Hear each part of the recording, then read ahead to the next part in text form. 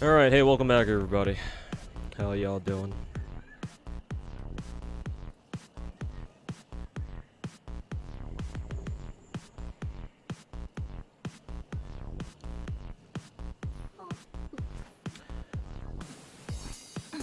Time is right now like 5:45, bit of a later stream.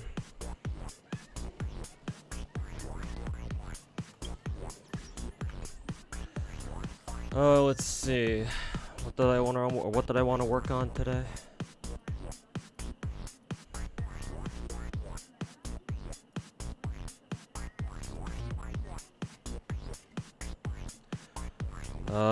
Technically I think I already have a decent Acheron set.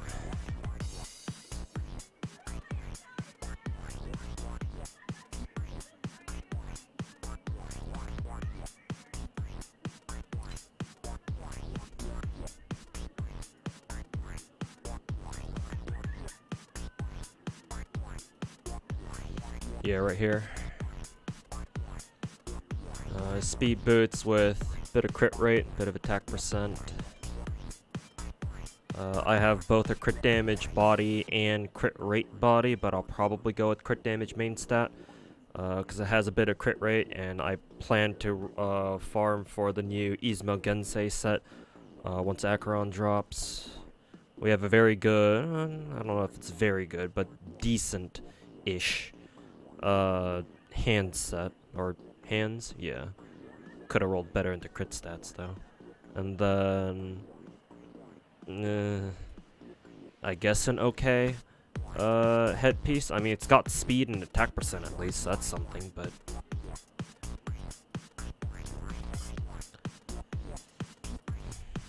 ideally we look for something better. I mean, if the one defense roll went into crit rate, I'd actually be okay with it broadly.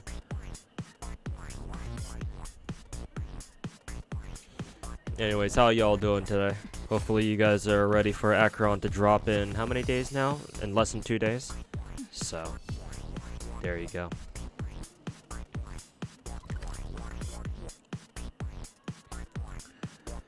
Anyways, let's try farming for some more decent pioneer pieces. What do we gotta go now? Panacony. I think it was here in the Dreamscape. Yep. Hey Ken, Claudia, welcome back. Hey, what's going on everybody over on YouTube chat? Muhammad, Minhua, Ken, Stefan. You're happy with Typhon and Saria, but you'll be lucky to have 4 multis by the time Shu and Jole get here. Pray that Global Arknights throws us like a curveball where we get some extra time or something, but other than that, all I can say is best of luck with the Shu and Jole then.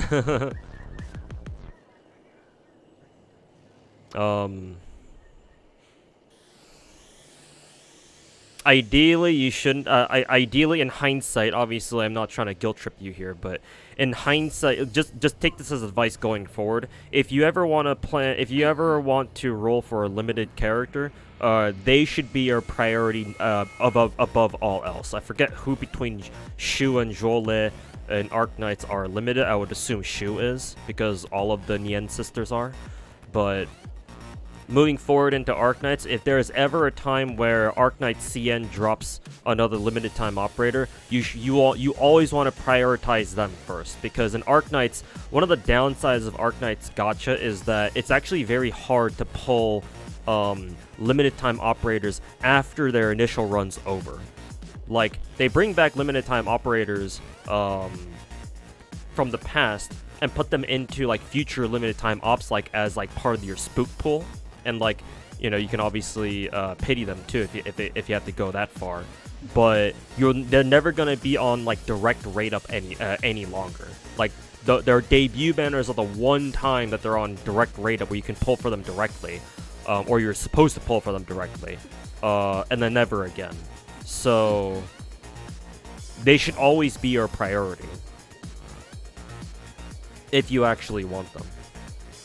And because most other operators in the game are permanent, so like sure, missing them sucks, of course, but not only do you always have a small chance of getting spooked by them, even if it's, you know, super small, eventually they're gonna get like they're gonna be put back into the game, or the game will give them back rate-ups again. Just they'll be on like duo rate-ups, which, I mean, it's a lot better than whatever the fuck limited time operators have to go through. So also, Coyote's Moon, thanks so much for the 47-month resub. Damn, the fucking sub alert didn't go through, and I specifically tested it before going live too. God, fuck Stream Elements, man, or fuck Streamlabs. How many monitors do you have to run that many games? I posted on Twitter my personal setup, and I have 6 monitors between two PCs.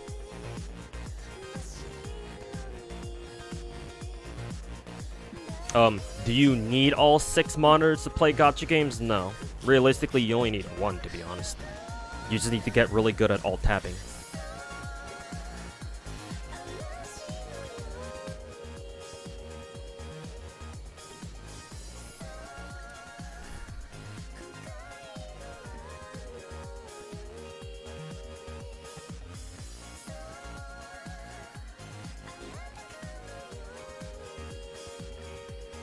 Oops, wrong team.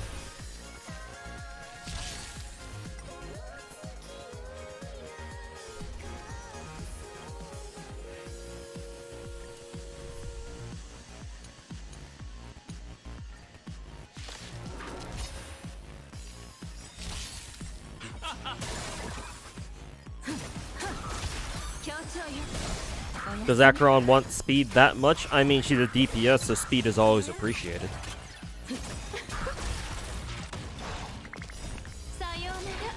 Hey Andrew, how's it going, man? Welcome back. Yeah, well, welcome back everybody over on Twitch chat as well.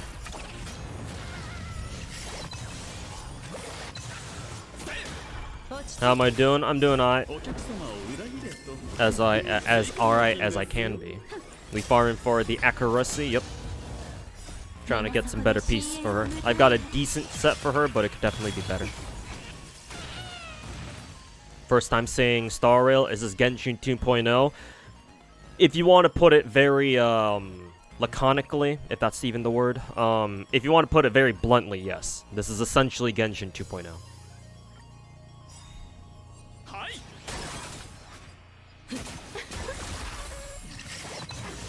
What is on the React menu for today? I realized after I ended my stream last time, a couple days ago, that I did not review the Azure Premelia footage that chat wanted me to go over. So I'll probably do that first thing out of my React docket for today, towards the end of the stream. So make sure chat to, make sure that I don't forget to react to the Azure Premelia stuff today, because that's what I meant to do last time.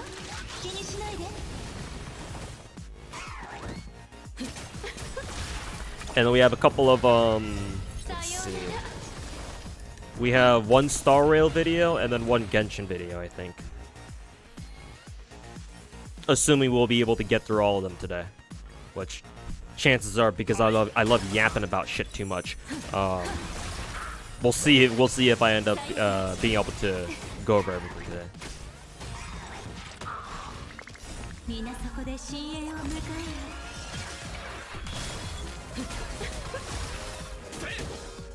Yeah, she finished almost everything in Tezelfest. Hey, congrats, man. Yeah, now that we're on final rotation, I'm gonna have to do my FGO stream at some point soon. Probably not tomorrow, and probably not the day after, but I think on Wednesday I'll do my FGO stream where we go through all the challenge quests and shit. Because I believe at this rate, Tezelfest ends on like Thursday or Friday, something like that. So I'll be cutting it close, but I should at least have some time. This is actually okay. Obviously, it sucks that it doesn't have crit damage, but it's actually not bad. Watch it roll 5 times into flat HP.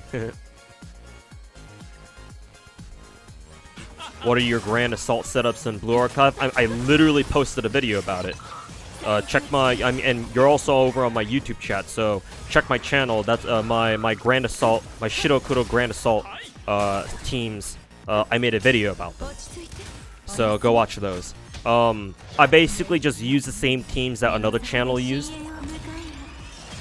because I have all the students for that, or for those setups. But yeah, go watch the video. Can you link me your Acheron build? I don't know how that's gonna work, considering obviously we're talking about a character who isn't even released yet. Is there a way for you to like tell me like what how many stats, like how much stats your current Acheron build has right now? I don't know if that's possible, but well, I mean it is. You just need to count up like all the crit stats and whatnot. I'll tell you this: for Acheron, she's a DPS, so obviously she'll want crit stats, speed, and attack percent. But do note that Acheron, from what I've been told and from what I understand, Acheron already gives herself a shit ton of damage buffs. So ideally, she doesn't need a lot of damage buffs. Instead, what she wants are a lot of attack buffs. So I've been told that attack planar might be the way to go on her. And if you can get her as much attack percent substats as you can, then it's also very good too. So crit stats with perhaps attack percent planar, and attack percent substats, and speed, of course, with a moderate emphasis on attack percent substats. Speed. Too bad no break effect though. Of course, this one would roll fucking double crit. Stay strong, which means pass on D-Gem Bretcher. Yeah, unfortunately, it seems like you're gonna have to make some tough decisions moving forward. But pray for the best, right? Hope you get lucky.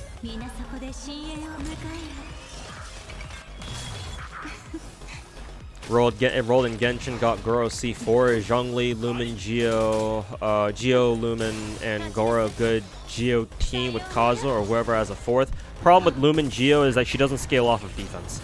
At least I'm pretty sure she doesn't. Technically, she doesn't have a stat that she scales off of, I don't think. So by default, she scales off of attack, I think. So that would kind of be your only how should I say? Your only rope bump there.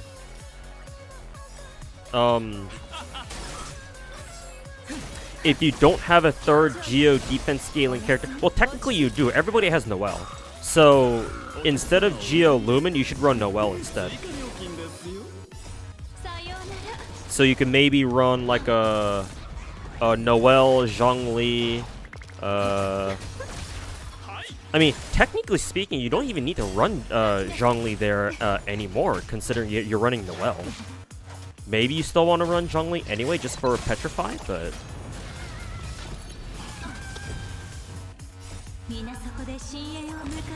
You watching the FGO stream?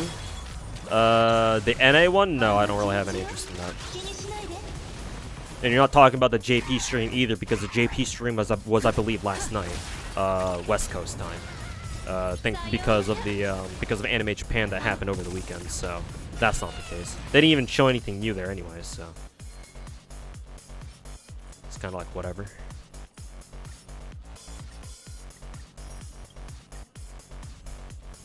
Down to watch that Ground Assault video, then yeah, go ahead and watch it and see what teams you use there. If you have any questions about the Grand Assault raids, even after watching the video, just come back and let me know, and I'll try to answer them for you. Or I'll try to do what I can to answer your questions. You still trying to get Nien 4 years in the game? Yeah. I wish that's one of the few downsides of Arknights is that I wish there were a better way for players to be able to obtain whatchamacallit, better ways for players to get limited time operators. JP stream was trash anyway. Yeah, they didn't show anything new. I mean, they couldn't have. Like it was too recent to their last content preview stream, which was literally the other week. So yeah, of course they weren't going to show anything new. Anybody expecting FGO to show something new right afterwards is delusional. I was more paying attention to the Blue Archive streams because they actually were announcing new stuff. In addition to all their anime reveals, because the Blue Archive anime is going to start airing what, next month? So in about a week or so.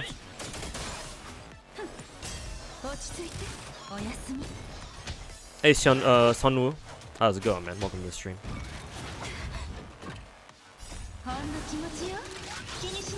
Is today the update of Star Rail? No, that's in 2 days. Not today. We are just preparing for Acheron in 2 days, but not now.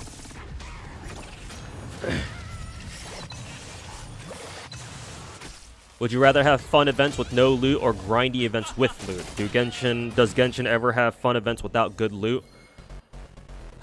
Let me answer the first part of that question first. Would you rather have fun events with no loot or grindy events with loot? At this point, from my perspective, at this point, I would rather have the first part, fun events with no loot, because from my perspective, like I said, I play 10 different gacha games. So the more gachas that I play that put out like grindy events, the more time that I have to spend on them. And obviously, even though I play a ton of gacha games, obviously adding more gacha games to my docket becomes more and more of a burden with every single one.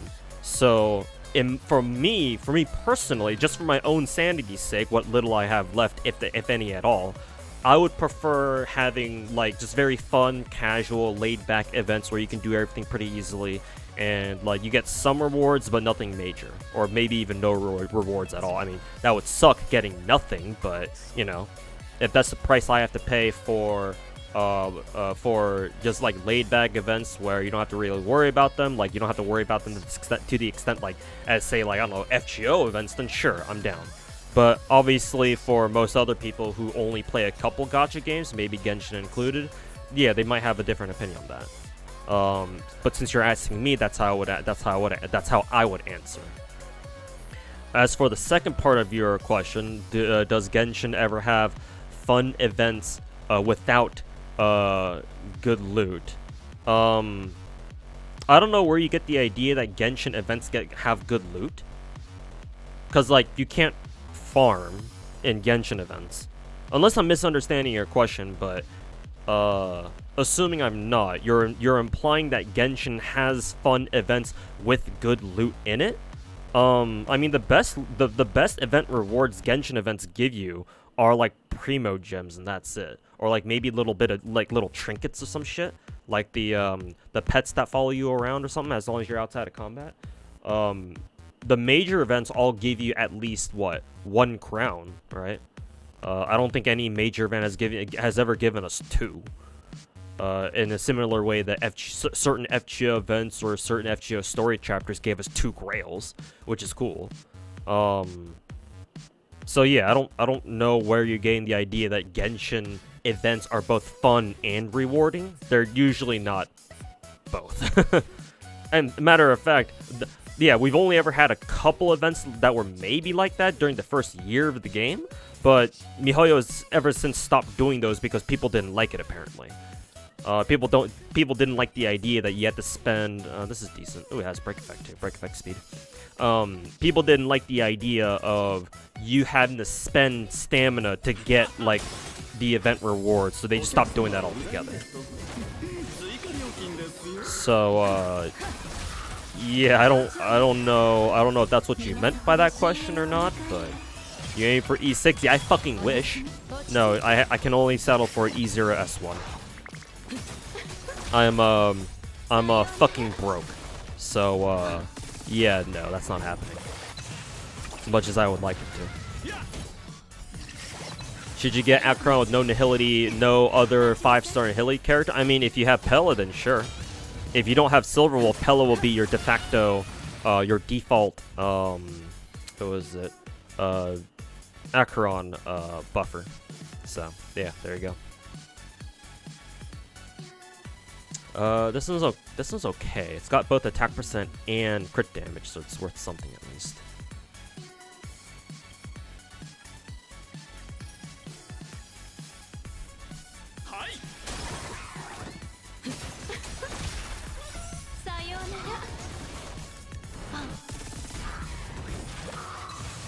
Personally, don't like Star Rail events since they're all just different flavors of combat events with gimmicks.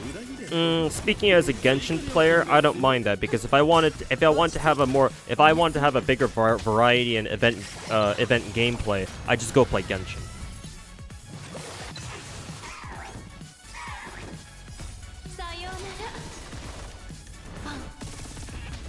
One of my criticisms of Genshin events is that they're not combat focused enough. And what few combat related events we do have, they're usually very easy.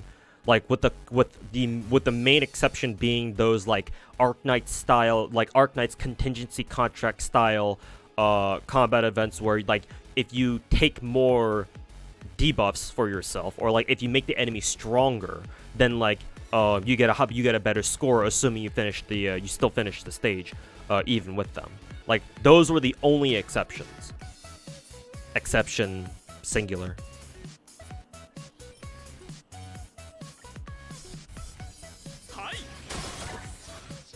So no, I would disagree on that one. I like that Star Rail's events are mainly combat focused. Basically the opposite of what Genshin does. Noelle needs C6 for defense scaling? I don't think so. Noelle just kind of scales with defense by default. She doesn't need C6 just for that. I think she gets like massive damage output with her C6. Increase Noelle's attack by an additional 50% of her defense. Okay, so it does scale with her defense at least, so you are right about that. Let's see. But I mean, yeah, when she pops her ult, she gains increased damage that scales off her defense. So it's not like she needs her C6, but obviously if she has it, it'd be much better. Or she'd be much better. Attack percent, trash. You hear about what happened to Anson in Azure Lane? I think I saw a little bit of it on Twitter. I think the JP Twitter account put out an official apology for something, but I don't know the details of what happened. I know that all I know is that there was some shenanigans that happened, but I didn't look into it too deeply. Not yet, anyway.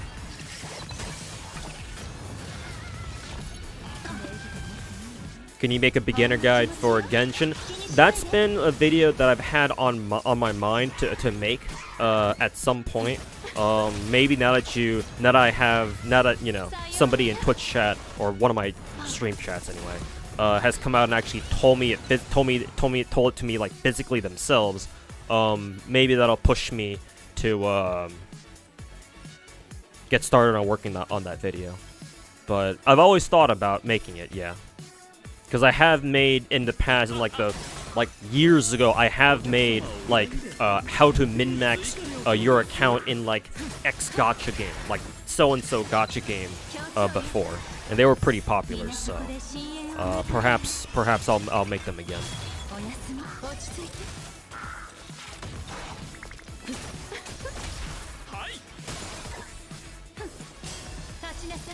There are some combat events in Genshin, not as creative as in Star Rail. I mean, they are creative, but like for example, a whale like me in Genshin doesn't need to care much about like the mechanics that they put forward in Genshin. That, and they just need to give us more of those kinds of events, because the more they put out, the more it'll force Genshin devs to like become more creative with their gameplay mechanics. What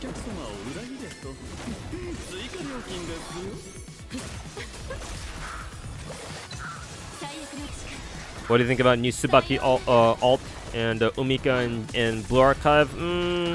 What little that I remember of Umika, I wasn't like, she's not really for me. I'd have to take a look at it again to see if I actually like her as a character or not. But hey, I'll take another Tsubaki alt.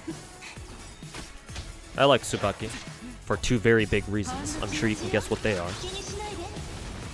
So, 3-star Tsubaki, yeah, I'm down. Even if her outfit isn't as Coomer as her default, though.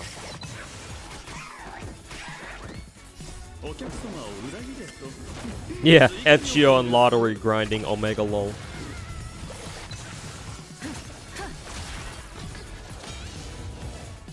Nothing more stable than Genshin events. Almost the same. It rewards almost the same every single time. Yeah, and personally, I don't mind that because again, I play so many different gacha games that it's nice knowing that at least one of my gacha games, the events in that game, I never really have to worry about. Like, I just need to worry about like doing them in the first place and just not forgetting about them. And making sure I have enough time to do them too, because obviously you can't skip stories, so you have to account for that.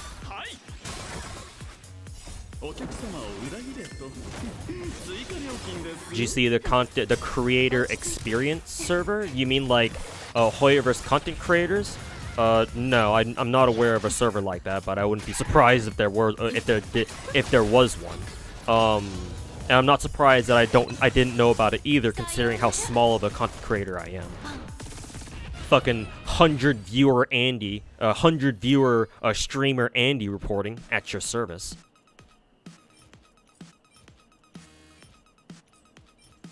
See, this one's also okay. I think the other one with attack percent and crit damage would have been better, or would be better. Sensei face reveal, yeah.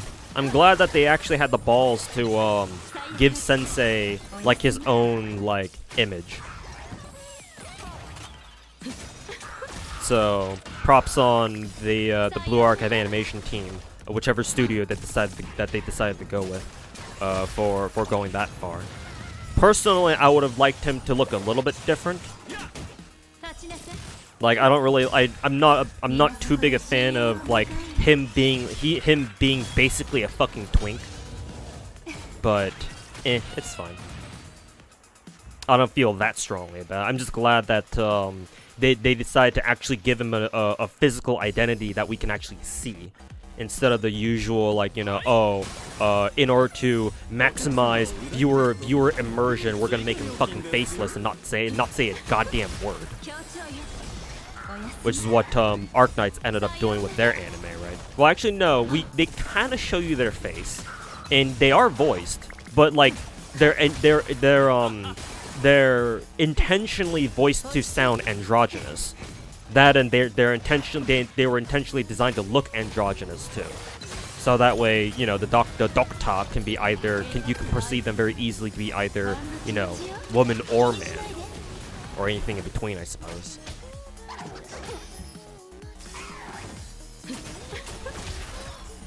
Love to see a Genshin video, like a Genshin how to min-max. Yeah, sure. I will try to remember to work on that. But we'll see. Hey, Kane the Dragon, how's it going, man? Welcome back. Welcome to the stream. Look at all these completely trash Panakini or Pioneer pieces. Do you think Dojins will switch, or will they keep the goofy happy face? Some of them will adopt the what is it? The official anime canon sensei look. But, you know, the doodle face is funny and it's a meme, so I think it'll be like a half and half situation, personally.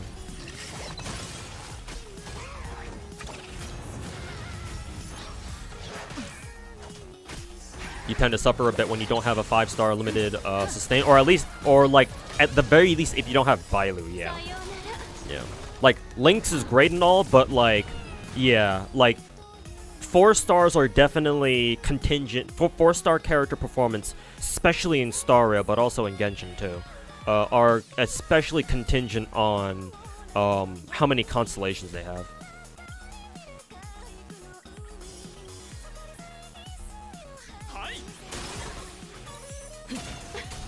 So like, yeah, Lynx, as good as Lynx is, it's like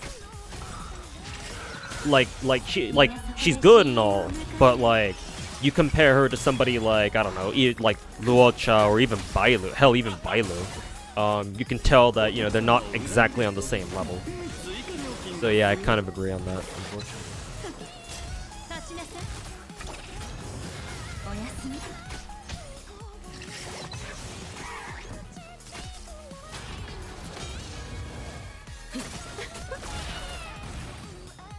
What on earth is Numi even rolling for an Azure lane? Do we even have an active banner already? What on earth is she? Who is she? Oh, she's rolling heavy gacha. I think I remember hearing Numi say that she was trying to. Oh, she might be going for Talon now. Yeah, I think I remember her saying that she wanted to roll for Talon. If that's how I say her name. So she spent all that time suffering for Kashino, and now she's doing the same thing all over again for Talon, huh? Well, best of luck.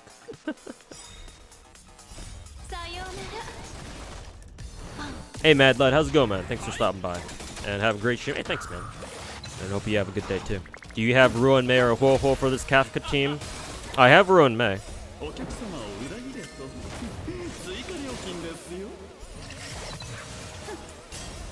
I like running healers though.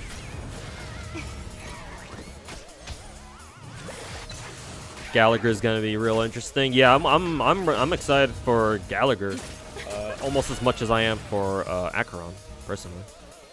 Us finally getting a fire healer is pretty pog, so I'm looking forward to him.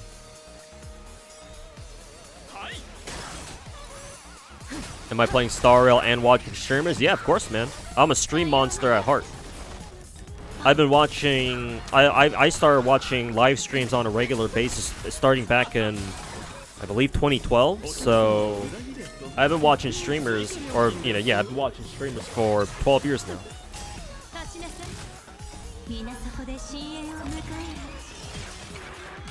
So yeah, man. Again, I have 6 monitors. I can afford to stream and watch streamers on the side at the same time.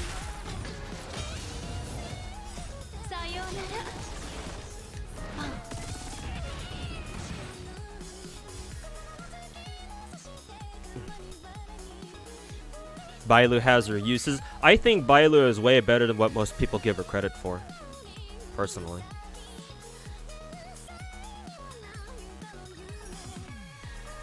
Like, her invigoration stacks are super fucking clutch in like a ton of scenarios.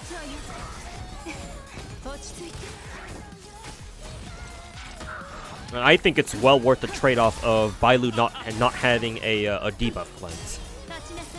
Personally. Hey Seth Hydra, welcome back. How am I on YouTube now instead of Twitch? Oh, I'm dual streaming. I'm streaming to both YouTube and Twitch, thanks to a third-party service called Restream. So you can actually find me. You can actually catch me live on Twitch at the same time. The reason why I'm dual streaming is because I like the idea of streaming on 2 different platforms at once, so that if you like watching my streams, you have the choice to you have the freedom to pick between like 2 different platforms, between like, oh, which one you like better, right? If you prefer watching streams on YouTube, then you can just catch me on YouTube. If you like watching me on Twitch, then you can catch me on Twitch. So that's why I dual stream. Ever tried Bleach Brave Souls? No, I've heard about it, but I've never tried it. What does Gallagher do? He heals based off his break effect. He's a little bit like a 4-star Luocha, except not really.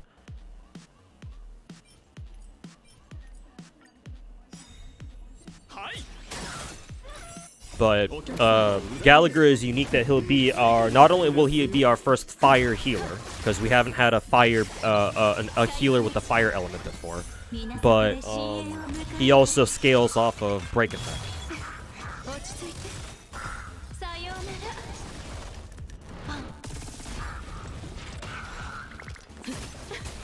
Do you see a new game from the Azure Lane devs? Yes, as a matter of fact, towards the end of the stream, I plan on reacting to the Azure Premelia footage, because I intended to last stream, but I ran out of time.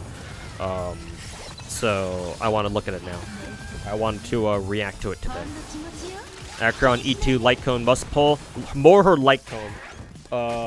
E2 obviously is very strong, but it's not, compared to her Light Cone, I would say prioritize her Light Cone. Reason why is because Acheron being a Nihility character means that she's going to be very strapped for options as far as Light Cones go. Because Nihility characters don't tend to focus on DPS stats, which means that if you don't grab who is Acheron's light cone from Gacha at least, you're gonna have a very hard time giving her an appropriate light cone that at least makes sense.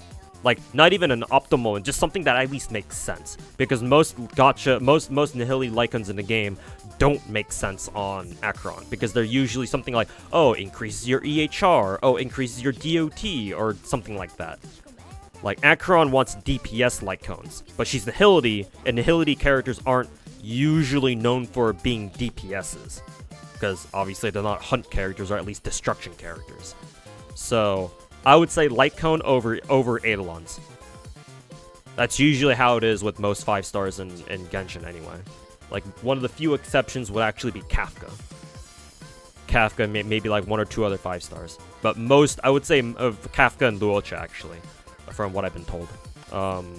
But most characters most 5-star characters in Star Rail actually prefer having a light cone over extra Eidolons because their light cones are just that good. Kind of the opposite situation, kind of an opposite situation in Genshin, where in Genshin 5-star weapons are more of a luxury. You don't have to have them, but like having them obviously is great. But in Star Rail, it's much more recommended that you go for the light cones because 5-star light cones make a much bigger difference in this game. Please try to upload the Genshin beginner guide or the how to min-max your min-max Genshin video. I can't guarantee you. I can't tell you when exactly I'm going to make the video. I have a couple of other like very long form Hoyoverse related videos that I plan to work on, namely how to play every character in Genshin and how to play every character in Star Rail videos that I've always kind of wanted to make. So when I'll get around to making the how to min-max, like, you know, basically the beginner guide for Genshin, I don't know. Just keep an eye out and maybe tune back in to my streams every once in a while and ask me again how the progress on those videos are coming along. Oh, excuse me. Quick question, can you name drop all the gachas showing on screen? Sure. Main screen is Star Rail. Starting from the bottom left, going counterclockwise, you have FGL, Arknights, Blue Archive, Azure Lane, Ether Gazer, Girls Frontline 1, Nikke, Goddess of Victory, Genshin, Snowbreak, and then you have my webcam. You want to play any other gacha games? Right, currently I have my eyes on 5 gacha games, or 5 more gacha games come out in the future. Technically 4, but I'll include the 5th one anyway, just in case. In no particular order. Well, obviously when they come out, in the order that they come out, I'll try them. But the first one that's likely gonna come out the soonest is Wuthering Waves, because Wuthering Waves had their second CBT, and I expect them to come out with a full release later this year, or at some point this year. We'll see. So yeah, Wuthering Waves is the first one. Second one is Arknights Enfield. Because they recently had their first round of closed betas both in China and overseas. Next up would be those are 2. I think the following gachas, they're in no particular order. Well, actually, Z3 probably. Z3 would probably be next. In terms of like when it comes out with the full release. So yeah, Z3. I signed up for the 3rd closed beta. Hopefully I get in. If not, that's okay. I don't expect to get into closed betas anyway. Never been in one myself, to be honest. So yeah, Z3, or Zenless Zone 0. The 4th one is Project Mugen, which we're not going to hear from that game for a while. At least I don't think so. Because we barely got their announcement trailer last year. And so I expect maybe if we get lucky, they'll put out their first like closed beta at the end of this year. I would predict. Hopefully, when we get our next cycle, like big gaming conventions, like Gamescom in Germany or whatever, maybe we'll get some more information about them, or we'll get more information out of Project Mugen. But as of right now, I don't expect anything anytime soon from them. Maybe we'll get something at the end of the year, but Project Mugen, whenever they come out with something, or when we get more information about them. And then the 5th one would be Girls Frontline 2. Now, normally, before all the fucking drama with Girls for Night 2 went down, I was expecting them to come out with a global server maybe later this year. But at this rate, with how shitty things are for how shit things are going for them right now, I don't expect a global server to come out at all. So, if on the off chance that they somehow manage to pull off a miracle and they come out with a global server, I'll at least try it. So yeah, assuming that happens, assuming, you know, our timeline turns into that, then sure.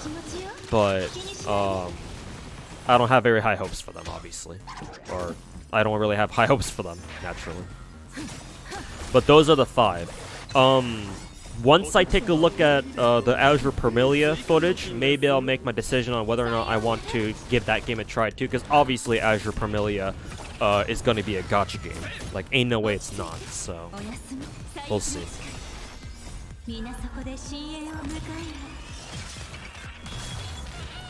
We will expect it in May. That's way sooner than I'm expecting. That's basically only a month away. Maybe 2 months tops. So I guess I better mentally prepare to add Wuwo to my list of gacha games then.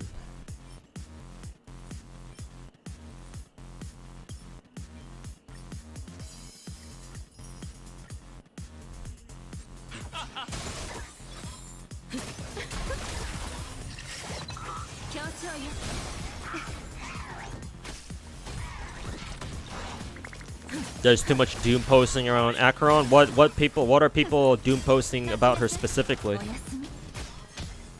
Because I think I've heard that. I think my chat brought that up, but I didn't give it too much thought.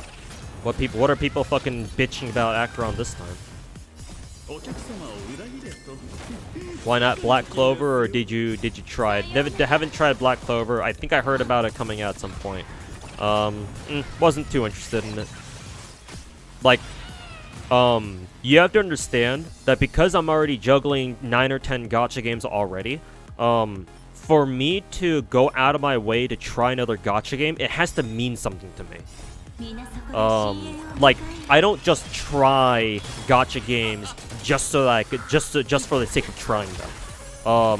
I'm the type of motherfucker where if I'm gonna try a gacha game, I go in there expecting to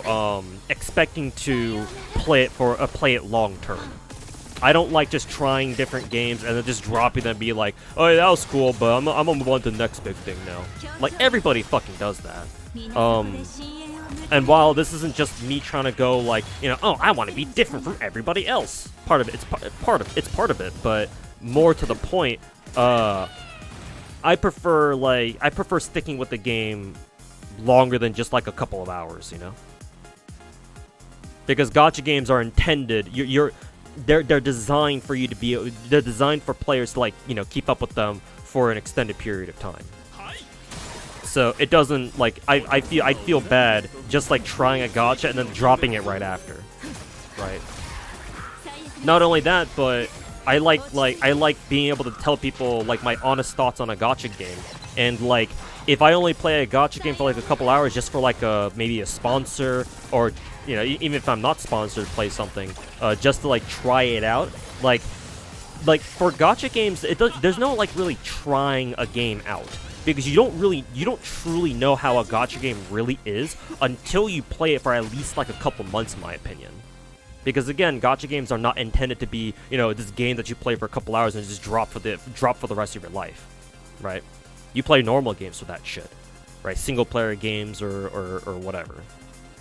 Because gacha is a live service, you have to like stick with them for some time to get their full experience, whether you agree with that sort of concept or not.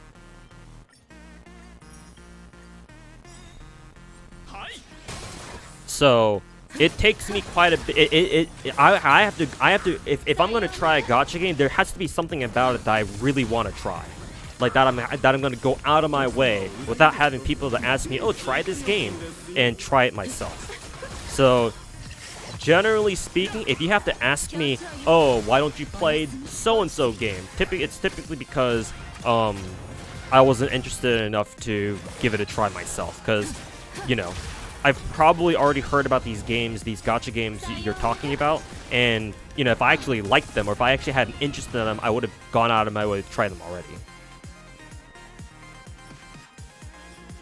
Unfortunately, there's also another layer to that, and that's that my IRL situation is fucking trash, and so I have a lot of things on my mind that I have to worry about at the moment. And so picking up more gacha games, I can't just like pick up gacha games like all willy-nilly either, because I just wouldn't have the time to give it as much attention as I would like to.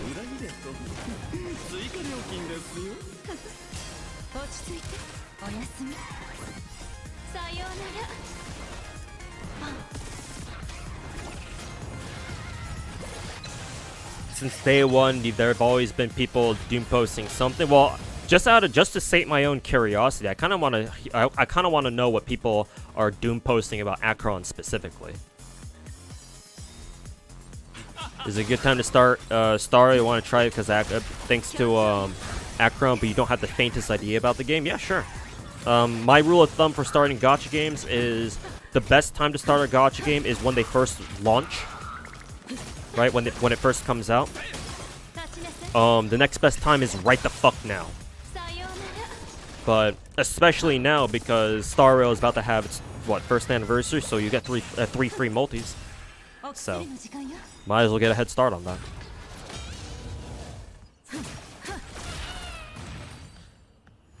Got a split, so I have a good stream. Hey, thanks Muhammad for hanging out, man. We'll catch you next time. Man, all this resin, and I still can't get one decent double crit hands or headpiece even. This game can go fuck itself. Kakuya is by far your most used DPS in 6 months. No surprise, man. No fucking surprise.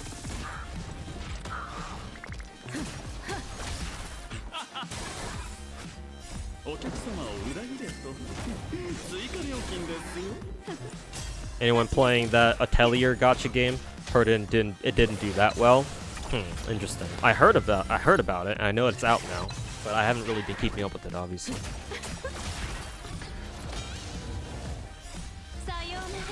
Luolcha E6 or E2 S1 Acheron? Probably E2 S1 Acheron. Luolcha's constellations are nice, but in my opinion, Eidolons for DPS characters are way more impactful than Eidolons for support characters. I would say only go for high Eidolon Luolcha if you just really like the dude. Like, if he's like husbando for you. But I would argue Eidolons for DPS characters in Star Rail, and I guess to a certain extent Genshin as well, but mainly Star Rail, their Eidolons are way more impactful.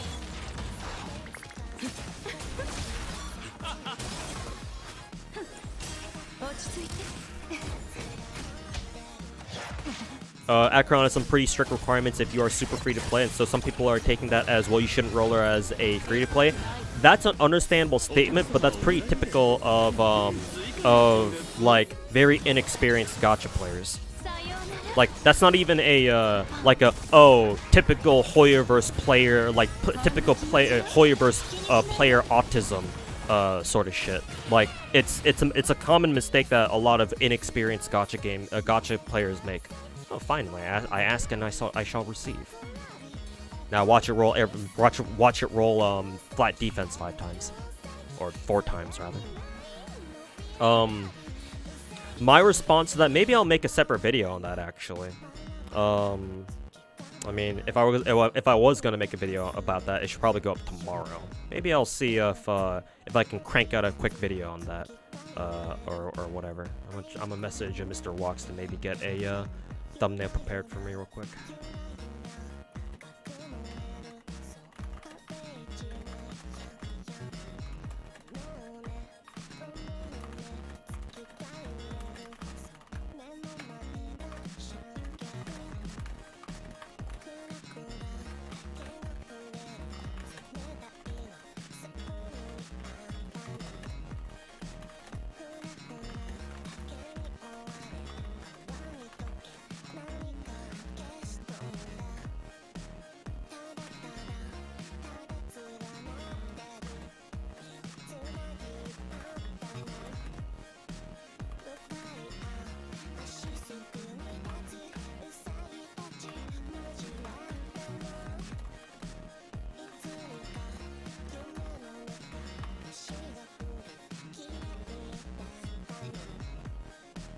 Actually, I don't know if Mr. Wax is even awake at this moment.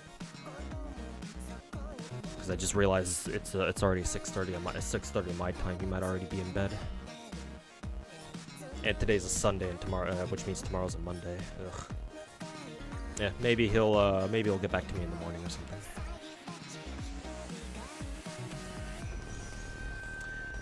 Let's see if we can level up that headpiece that we just got. Maybe at least it'll roll something good.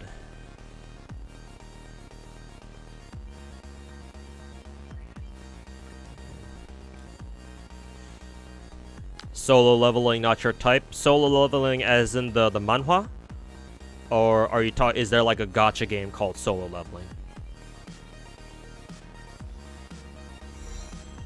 Okay. Break effect's not bad. I'll take break effect. Would have preferred it to be speed, but you know, can't get everything.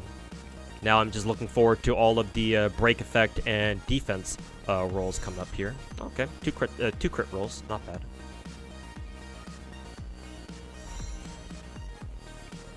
There's a licensed solo leveling gacha. I see. Surprisingly, I haven't heard about it. I haven't actually heard about it.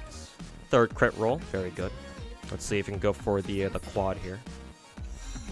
I mean, 3 rolls in the crit stats is already very good by Star Rail standards. So, honestly, I'll probably use this one as my go-to Acheron piece. We'll see what the last one rolls. Fully expecting a flat defense or break effect roll because you never get what you actually want in this game. Oh, actually, sometimes you actually do. Holy shit. Okay, we're using that one. We're using this bitch. Alright, we're keeping that shit, bro.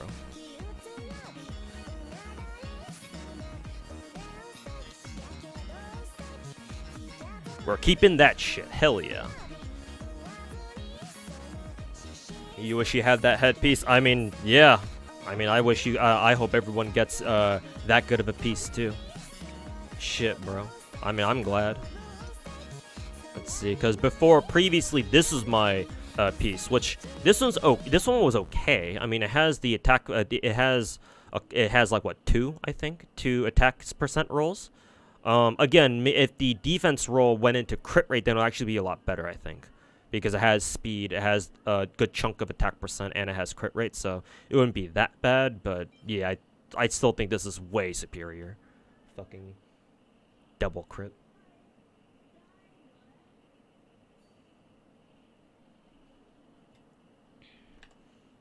Let's see. Oh, did my playlist end? Yes, it did. Okay. New playlist. Teammates, if you want to build around Acheron, take at least one Nihility character. Acheron's best teammate is Silverwolf, by far. Because most likely you're going to run Acheron on the Pioneer set, which is this one right here. And the Pioneer set gives the user more crit stats based on how many debuffs the enemy has when they attack them. So Silverwolf puts like 3 or 4 freaking debuffs onto an enemy with literally any attack that she does. So yeah, by default she's really good. Not only that, but even free-to-play Silverwolves, assuming they have at like tutorial mission or at least the resolution light cone that gives them the extra defense debuff capability. Like even free-to-play Silverwolves should be really good for Acheron. So her default teammate should be Silverwolf. If you don't have Silverwolf, or if you want to use her in a different team, like say for example Mono Quantum, then Pella would be the next best, I would say. So I think with Pella, her problem is that I think she only puts a defense debuff, but I mean that's the most important one anyway, so that's fine. Salvage all epics is a faster way to level up gold relics. I understand that. I just like leveling up relics my own way. But thanks for the advice. Do you have a Pioneer set complete? Yes, I do. Even before I got this most recent headpiece, I had like a complete set ready to go. It wasn't good, or it wasn't great, but I had something at least. But now with this headpiece, it's much better. So now I have this. I have gloves here, or I have a handpiece. Also double crit, but most of its rolls went to like break effect and effect res, which could have obviously rolled better. But I mean, I'm not gonna complain too much. Speaking of which, let me just check real quick. Check my other pieces, see if maybe I got any better ones here. Because I could definitely try rolling another hand piece now that for example, the headpiece that I just rolled got a lot of crit stats here. Like I think twice. It's a 2/2/1 I think. So here, instead of running this, I could maybe try rolling another potential hand piece on Pioneer, and see if I get one that rolls a ton of like crit damage or something. I don't know.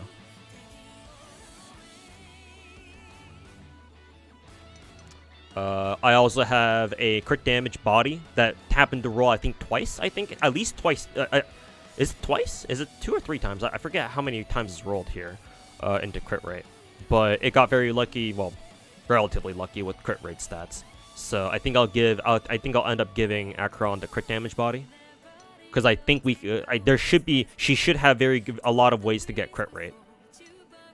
And then I should have speed boots for her right here. This one also rolled quite a few crit rate stats, which is nice. So yeah, I at least have a full orbital set for her. I don't have an inset 2-piece or an inset ornament set for her yet, because I plan on farming out the whatchamacalls. The new ornament set we get with Simulated Universe 9. I'm looking specifically at the Izumo Gensei set, which gives 12% attack and 12% crit rate. So I'll likely settle for that. So for the time being, I'm just gonna give her 2 off pieces. The first one is wherever that one is. This one probably? Either this one or maybe something else. Like an attack percent here somewhere. I think it was this one, yeah. I'll probably give her this. Yeah, because this one has a ton of crit rate. Crit rate and a little bit of crit damage. And then I should have a spare rope for her. Yeah, this one's really good. A little bit of speed, double crit, some break effect. So yeah. I'll give her 2 off pieces for the time being until I can perhaps find a decent enough 2-piece Izumo Gensei set.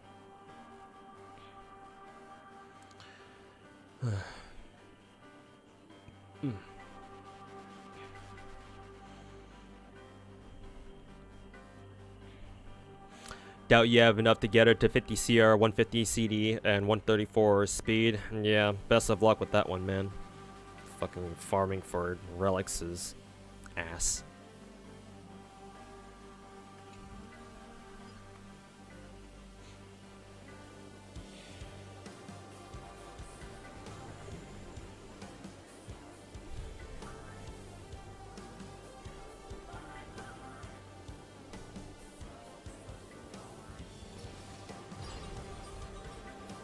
Silverwolf is really strong without a Lycone. Without her Gacha Lycone, yes, yeah. Her Gacha Lycone is good, but it's not that good. At least compared to others. Honestly, Silverwolf might be one of those 5-star characters where, like, she doesn't need to have her own Gacha Lycone. I think the best part about her own Gacha Lycone is the fact that it allows her to put one more debuff on people, so that way it synergizes with her what is it? Her E1 better, because her E1 lets her generate, refund herself with more energy based on how many debuffs the enemy she just hit has. So. But yeah, like, Silverwolf is probably one of those examples of 5 stars where they don't need to have their own Gacha Lycone. Ideally, you should have Tutorial Mission on her. And even if not that, you can probably give her something else, like pearls, like I said.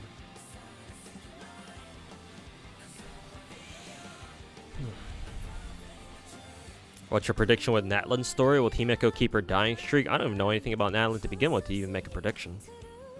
We don't even know if Himeko, or like a Himeko clone or an XP will even be present in Natlan. Unless that's what, like, the leaks have been going around, and that's what they've been saying. But, like, we still have surprisingly very little leaks regarding Natlan, at least as far as I'm concerned. I haven't really been seeing any Natlan leaks just kind of show up on my timeline. Maybe they have been, I just haven't been looking for them. And they are there. Because like I don't like directly follow like Genshin leakers on social media or whatever. Maybe they've been talking about it, but as far as I'm aware, no mention of Himeko specifically.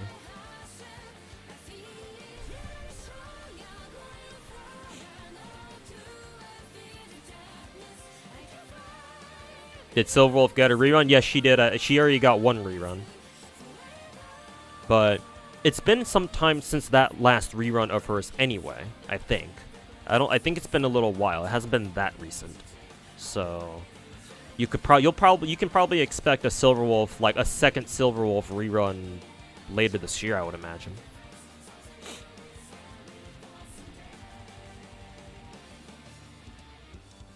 Top 3 Star Rail waifus now. My personal favorites are, well, I mean, obviously Bronya. Bronya, Kafka, and who was the third one that I said was like a waifu for me earlier? I forget. Probably Tingyun. I think those would be my personal favorite. But like the newcomers all give them a pretty good run for their money. Obviously, you know, people like Black Swan. Sparkle. Personally, I like Ruin Mei. I know that we have Truck in Twitch chat who fucking despises her, but personally, I like her a lot. We obviously have Himeko in there too. Topaz as well, Jingliu. Honestly, I like Gnithan a lot too, because obviously she's basically Star Rail's version of Yoimiya. So, as expected.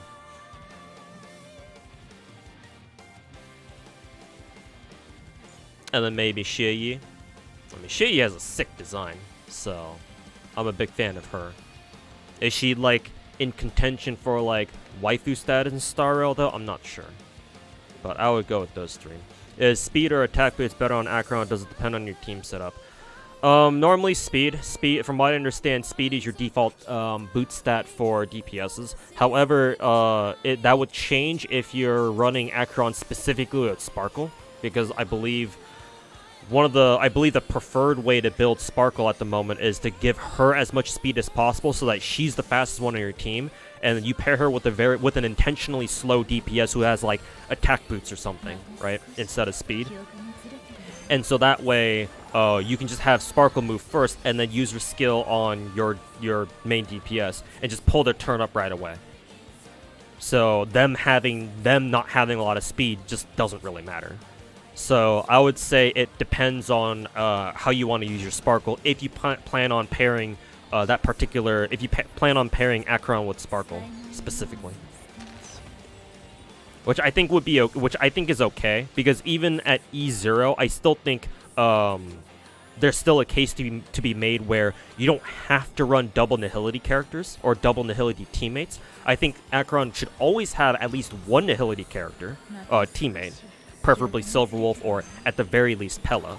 But just because you don't have Acheron at like what E1 or E2 or whatever her Eidolon is that reduces her Nihility partner count to just 1 instead of 2, whichever one that is. Even if you don't have Acheron at that particular Eidolon, I still think you don't have to run double Nihility teammate. I think you just need at least one, and then you can, in order to make up for you not having a second Nihility teammate, just throw in a really, really strong Harmony buffer in there somewhere, like Sparkle or Bronya or somebody. And so that would mean for Acheron, if you plan on running her with Sparkle, that means your team would look like Sparkle, a healer, Acheron herself, and then Silverwolf or Pella. And in that case, I think that running Acheron with attack boots would be fine, because again, the whole synergy with Hanabi or Sparkle's skill and whatnot. But so just to answer your question, it would depend on your team comp. Specifically, if you plan on, in my opinion, if you plan on running Acheron with Sparkle. Can you replace Sparkle with Bronya? Sure, yeah. You can. Because that strat with Sparkle has always been a thing with Bronya, obviously. It's just more so, it's more viable on Sparkle because Sparkle's skill, the advanced forward mechanic, or the effect isn't as strong as Bronya's. Because Sparkle's action advance mechanic or effect isn't as good as hers. It doesn't always guarantee that your character will move right after Sparkle, whereas Bronya's does. Bronya's skill, no matter what, pulls up one character's turn right after Bronya's, even if they just moved. So, yeah. That's more of a thing, like intentionally giving your DPS, like attack boost instead of speed, so that you can use Sparkle to pull their action forward. That's more of a thing with Sparkle instead of Bronya. Even without E2 Acheron, you're oftentimes better with Sparkle rather than double nihility. Yeah, exactly. Like, honestly, I think one of the only ways to make double nihility even worth it for Acheron is if you have Silverwolf and Pella at the same time on the same team, both supporting Acheron, or maybe you have a very strong support welt, maybe, because like utility welt can work too if your welt has a copy of the Pearls or the Resolution light cone, so that way he can also put a defense debuff of his own onto enemies on top of his speed debuffs, maybe. But yeah, I don't think running double nihility is double nihility teammates is that necessary on Acheron. You hate the daily AP system? Yeah, same, Mad Lad. I'm tired of gacha games having bullshit stamina systems. Every new gacha game has some sort of stamina system that you gotta deal with. So it's like, oh boy, here we fucking go again. Almost every, because not all, to be fair, not all gacha games have stamina systems, like, for example, Nikke.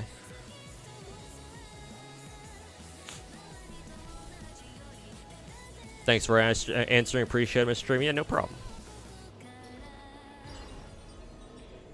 No problem. Oh, excuse me. Ooh, I like Hajime's new outfit. Good to see that she still kept her her huge fucking titties. All right, what do now? What do? Maybe I could continue farming for perhaps better sets. I mean, I'm actually broadly happy with the Pioneer pieces I was able to get for Acheron so far. Like, they're not bad. And like, I'm kind of worried that trying to farm any more is just gonna be like diminishing returns or something. Maybe I could try going for a better hand piece, perhaps? Not sure.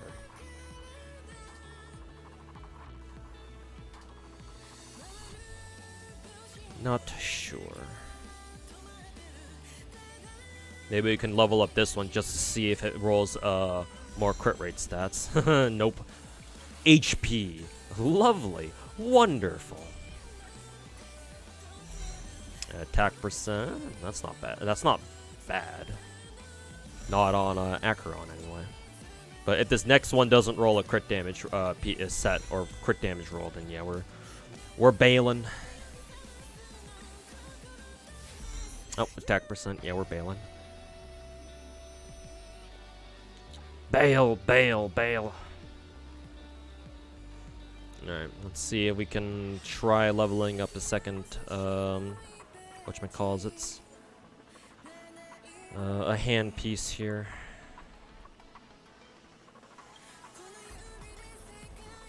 Take a look here. Nope. That is trash. Let's see. I'll get it at plus 12 just to see what it rolls. Nope, no crit damage, so MiHoYo can go fuck themselves. As usual.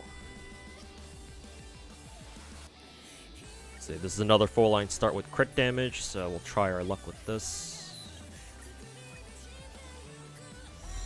Okay, one roll into crit damage at least, so we have some hope.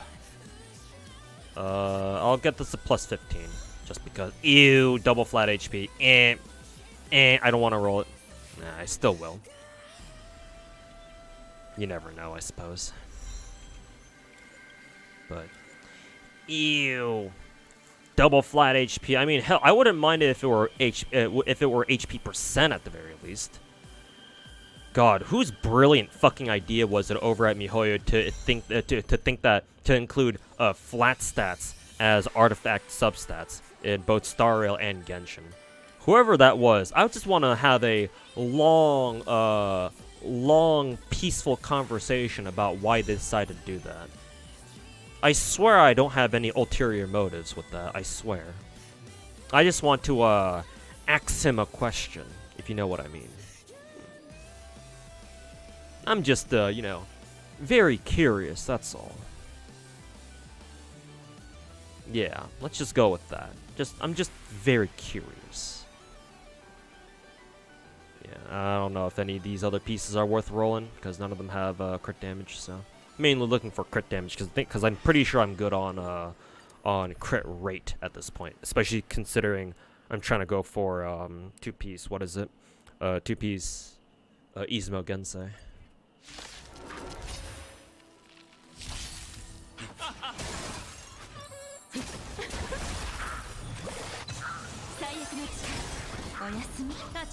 Four years later, and Castoria is still the best servant in FGO, the best overall support, yeah. They'll probably never power creep her. I wouldn't say never, but yeah, they would have to... I mean, they went out of their way with Castoria to begin with, just making her as busted as she is. Because, like, oh yeah, true invul, by the way. So, like, in order for them to come out with a character who's better than Castoria, it's like, well, okay. Well, I don't know. You tell me what's better than a fucking true invul effect. What, 100% charge on everybody instantly on turn 1? I suppose we could go with that. I mean, if Lozangle ever needs ideas for absolutely broken servant concepts, I mean, hey, they can hit me up. I mean, I've already come up with plenty of absolutely busted servant designs for my Hololive FGO videos. So, shit, man. They just gotta let me know. Gotta put in the other viable stats so that the grind stays harder. I know, right? You have Pella and Silverwolf ready for Acheron, but you also want Adventuring. What do you want? What should you do? Pray. Pray to God if you have a god. Pick any god. That they can deliver you early 5 stars. If not, if you are either atheist or if you're not exactly confident in your god that they'll be able to deliver for you. Oh, this was actually pretty good. Speed and break effect. Then in which case, pick and choose. Do you feel like you need Acheron more, or do you feel like you need Adventuring more?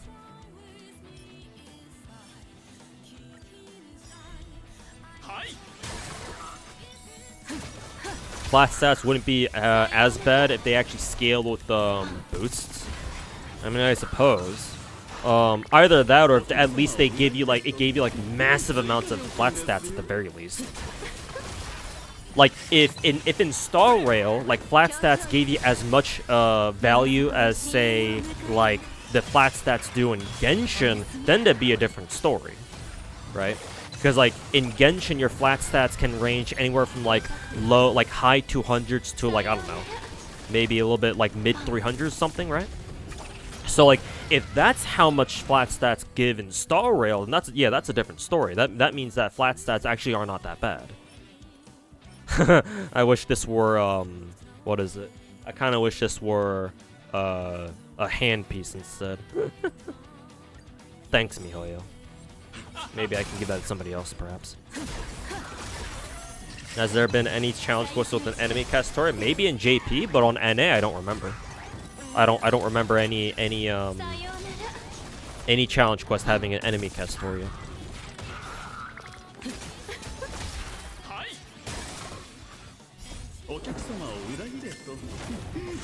You're considering using crit damage body. Crit damage body I think is ideal for Acheron because she should have a lot of ways to get crit rate. However, yeah, if your relics didn't roll a ton of crit rate stats to begin with, yeah, I don't know if you're really gonna have much of a choice there.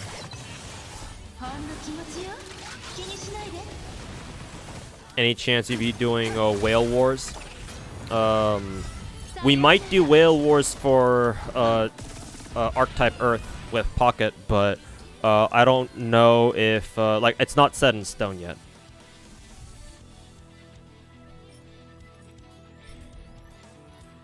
Because if I'm not mistaken, I'll keep farming until I'm down to like 50 fuel or something.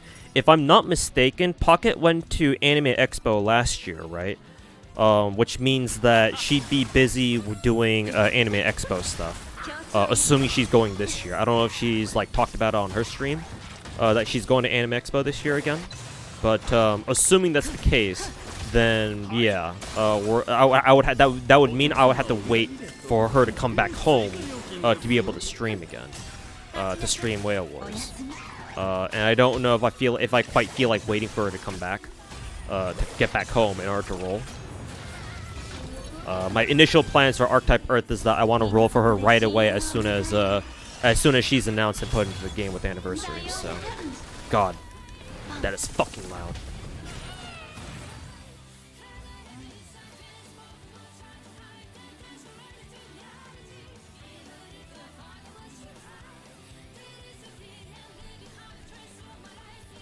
Ugh.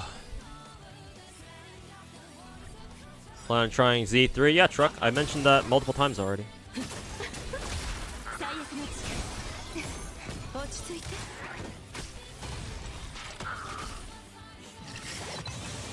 Any chance you making more talking / disproving videos like the ones you did for Ark and Musashi? I mean, when they show up, yeah. At the moment, I don't think there's really any like ongoing issues about like debates over certain servants or whatever. And a 4-liner, yeah. I might just level that anyway, just to see if it happens to roll better than the headpiece that I just rolled a second ago.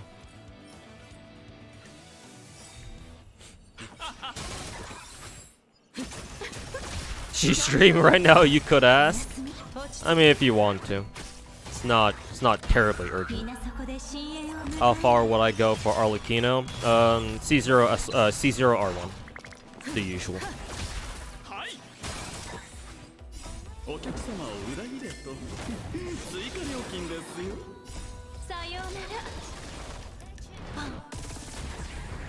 Hey AJP, welcome back, man. How's it going? I'm doing as okay as I can be anyway. Your Hanabi is 130 CD with 160 speed. Is that bad because you just prioritize speed? I would say 150 CD should be would be better with the 160 speed. I'm not sure how the ratio relationship between Sparkle's CD and her speed works exactly. Like for example, my Sparkle has at least 200 CD, but she only has like I think 134, 137 speed or something like that. 136, I think. Yours has much faster speed but much lower crit damage. I would say try to get your crit damage up to 150%. I think that would sound a lot better. Double crit on a fucking watchmaker piece.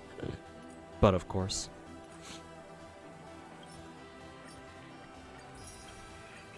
All right, six more runs.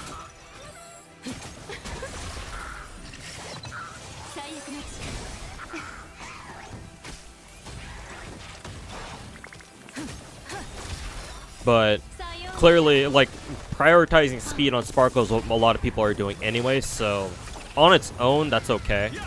So at that point, try to just give your Sparkle as much crit damage as possible.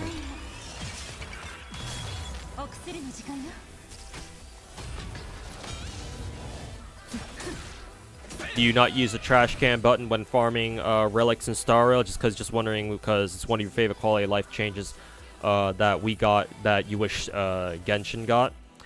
So I like doing things more old-fashioned. I don't.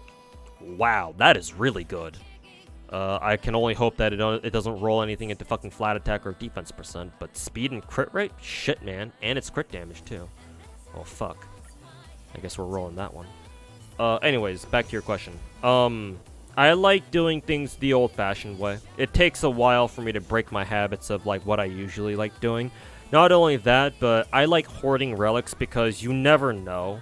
Like in Genshin and Star Rail, you never know if even like a a relic or an artifact that doesn't look that good, you don't know if it ever will come back. Like in the future, you're gonna be like, oh man, I really wish I had that relic now, or I really wish I had that artifact now, because it so happens that it's exactly what you're looking for. To be fair, that happens more with Genshin, because in Genshin, obviously, you have room. All your characters have room for an off piece, because you only run 4-piece sets in Genshin, which means that since all characters can run 5 artifacts, there's always going to be one off. There's always going to be one off piece that you kind of have the freedom to pick and choose which one that is.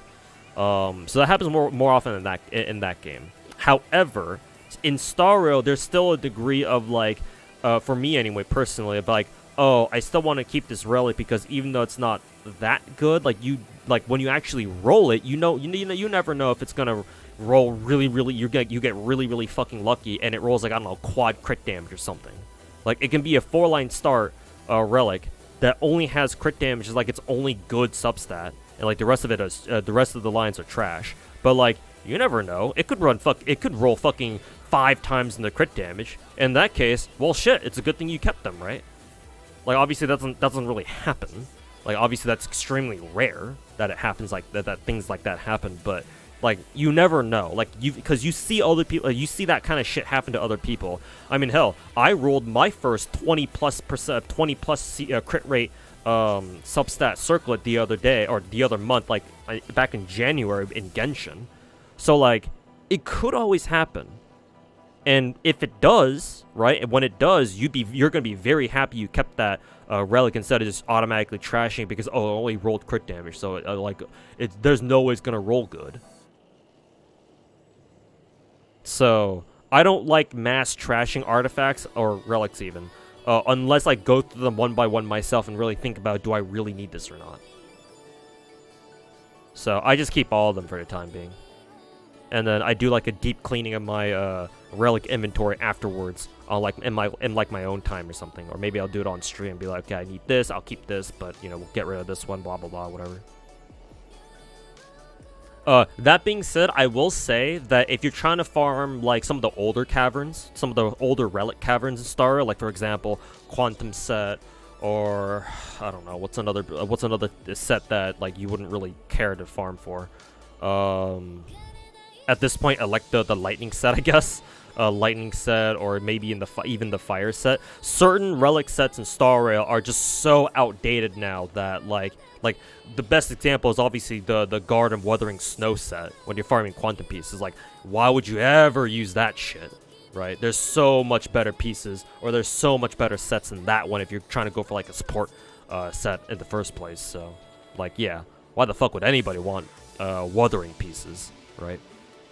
So like those situations, yeah, I'm sure you could just set them to like auto trash and be automatically converted into what is it, relic scrap, because like again, ain't no way anybody's using that fucking set. So what should Pella max talent first? Let me check real quick.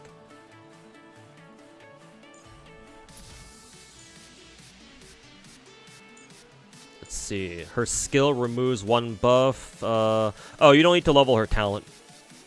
Or, not talent, her skill. Because the best thing about her skill is its energy generation and its buff removal. But the only thing that seems to scale with levels is damage, and obviously for Pella, you don't really care about her personal damage much. So, you can leave this alone unless you really care about leveling it. Let's see, take a look at her talent. If enemy is debuffed after Pella's attack, Pella will restore additional energy. This one's very important. Let me compare it to her ult. Deals ice damage equal to this much of her attack to all enemies. 100% base chance to inflict exposed. When exposed, enemy defense reduced by 41. This is also very important too.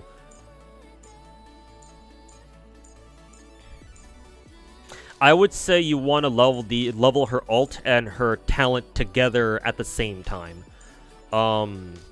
Maybe in my experience, Pella has no trouble getting energy. So I would say her ultimate is the most important.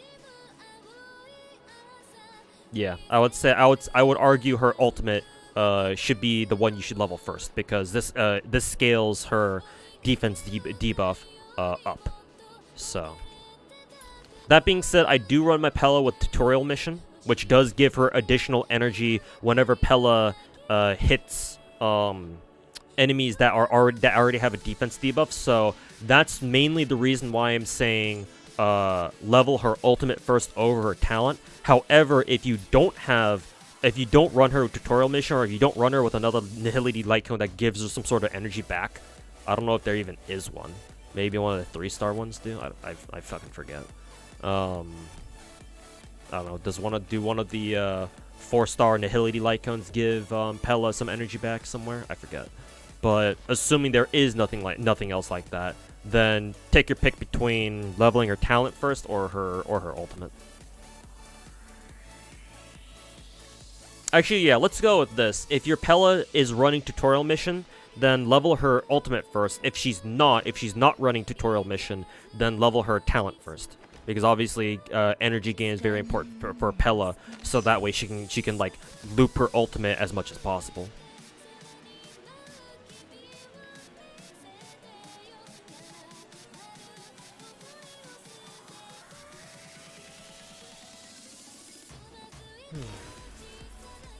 Two-turn ult Pella, pretty much, yeah. I mean, Pella's ult is very cheap to begin with, right? It's like only like 90 cost ult. It's like only like 90 energy or something.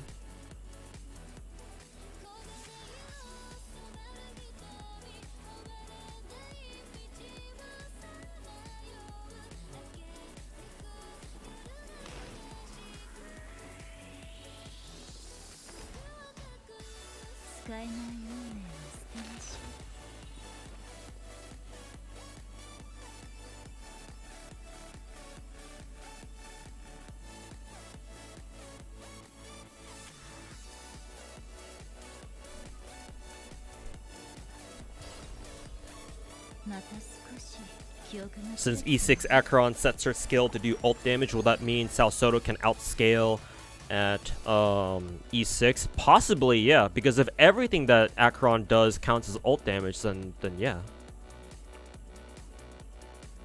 Because, like, technically speaking, what is it? Technically speaking, if you already have enough crit rate for her, then Izumo Gensei doesn't... Well, I don't think it would be that great. Personally, well, actually, I'm still not sure there, because if Acheron had some sort of follow-up attack, then absolutely Inert Salsodo would be the best one. It would be the best set on her. But she only has ult damage I think it would depend on how much damage Acheron does with her skill itself. And I'm not sure if anybody's like really like researched that, or I don't know if anybody's run the numbers on her actual skill itself. Like if we know if her skill actually does a decent amount of damage or not.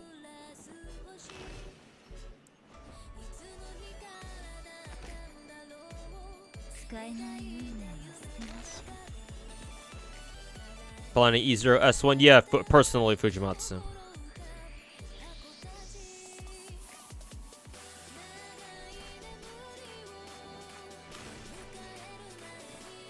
Pioneer set already brings so much crit rate to the table already. Yeah, exactly. Like, I would argue... Because Acheron has a very high hit count, right? If she's got a high hit count, then, like, honestly, 60% crit rate should be good enough for her. And which means that if you run Acheron with a crit rate body and 4-piece Pioneer, that means that maybe you don't need Izumo Gensei anymore. Maybe you just need, maybe you prefer running her with Inert Salsodo or something. I don't know. How about attack percent set instead? Honestly, like with the case of Space Seamless Station, I mean, perhaps. I mean, technically that's the strongest attack percent buffing ornament set in the game, right? At 24%, and it's pretty easy to get. All you would need is just speed boots on her, and she's good to go. 88% is too much of Pioneer. I mean, the higher you can go, the better, obviously. But just make sure it's not like your Acheron isn't like sacrificing any other stats to be able to have 88% CR.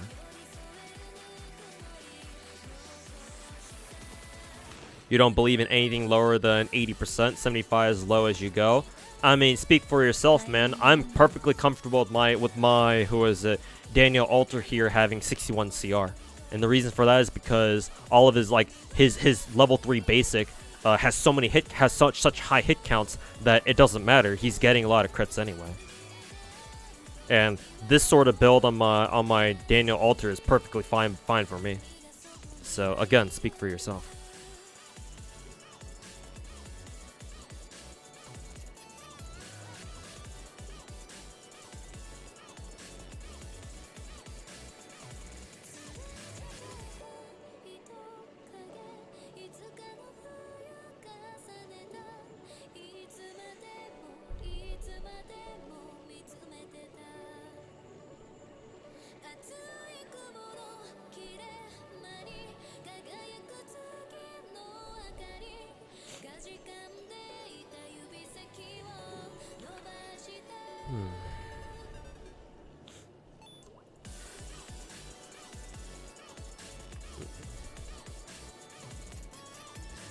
Oh yeah, I wanted to level my other headpiece, I think. See how well that shit rolls.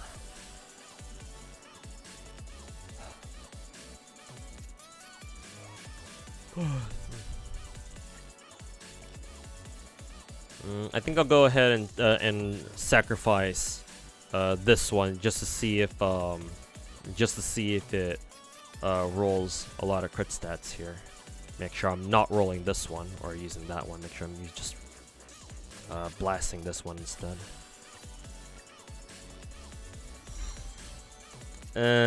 Only one roll. It's not very good.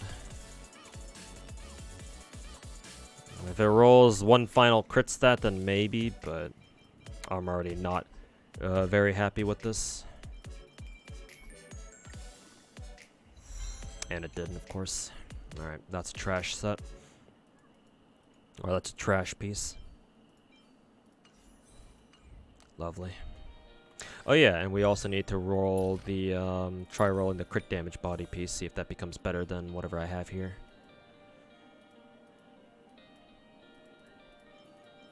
This one, yeah.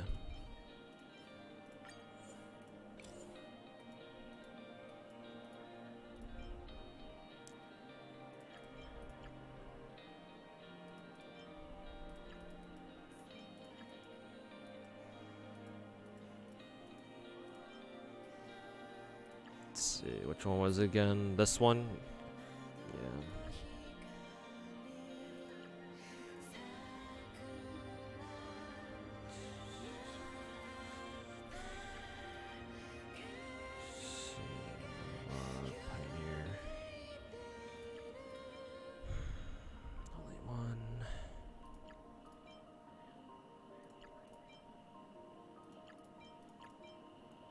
I think I'll get rid of this one first, because at the very least this one has double crit, so whereas this one only has crit damage. So make sure it's the right one, and then YOLO. No crit stats, but it did roll 2 speed at least. If it rolls at least 1 crit rate, then I would consider it worth it, but we'll see what it rolls. Oh, I actually did roll crit rate. Okay. Cool. I might actually run that instead of this one then. Actually, would I? Do I want to? This one has attack percent and more crit rate, but this one has speed and crit rate. A little bit less crit rate, but still crit rate nonetheless. And it's got 6 speed too, and that might make a difference. I think I'll keep both of those pieces, and we'll see which one I end up preferring on Acheron, which comes out. Still a small W at least,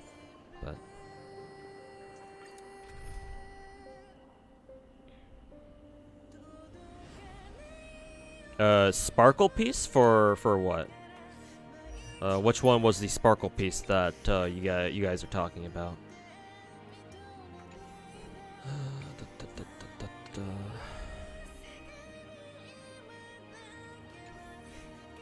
The crit damage piece? Oh, the one I just rolled. Oh. I mean, sure, but it's Pioneer set, so it's like I don't know how much we're gonna be giving that to Sparkle. I mean, actually, maybe now that you guys mention it, maybe Sparkle might appreciate. Actually, yeah, I don't know how good 4-piece Pioneer would even be on Sparkle, cause like it doesn't like how does the game how does that work actually? Because like we know Sparkle scales off of crit damage, but like how does it work when you take 4-piece Pioneer into account? Like, does the extra crit damage she gets from 4-piece Pioneer affect like go into her official stat sheet? So that way, when she uses her skill, or I guess her ultimate too, for that matter, it will take into effect. It will take into account the extra crit ratio, the crit damage she's getting for 4-piece Pioneer. I'm not sure if it works that way. You ever heard of rainbow pieces? I assume that's like the Star Rail lingo for like off pieces. Cause like that's a thing in Genshin too. Like my Traveler, my Lumen is geared with five off pieces. Like she doesn't have a set. She doesn't have like she doesn't have any artifact set at all. Not even like a single 2-piece. So. Unless this is referring to something different.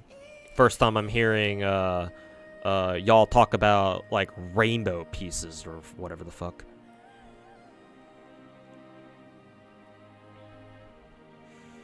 Sparkle is basically 2-piece speed plus whatever, because all she needs is speed. I would argue, what is it? Like you can take that further. You might as well take that further and give her a full speed set. No. Unless you're running Hanabi with like a healer who already has 4-piece speed, which to be fair, I have insisted before that like all your supports might as well just run 4-piece speed set, because I think that's the best support set in the game right now until we get better ones, or until we get like more competitive ones in the future. So to be fair, you're likely going to be running Sparkle with somebody else who already has 4-piece speed anyway. Though, I mean, even then, I would argue I would argue like you might as well, if you're bringing like double support, like either like healer, double harmony, healer 1 harmony, or hell even double harmony for a hyper carry. I would argue you should have like 2 supports with 4-piece speed set anyway. So that way you'll always like much of the time that your team's playing out in like MOC or something, you're like half the time you're always gonna have like your team on like a speed boost at some point. So because like what the speed boost off of 4-piece speed set lasts for only 1 turn. So it's like if you have two supports running double running what is it, 4-piece speed, that means that you have double the team speed boost going on while you're playing MOC or something. But yeah, I see where you guys are coming from though. Like she just needs 2-piece speed, and like she can work with other pieces until like maybe you get some better speed pieces, I guess. I don't know. Oh, excuse me.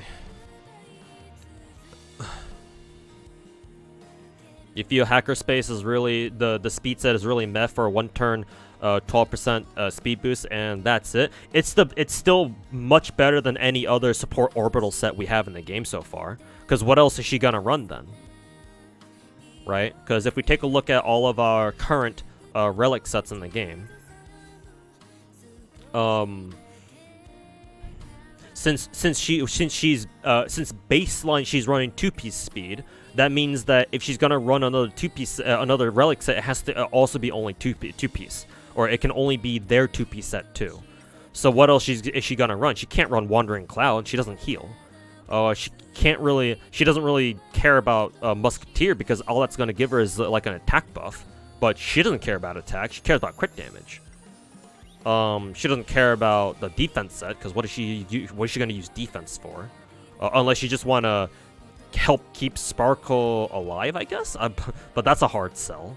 Same thing with Guard of Wuthering Snow. Who the fuck cares about that set? Hunter is ice set, so no. Champion is physical, so no. Obviously, fire set, no. Genius set, no. Lightning set, no. Eagle set, no. Thief is break effect, and what the fuck does Sparkle care about break effect? Wastelander, imaginary set, so no. Maybe Longevous for more HP, so that way Sparkle is a bit tankier. Maybe, I could see that.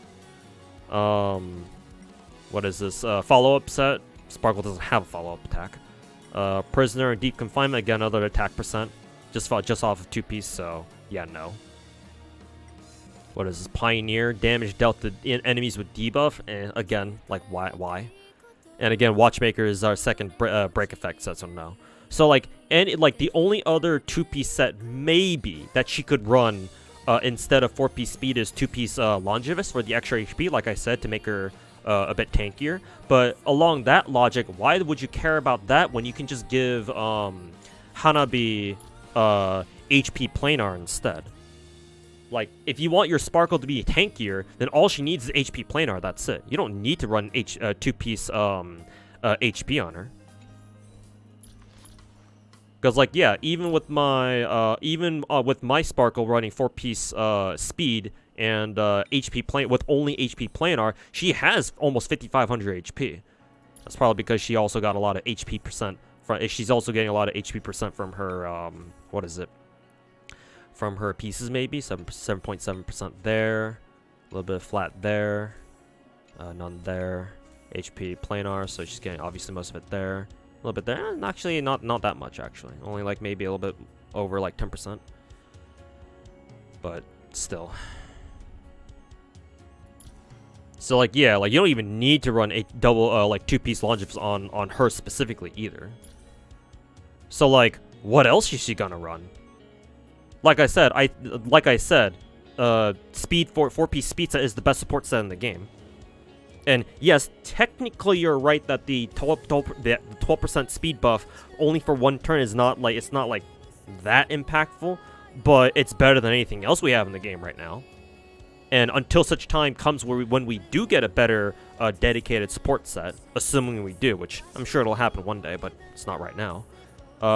Yeah, you can switch over then, but until then, yeah, like what else are you gonna run?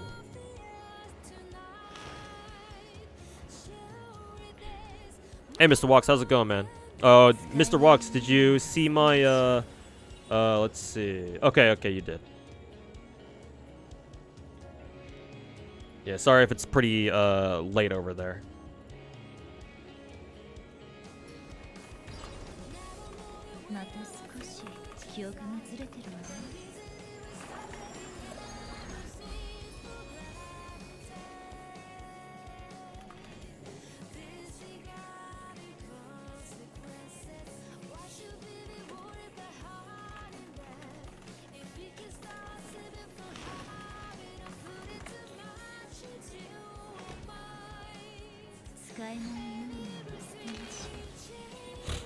Excuse me. You just came on to Twitch to tell me that you are playing. Hey, thanks, Mr. Walks.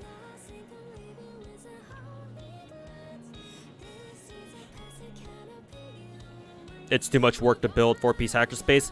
Yeah, that is true. Ow, fuck. Ow.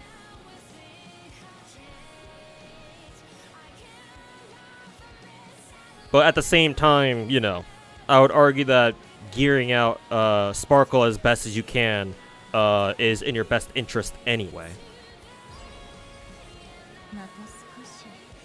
Like while you're going for, if people are out there like that one dude in Twitch chat who said that his Sparkle was at like what 160 speed right now or something.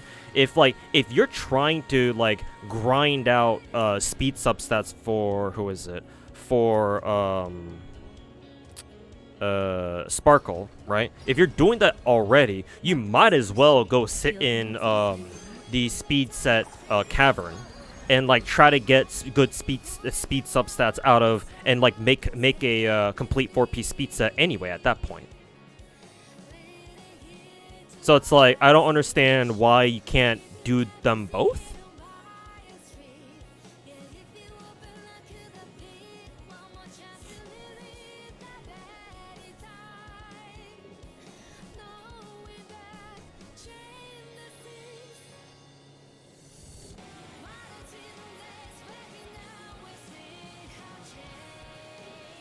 You personally gave her 2-piece speed and HP set. Okay, you actually did exactly what I was what I was contemplating.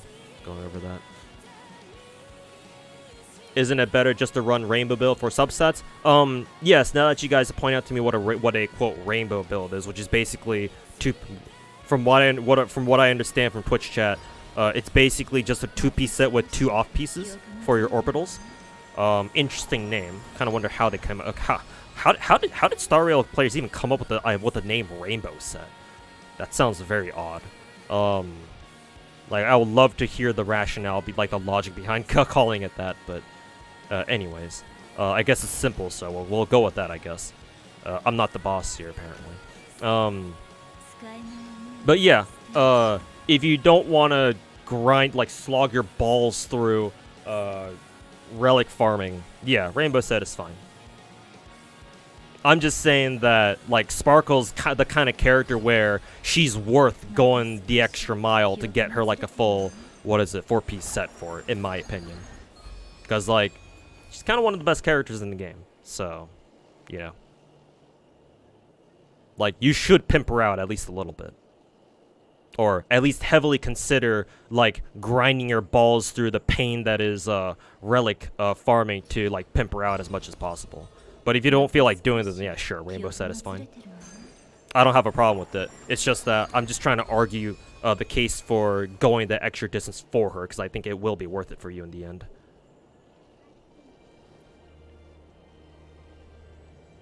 Rainbow build is 4 separate pieces. Oh, okay. Kind of funny how Star Rail players came up with that, because I have never heard Genshin players call a 5 off-piece set build on for Genshin characters a rainbow set. You would figure I would have heard some sort of term like that pop up for something like Genshin, but I suppose in Genshin it's a lot easier. Perhaps it's a lot easier to get some sort of comprehensive set going for them. Because, yeah, to be fair, getting artifact sets for Genshin characters is considerably easier because of the existence of the single off-piece. Yeah. It's not like in Star Rail where it's you don't... Technically, you don't have room for an off-piece. So, I suppose not.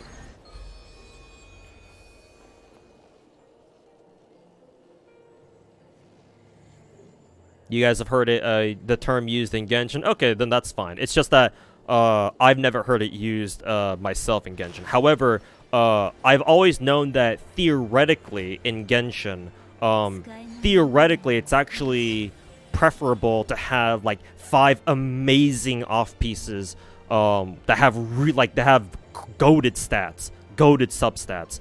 Compared to a full 4-piece or a double 2-piece or even a full 4-piece set with kind of okay or mediocre substats. So I know that's always been a thing. But yeah, I just never heard about the actual name that the community came up with it. So first time I'm hearing about it today. So you always learn something new every day, I suppose. At least I know the community has a name for it now though. So I'll probably start calling it rainbow builds myself.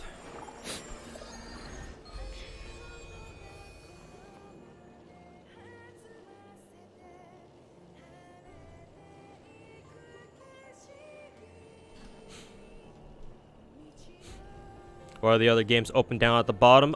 Exclamation mark gachas, and I believe Hannah and Masumina already did it, so yeah, check the Nightbot command.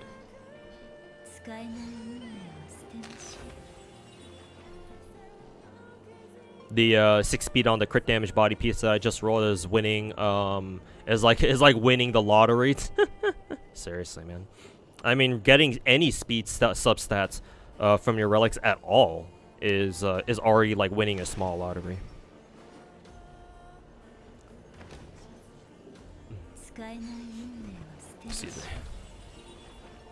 First time you've heard of rainbow builds and Star Rail are from Jinglu mains who run 4 off pieces and have 280% crit damage or something. To be fair, yeah, Jinglu's the type of character who I guess doesn't really need a 4-piece set.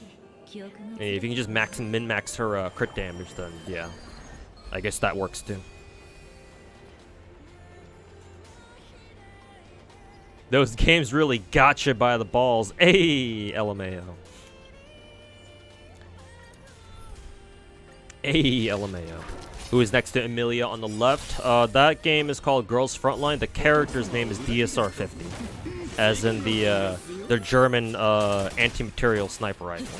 Because in Girls Frontline, the characters are directly named after real-world firearms, military-grade firearms. So yeah, that character's name is DSR-50. My favorite sniper rifle from Call of Duty Black Ops 2. Absolutely goated rifle. Reverse Collapse Codename Bakery came out. Would you play it despite it being a regular game and not a gacha? If I was actually interested in playing it, then sure, but at the moment I have no such interest.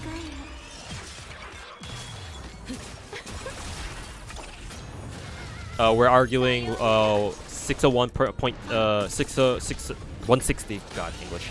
Point 1 with Rainbow is better than 133 speed with 4-piece set, hackerspace given, limited relics. Yeah, absolutely. I would agree with you guys there.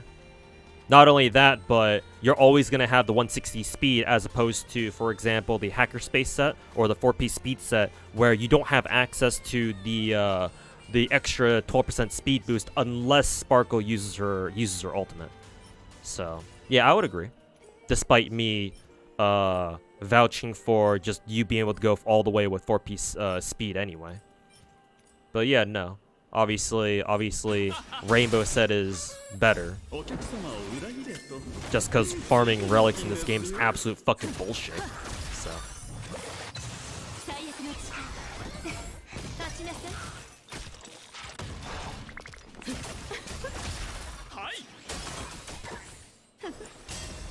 4-piece speed is overrated to you. I would only agree that it's overrated if it wasn't the only fucking 4-piece support set that actually makes sense on everybody. Again, I'm sure that will change in the future when we get, hopefully when we get better pieces, like dedicated support sets in future versions of Star Rail. But as of right now, I would beg to disagree.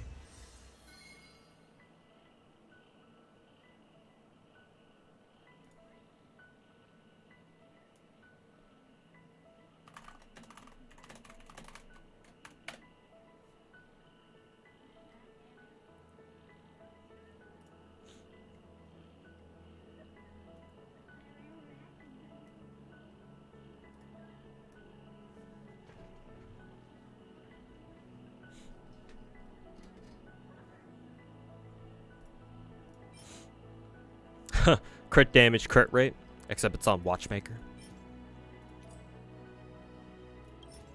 Alright, last two fuel I'll use for now. I'll use the rest of the 50 to perhaps try to farm a proper 2-piece Izumo Gensei set.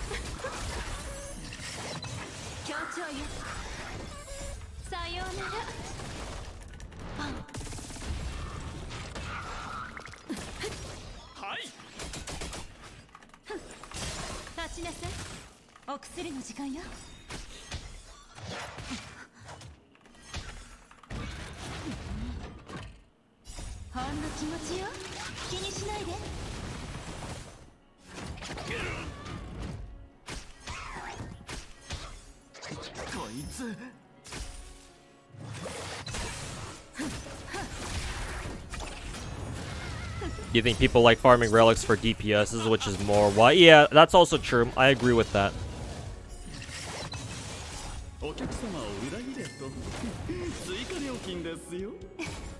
Like the same way that I think that Eidolons, like extra Eidolons for 5-star characters or just any character in general.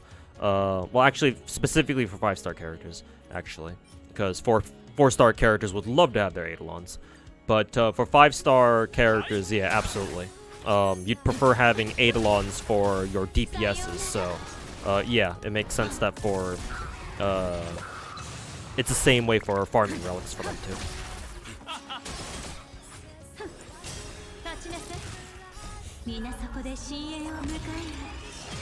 You gonna try for any of the limited time healers? I mean, yeah. Like, I would love to have Huo and I'm missing her. Because unfortunately, Bailu Spooked denied me of my Huohuo a couple months ago, so that sucked.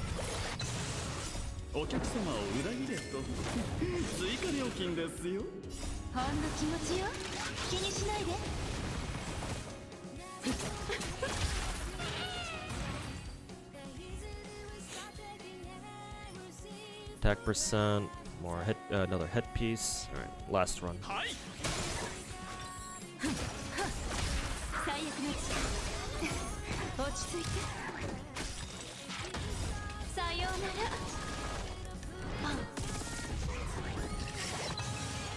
Too bad because Suoho is a really good healer. Not only that, but she's also a wind element too. Like a ton of boss battles I've noticed, like who are weak to wind, and I'd be like, man, and I'd think to myself, man, if I only had Huoho here, she'd be like the perfect healer choice to bring for this like MOC floor or something like that.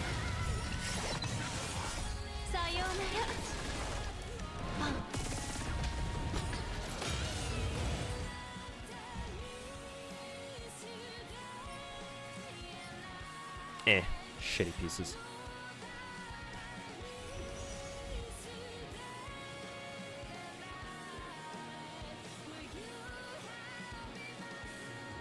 You like shielders more than healers in Star Rail? Adventuring, I think, will change my perception of shielders so far, but I mean, all the shielders we have at the moment are...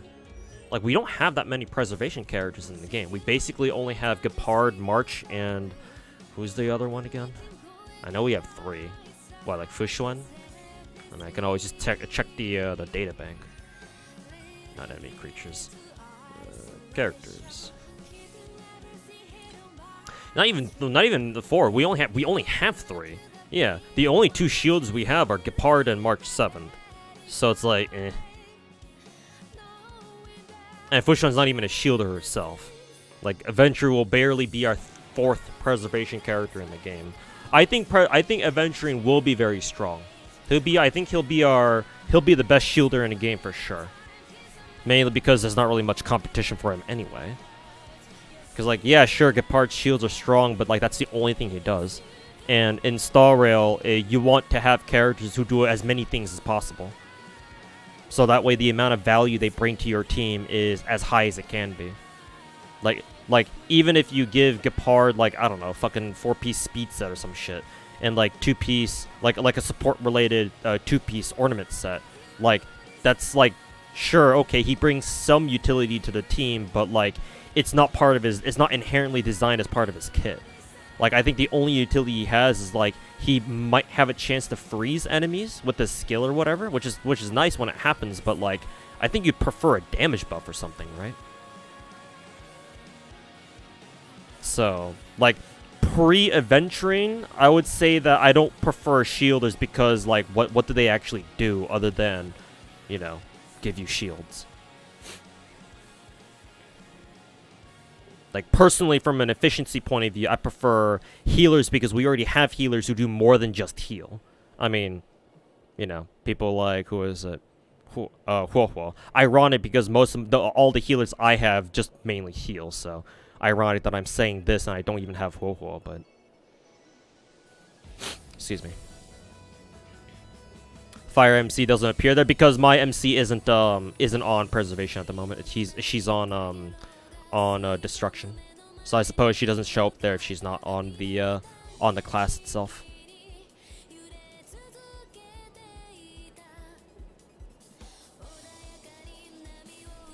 Fire MC shields though. I mean, if you've built her specifically for defense, sure, she might give you some.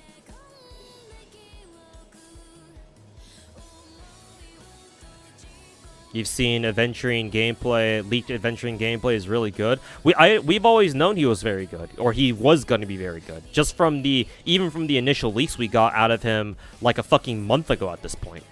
Yeah. Because he increases your team's, what, like crit damage or something? After he uses his ult, specifically against whoever he uses his ult against. And then he has his own follow-up attack, which will probably do some damage. or which will probably do some respectable damage on its own. And then I believe he has other support buffs even at E0 thanks to his traces. I forget exactly what they are. So yeah, Aventurine is that kind of character that I'm talking about, where like, yeah, he shields your team, but also he provides some other he provides some other pieces of utility too. So he's not just a shielder, he's also say for example a damage support by, you know, letting your team do extra crit damage against one particular enemy or whatever. So do you know Acheron traces? I should. One of them's her. Actually, I should probably have a refresher on what her traces are. Actually, let me take a look. Now that you bring it up, excuse me.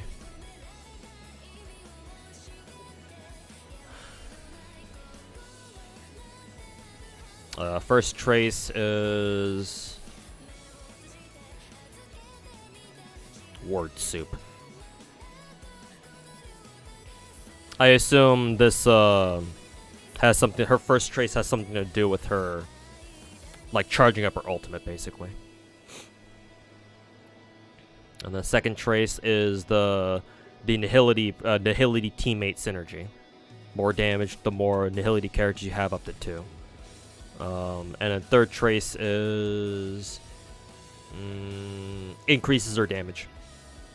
The more times she hits people with her ultimate.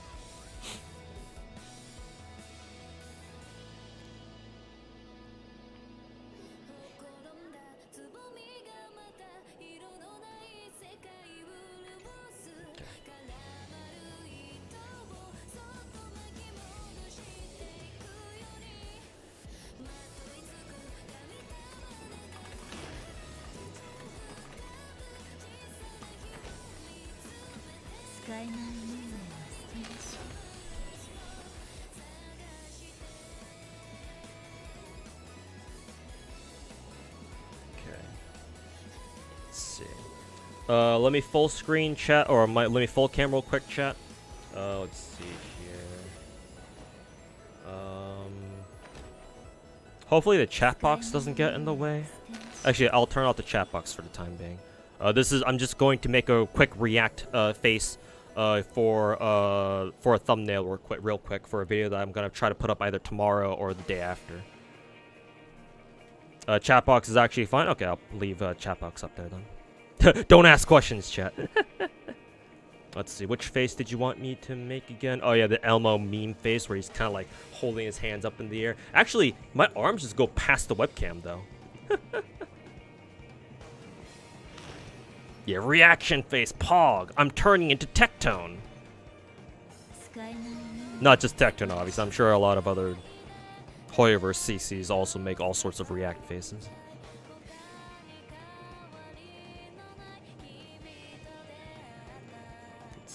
So this face that Mr. Walks wants me to make has his arms like this going like that. I don't know.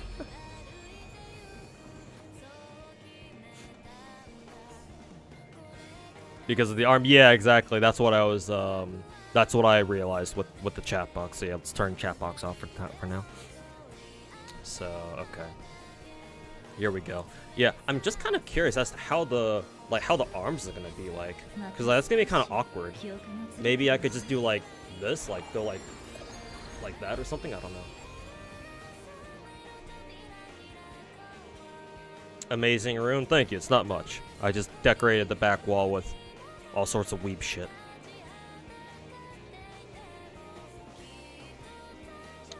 Maybe instead of the Elmo face, Mr. Walks, I could do something like just this, like just kind of like a confused face, like kind of like that. I don't know. If that's good enough, let me know. If not, then I'll try to come up with like different faces to make. Initially, the face that I wanted to make was like a face palming face, kind of like this or whatever. Like put my mic down, just kind of do like this.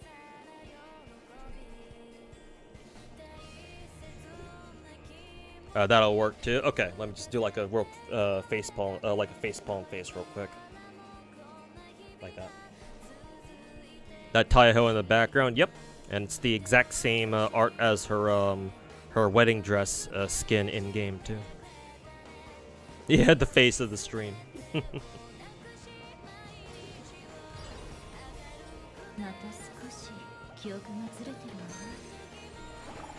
And back to multicam.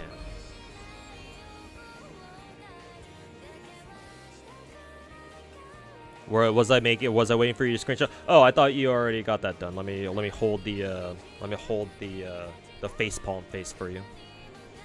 Just go back and no, no, we can do it again. We can do it again.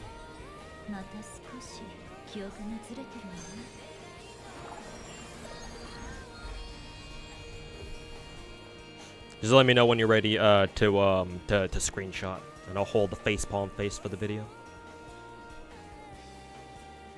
It's gorgeous. Yep. The more big fat anime titty and ass I have up on my screen, the better. Go on. Okay. Here we go. Facepalm face as a react video for the react thumbnail. Woohoo! How'd I do it again? It was with my left hand or right hand? I forget. I think it was left hand. No, it was right hand.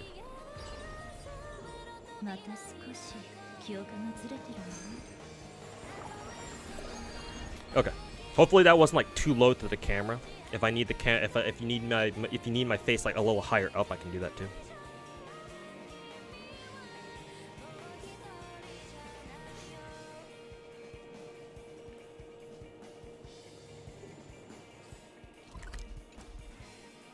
You still want to meme me and make me pose again? I would love to do the Elmo thing, but yeah, my arms kind of get cut off by the webcam. Yeah.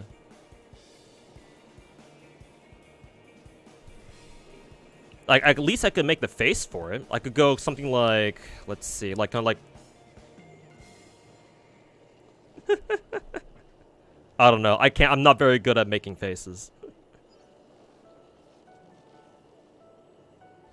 Like I kind of imagined the orgasming Japanese man meme, that one meme gif.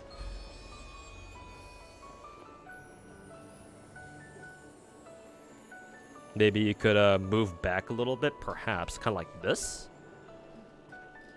But even still, my arms will get kind of cut off. Yeah, I'd have to lower my arms like this, be like. But at that point, I feel like it'd be a little too far away from the camera.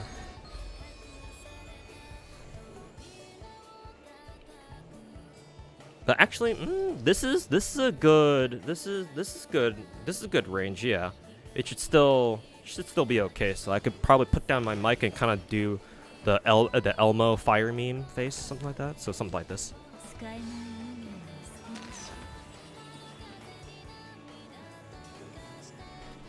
Like that. The arm cutting is an issue? Okay, that's fine then.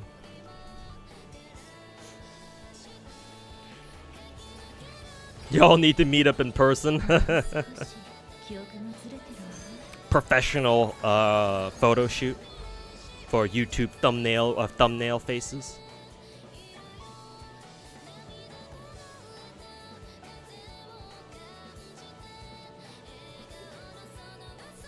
Okay, you'll try that in both that and facepalm and see what we got. Okay, gotcha. Let me know. Let me know when you got those thumbnails.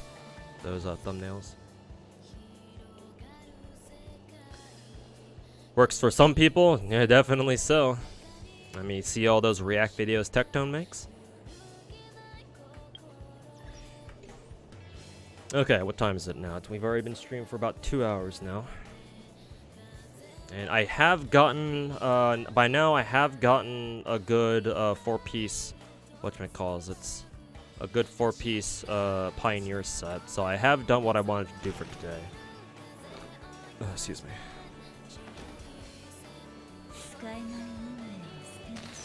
So I think now we can move on to reacting to the couple videos I wanted to react to for today. You can only find so much copyright-free stuff to put on thumbnails, so the face helps fill up the space.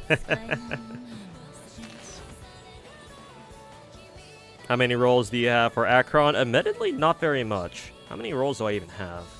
Yeah, barely any. I'll probably have to spend money on her, and I plan on doing that. I plan on doing that anyway, because I got very lucky with my sparkle rolls, thanks to one of my subs who donated me $100 to buy a pack to roll for her, and thankfully that pack got me both sparkle and her light cones. So very thankful for that. So I'm willing to fish over some of my own money to get Acheron. That's rough, yeah, but oh well. Could be worse. Alright, give me 1 second, chat. I'm gonna be right back. I'm gonna go use the bathroom real quick, and then when I get back, we'll react to some videos. So yeah. Sit tight. How does lottery farming go? It's going alright. I'm just farming with natural AP, so I don't have that many boxes. In fact, I already have all 10 of my boxes now, so I could just stop actually. You have an opinion on the solo leveling gacha that's an early release? No, I haven't heard of it before today, and I haven't seen what it's like, so no opinion as of right now.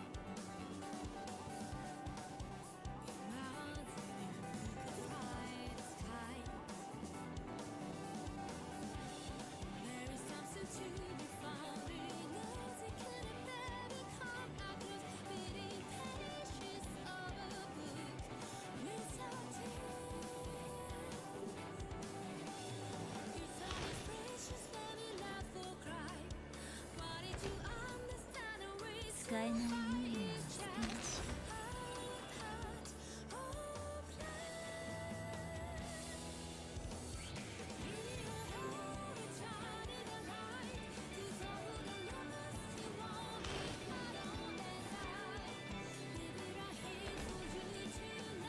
使えない運命を捨てなし。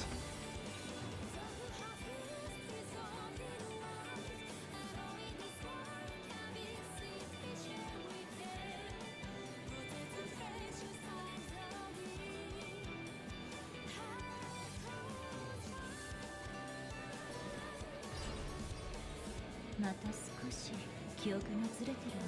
また少し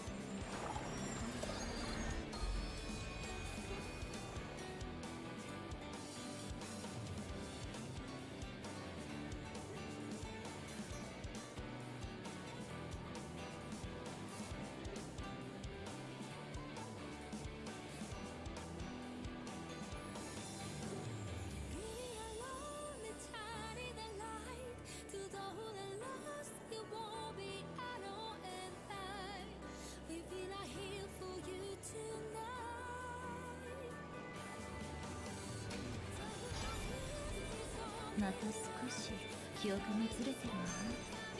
がずれてる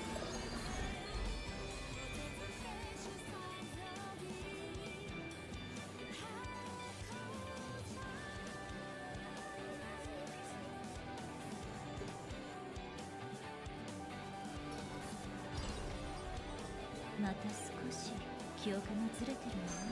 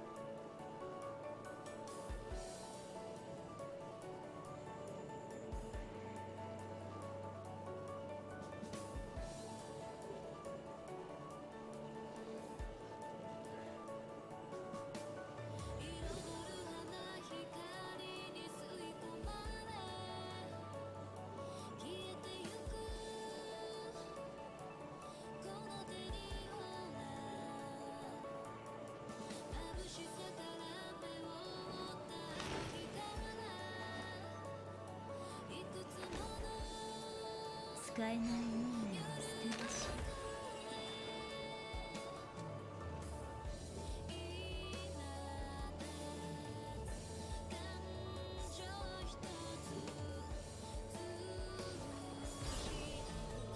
また少し記憶がずれてるわ。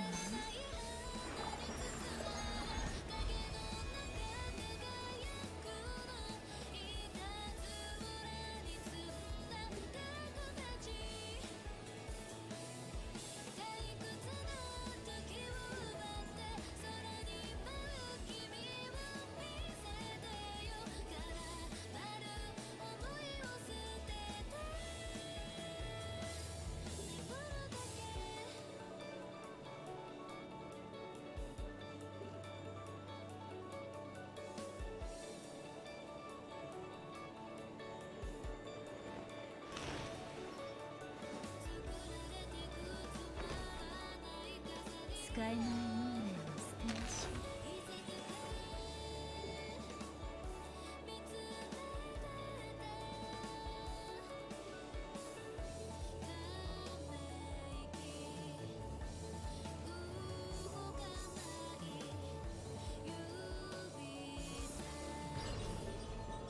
また少し記憶がずれてるわ。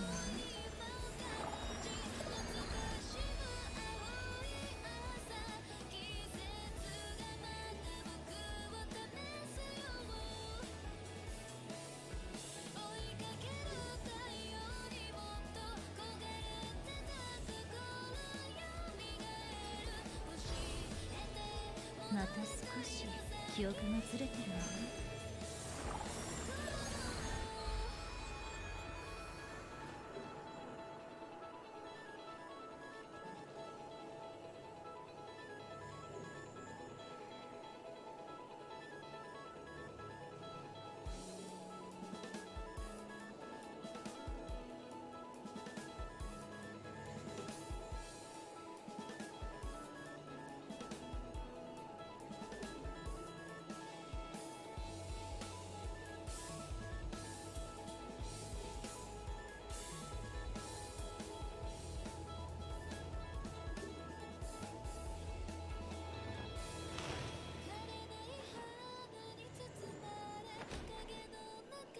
使えない運命は捨てなし。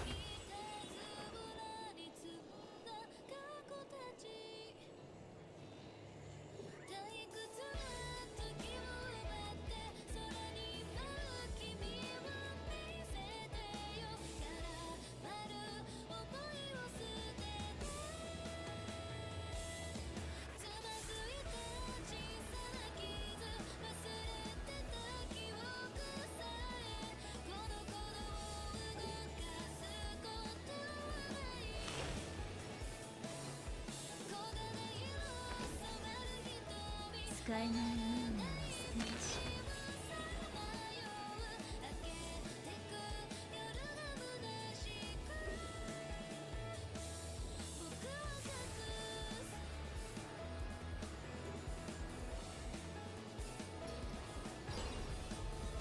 また少し記憶がずれてるわ。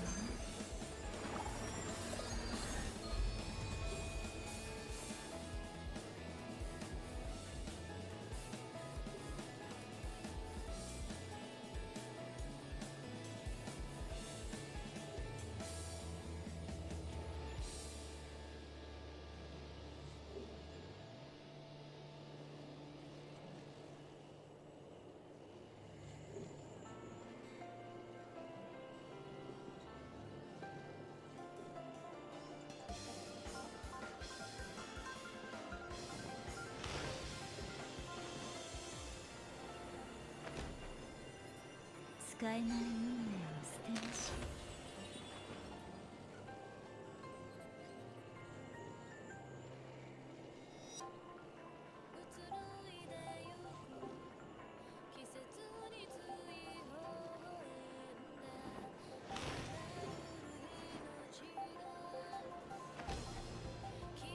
使えない運命は捨てなし。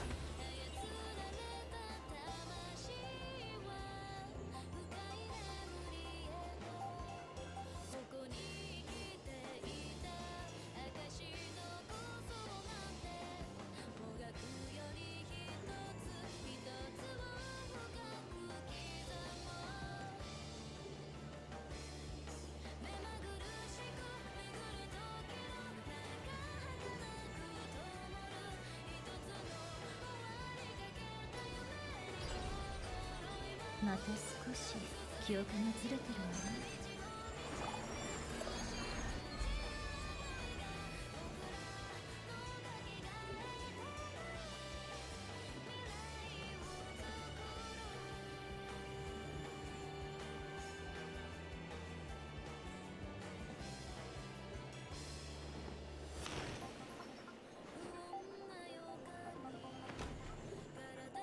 使えない運命は捨てなし。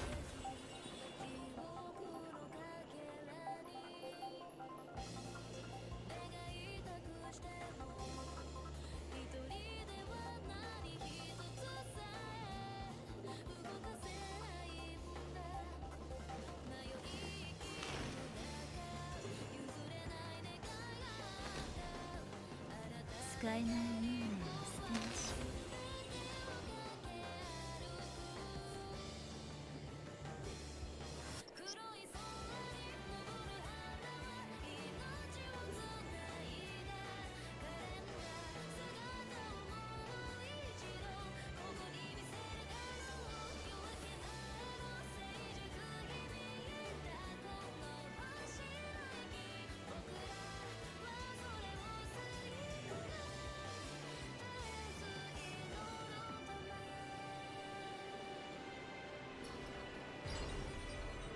また少し記憶がずれてるわ。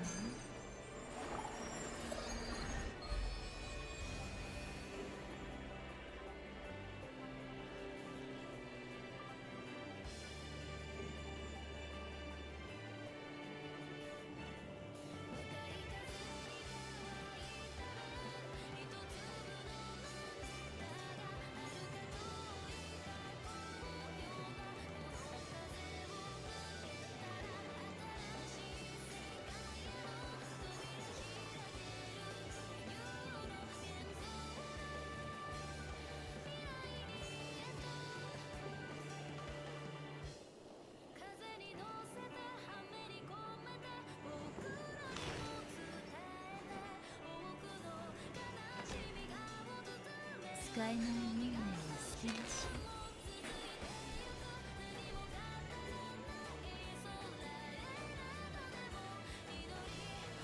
う。 Alright, finally we're back. Sorry about that, took a little while longer than I expected to. Okay. Let's do the React Andy portion of the stream. Let's see.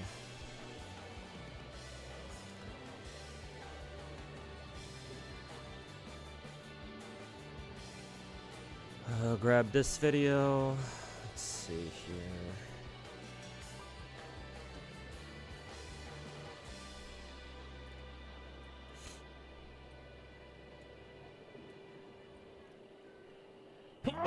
Oh, excuse me.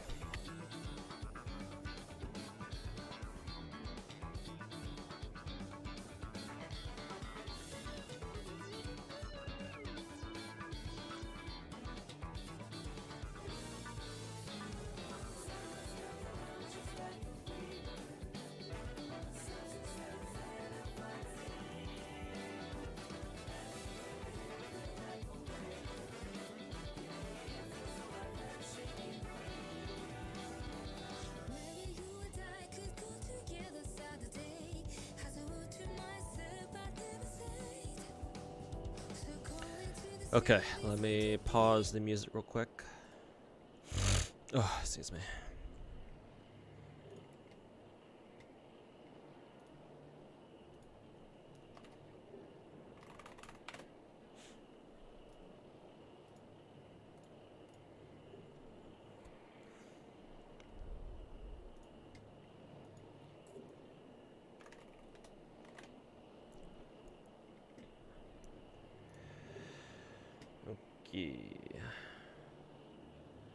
Go over to pull up this one first, desktop recording, then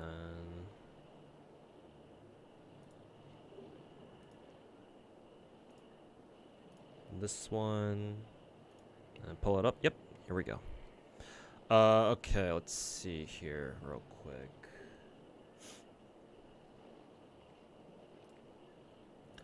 Full cam this, okay.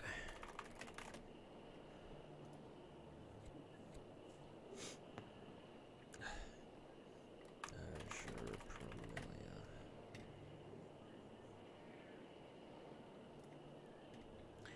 Okay. And of course, Tecton's video will be all the way up at the would be all the way up at the top. Let's see. This is the 15-minute gameplay demonstration. We'll watch both of these. Have these up.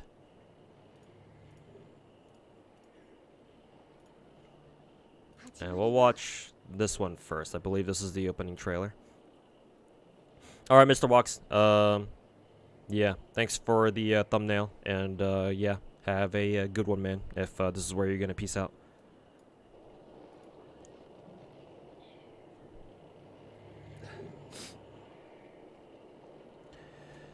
Okay. Where is my notepad? Funny, I got rid of my notepad.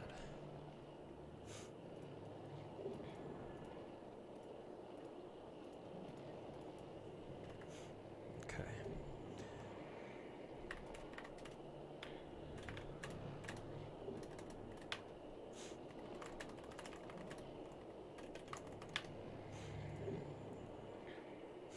Okay. Now that we got that done. Yeah, have a good night, Mr. Walks. Thanks for hanging out. Okay, let's react to the Azure Premelia stuff. So this is a new game by some of the creators. This is half of them by Azure Lane, which is one of the Gacha games I play. Melusine with the limit broken, perhaps. Let me know afterwards. Let me watch this trailer first. So yeah, I think the gameplay for this new game dropped a couple days ago. I know a lot of other people, a lot of other Genshin content creators or Hoyoverse content creators have already reacted to it. So chat wanted me to react to it too. And yeah, let's take a look at this. You're reactionary now? I mean, that's kind of the meta of content creation these days. So here we go. Hopefully the sound is 始 okay. まりは海。時間がこの青にある全てを寄せ合わせ、そして消化させた。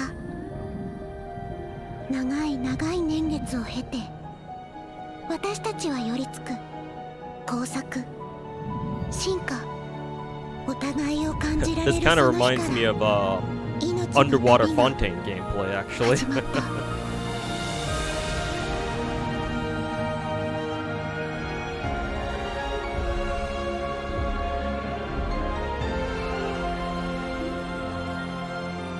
I'll get to your question after this, Ken. So keep that in mind. やっほーみんな。ウールと一緒に帰ってきたよ。カク、ほら、これが依頼された分。あとこっちは。お姉ちゃんってば、ここでは走らないようにって言ったのに。ウール、早く逃げよう。さあ、寄ってらっしゃい。見てらっしゃい。ガチャに接続。ごめん、急いでるの。なんとか間に合ったわ。花火大会やったー。一つの命が絶えたことに迷いを感じた時期もありました。シャーマンとしての責務が命の存続する意味をだんだんと分からせてくれたんです。さまざまな出会い、名残惜しい別れ、私たちはここまで続けてこられたんです。これからよろしくね、相棒。信用上、翼を広げ、進め。さあ、行きますよ。旅が続く限り、あなたと一緒に It's a flying whale. 渡りについていけない幼鳥が淘汰されてしまう。これ空の法則。こんなところで諦められない。今この瞬間、ここにいます。怖がっているところを見せてはいけない。その気持ちを決して忘れないでね。そして万物を流動させて。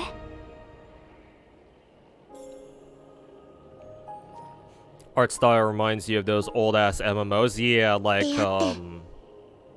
I don't know if Ragnarok would count, but something like 永遠 that. となる。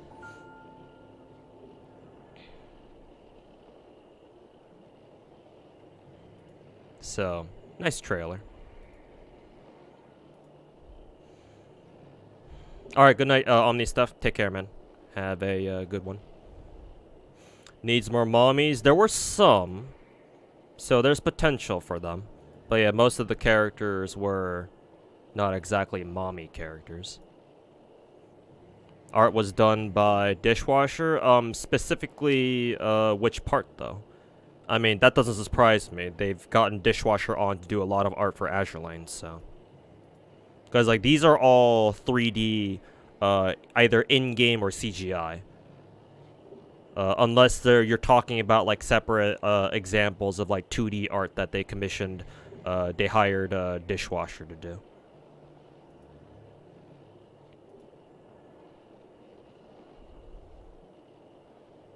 They just talked about being involved in the production. Okay. Also, Walt Flocka, thanks for the 46-month resub. Just off the trailer itself, I will say it looks great. It looks like this game's been in the oven for quite a while. This reminds me, quality-wise, like production quality-wise, it reminds me a lot of Project Mugen, where like there's not really anything that I can say about it. Like anything negative that I can say about it so far. If anything, all I'll say is that the graphics and the art style seems very simple, but I don't mean that in a bad way. Not only that, but let me mute the video real quick so that I can still talk while you see shit roll in the background.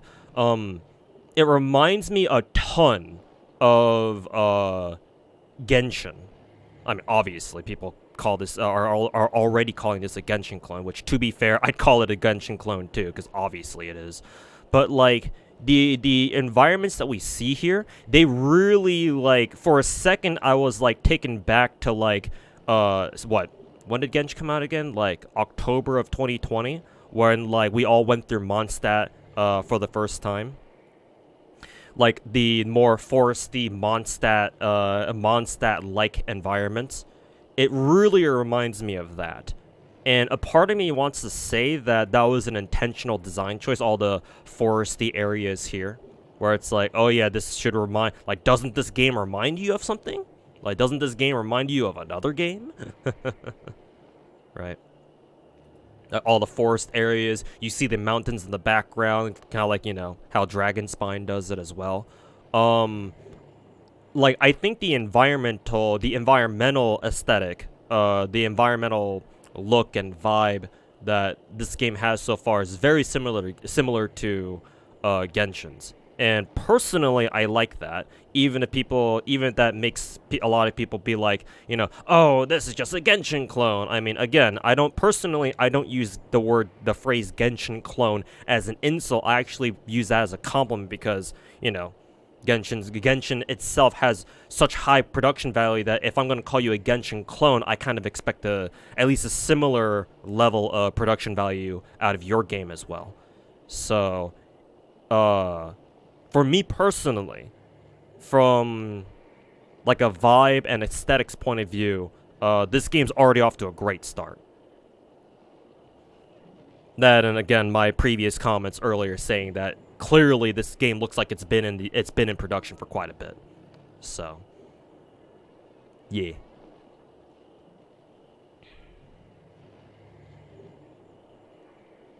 Yeah, Yuri mating. I mean, there are guys in this universe. I mean, we saw one earlier. He was like the blacksmith dude or whatever. Yeah, this dude right here. But to add to that point, I believe the devs already came out and said that, oh yeah, all your playable characters are just gonna be waifus. So, no playable guys. We know guys, like, exist in this world. So that's how they, you know, would reproduce. But, yeah, no playable guys, I think they said. You do like some gender variety? Yeah, same here. But, you know, these are the same dudes who are half the production team behind, or the development studio behind Azure. So it's like, yeah. I know where they're coming from, obviously. This looks absolutely dog shit. Same for Genshin. Thanks, bro. We didn't need your dog shit opinion either. You've been seeing that blacksmith on your timeline getting thirsted on? I wonder why. I wonder why. Fishing? Oh, I don't mind taking bait. That gives me an excuse to roast the fuck out of them.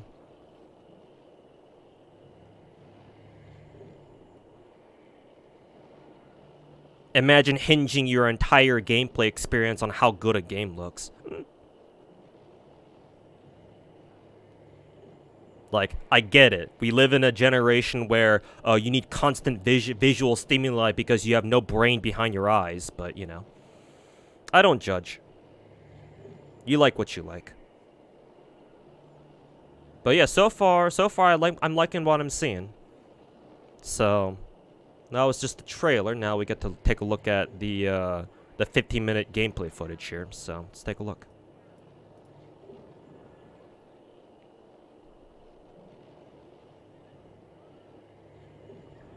最初是海洋。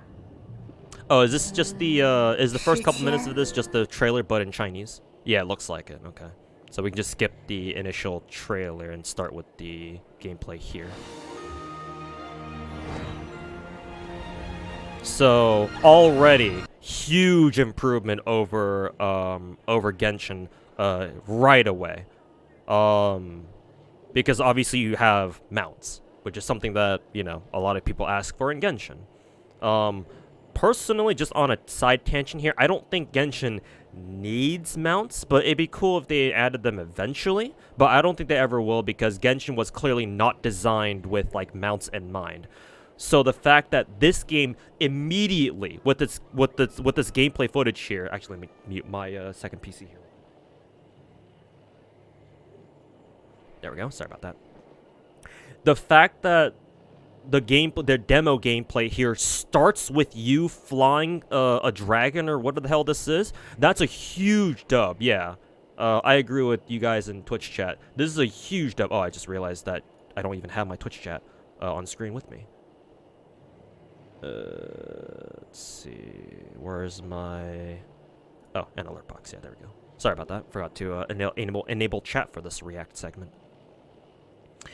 But yeah, so this is already a very good sign, because if they're giving you demo gameplay with mounts in it, that means that they've clearly designed this game to be to be traversed with mounts, which means that this game will at least start, or at least they have planned a huge region for this game. So yeah, the starting areas that this game will come out with, I would imagine, or at least they should be very big. Maybe this is like more endgame footage, because I suppose there are a couple caveats here in relation to like mounts, because like when exactly will you like acquire mounts in this game, right? How far in do you have to play the game to finally be able to access mounts? Like, do they give you like mounts right away, or like do you have to play for a decent while before you can get them? Like, how fast do you get them? Like, I don't expect them to give you like flying mounts like immediately right as you join the game. I feel like they'll start you off. They're more likely to not start you off with like, you know, like horses or something, right? Like, I don't know, rideable boars or some shit. I don't know, like what they would give you as like a entry level mount or something.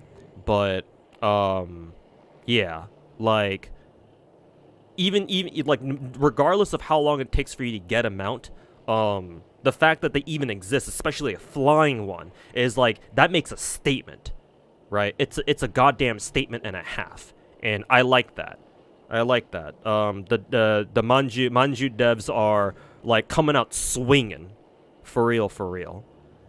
People love dragons, and if you can mount them, that's sugar on top of the desert. I mean, it doesn't have to be just dragons. Any flying mount is amazing, right? Because yeah, like, like you don't even have to be a gamer to like understand that, you know, watching somebody, or you know, having the POV of somebody riding a flying motherfucker through the sky over some beautiful scenery is pretty fucking magical, right? So yeah, whether it's dragons or like, you know, whatever, right? Whatever monsters or whatever animals or creatures they have in this game, Pokemon ripoffs or whatever, yeah, whatever they are, yeah. Just, yeah, nobody dislikes just the experience of being able to fly through a random ass world and just take in the sights, yeah. So it'll also be really easy to sell mounts to people, yeah, exactly. Knowing Manju, money. But yeah, So great start to the demo trailer. Just immediately, you pop in, first thing you see, you're riding a mount. Or you're riding, especially a flying mount. So that's an amazing vibe check here. Well, vibe check? Is that the proper way to use that phrase? I don't know. I'm too old. I'm a boomer. I like this girl. Dark hair. She's probably a tsundere, if I were to imagine, or if I were to guess.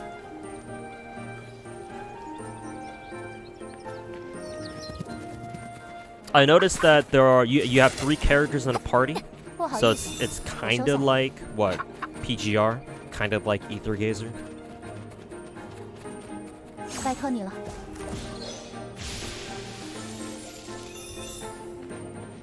I assume this is just like random exploration bullshit. This must be like what, Pokemon capturing stuff, the actual combat. So it seems like they're going with the PGR style of open world, not open world, but action RPG, where you control one character at a time, but and you only have one character out at once, but you can switch between them. Let me go back real quick, because I think this girl used some sort of skill or whatever where she persisted on field. What was that? Yeah, she switches here, yeah. And you see both characters on screen for a second. So I assume the black-haired girl must have used some sort of skill where it switches her out for another character, but she stays on field for a little bit longer to deal a little bit more damage before disappearing. Yeah, and then she goes after and now that she's off screen, she goes away. 热身结束，优势在我。情况了解，预备，交给我。风雨 I assume this is her ultimate. 起舞吧。顺利解决了 Good，finish. 感到高兴吗？剑术的修炼是没有止境的。不好意思，我收下。Actually, I do remember seeing one thing about this specifically. What was this? Oh, not that one. Right before she acquires like a new pet here. This reminds me of the what were they called in Azure Lane? The Meowficers? Basically the cat officers in Azure Lane. Because the stats here have the exact same status symbols as the cat officers do in Azure Lane. So perhaps there's something similar? Like there's a similar system in place? Perhaps? Not a lot of you guys play Azure Lane, so I don't expect you guys to know this. But for those of you watching who happen to play Azure Lane and you guys know what I'm talking about, yeah, this reminds me of the cat officer or the meowficer, like the talent like diagram or how their skills and their talents look basically. That system was annoying. To be fair, you don't need to engage in it at all if you don't want to. It is annoying. I will say that I will agree with you there, but it wasn't necessary. If you didn't want to deal with it, you don't have to. Okay. But yeah, it does remind me of that. So I assume these pets are gonna follow a similar system of like when you obtain a new pet or whatever, like they'll spawn or they'll come with like their own set of like unique stats or like randomly generated stats or whatever. But anyways, moving on.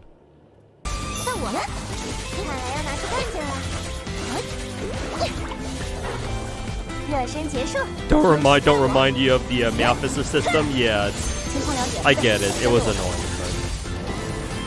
But hopefully, if this game follows a similar system, it's not as annoying. 剑术的修炼是没有止境的。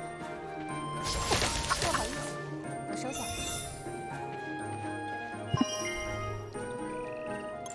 想听听我的经历，那可能要花点时间哦。 So let me pause on this. This menu UI reminds me a lot of Arknight's Enfield. Because Arknight's Enfield also does this same thing. Where when you tab through different characters, and then you click on different buttons on a specific character, right, to see like their skills, their talents, or whatever. Basically see the different parts of their kit, maybe their weapon that they're using. They like strike different poses. I believe Arknight's Enfield does the exact same thing, right? From what gameplay I've seen. Yeah, Z3 as well. I like this evolution because in Genshin, actually no, technically Genshin does the same thing too, but it's not like fancy or anything, right? Because the characters in Genshin do strike different poses depending on like when you click on their weapon, for example, right? Like they have different poses holding their weapons. They strike a different pose when you take a look at their like talents or whatever. And then when you pull up their artifacts, they all have that same pose where they like put their hands together like they're praying or something. So technically Genshin was already did that, but obviously their animations are like pretty simple. So I'm glad that games are putting more flourish into that aspect where it's like, yeah, looking through your characters now isn't as boring because, you know, your character's actually, you know, doing shit, striking different poses and whatnot, rather than just like, you know, the stock animations from like Genshin, for example. So, yeah, I like it. I like the for this narrow aspect of gacha games, it seems like that, you know, open world Chinese gacha games are taking with when like, you know, when you're just looking at a character in inventory or whatever you want to call it. Yeah, it's nice that they're adding a lot of detail to this part. 是想了解我，还是哈库因家呢？ girl on screen. This girl, yeah, she reminds you of Yuka, right? Yeah, because Yuka is your one of your default characters in Blue Archive. Yeah, I was gonna say the same thing, but I didn't want to bring up Blue Archive because obviously that's a different game. But yeah, she's she's basically a Yuka clone. I expect to see a lot of memes comparing those two.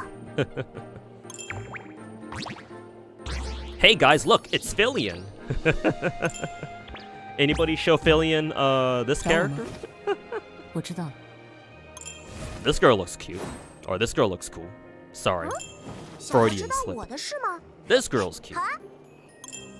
我和刚才画本里提及的狐狸 Hey, look, 是不是 guys. 同一人？ It's Shinano. They put Shinano from Azure into this game. Devs sure do love Shinano, huh? 天下 Another small, very small kung fu girl. 我的事情吗？可能 And 不 then 是 our 那么有趣的 token 话题 Japanese schoolgirl with the katana character. 关于我的事吗？还挺难为情的，想了解 Do 哪 a 些 flip. 方面呢？ Eat a water bug.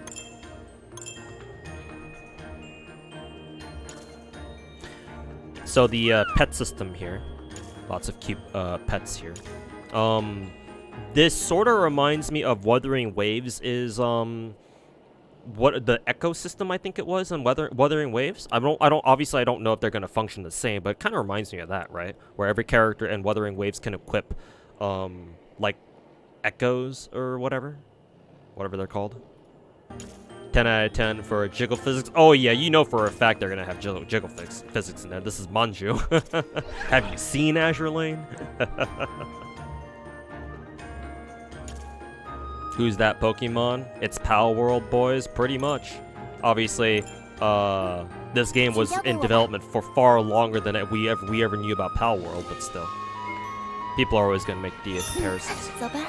And on the subject of like people making comparisons between this and like Pokemon, obviously, and Pal World more recently, I just want to make it clear. I've said this before, but I'll say it again because we have a new game here.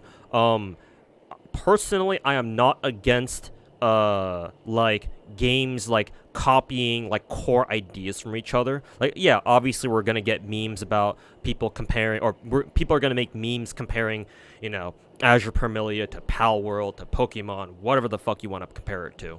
But just for the record, I'll make memes about it too because they're funny. But at the end of the day, I don't actually care that much about, you know, oh, these games are copying, this game's copying, you know, Pal World or Pokemon or whatever. I'm not like actually angry about it like maybe some Twitter retards are. So, like, personally, I don't mind games copying each other. I've already explained before in, like, another YouTube video, I think. I forget exactly where, but, in my How to Improve Genshin video, actually, that, like, games copying core ideas from each other, like, happens all the goddamn time. Like, we can make jokes about, oh, these are Chinese games, so of course they're gonna copy each other, but, you know, everybody does that all the time, all over the world. You don't have to be Chinese to copy a good idea and, like, put your own spin on it. That's how games evolve. That's how anything, like a lot of things, evolve just in real life. You know, somebody comes up with a good idea, and then people take notice, and they're like, "Oh yeah, that's a good idea. Let's do our own version of it." And then they come up with something better. Hopefully, anyway. Like they put their own spin on it. They put in their own ideas to try to make it better. Obviously, most people just would just settle for just copying something. But there are some individuals out there, some entities out there who eventually will take an idea that works and that's considered good, and then they'll try to make it better, right? So that way they get more people to pay attention to what they're doing, like their product, right? Give people a reason to pay attention to their own product rather than the original one because they offer a better one at the end of the day. So all these games, right, starting with, like, for example, Genshin clones, and again, I would call Azure Premelia obviously a Genshin clone too, but again, I don't use that term like in a derogatory context. Like, I'm not trying to insult this game by calling it a Genshin clone, because at the end of the day, I believe that Genshin Impact is a great game, and it has extremely high production value. So anything I call a Genshin clone, I kind of expect the same levels of quality as well. And if I'm gonna call a game a Genshin clone, it's probably that good too. Or at least I would hope it is. So, and like so far, this game obviously shows signs of that. So, in my opinion, Azure Premelia so far is worthy of the title of Genshin clone, at least from my perspective. And so, yeah, that's why I don't mind, like, the whole idea of, like, games taking ideas from each other and then improving upon it, because that's how you have gacha games or just anything evolve over time. So, yeah, just wanted to get that out of the way first.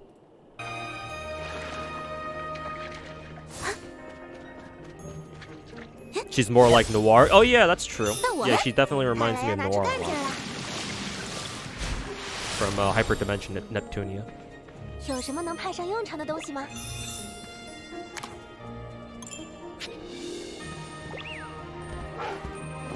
Okay, yeah, so we do have some ground mounts here. That's good.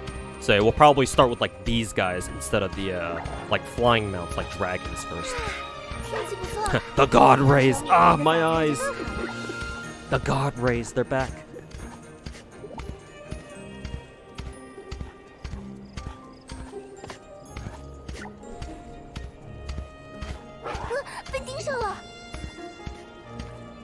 Huh.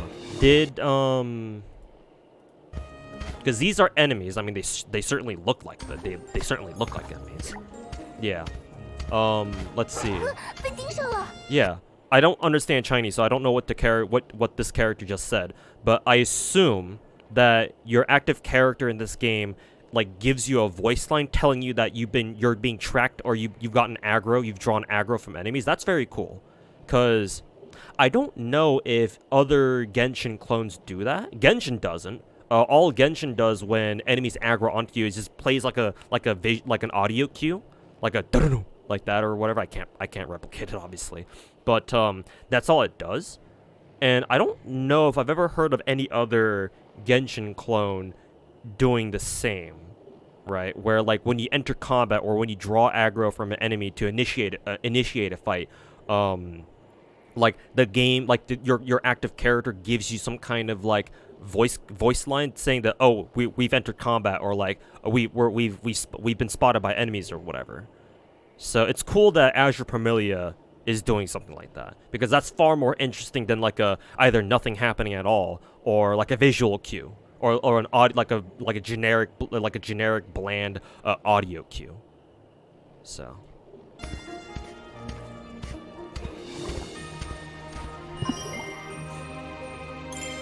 Oh, what game is this? This game is called Azure Premelia. A lot of Hoyoverse content creators have reacted to this over last weekend or over the week.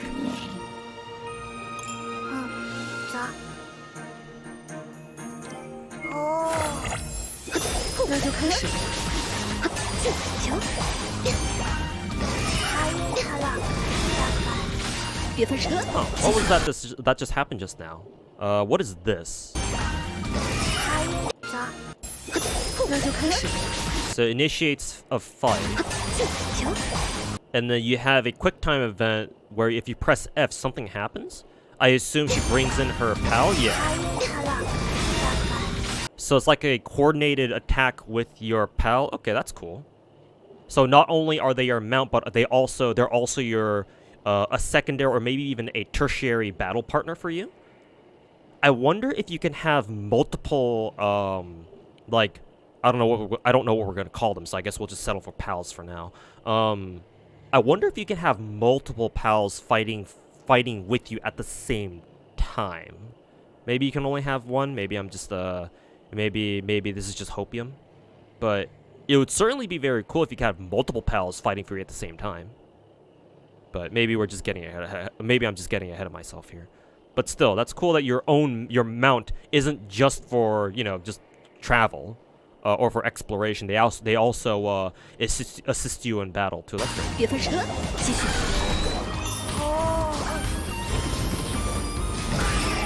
This is very Xenoblade like. I've never played any of the Xenoblade games, but if that's a good thing, then I'm all for it.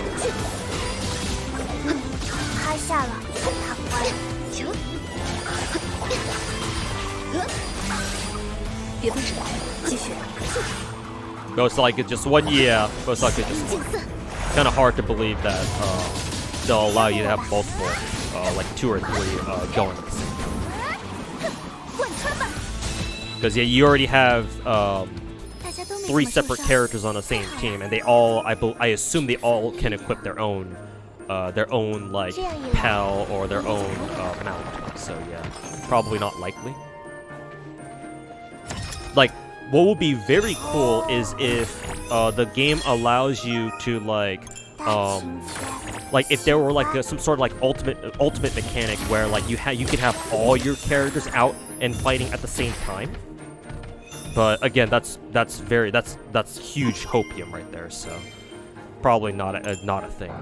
It would be amazing if the game could support that. Hey, Rydia, and yeah, I'm doing alright as I can be. Hopefully the same for you too.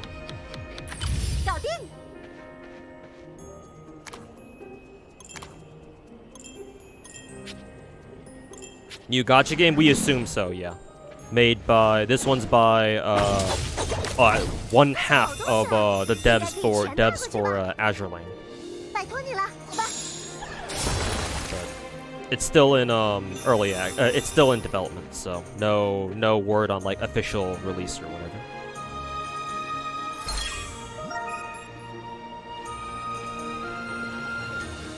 The pet system is a breath of fresh air in Gacha games. Yeah, exactly. That's a good point too. It's Pal World, but has Gacha. And people already love Pal World, so yeah. I would imagine this game is also gonna pop off pretty hard too, but we'll see.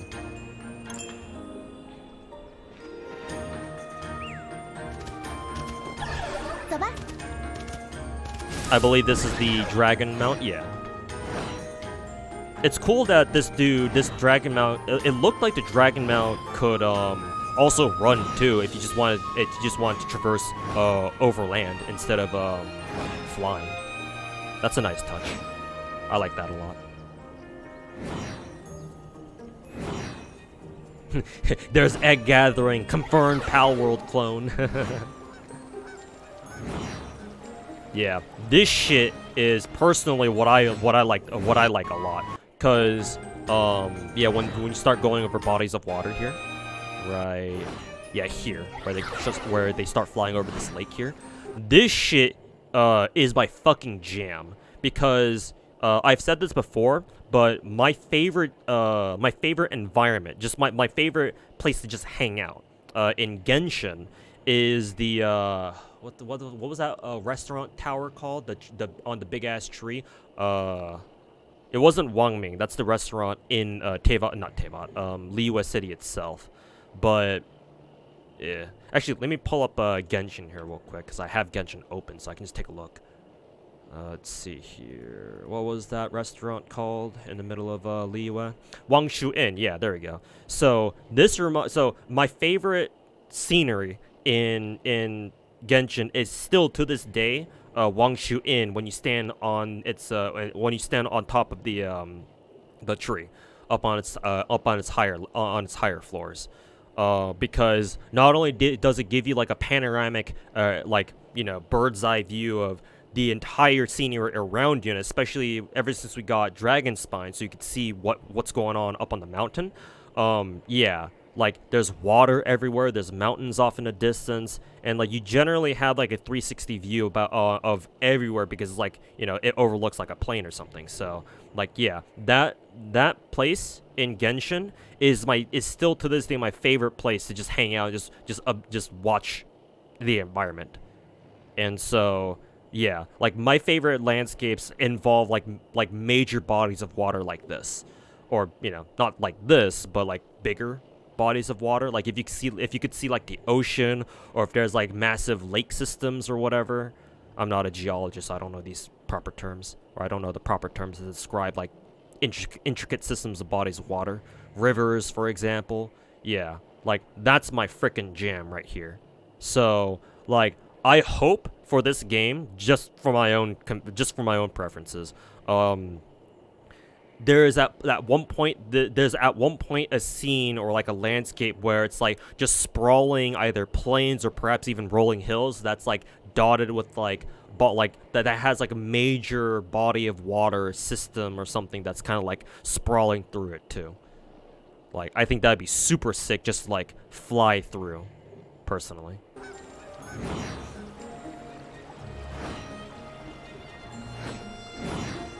And yeah, it looks like there's more bodies of water going this way as well.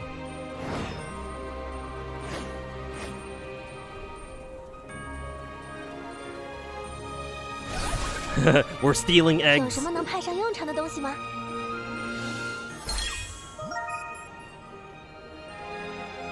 We're stealing eggs.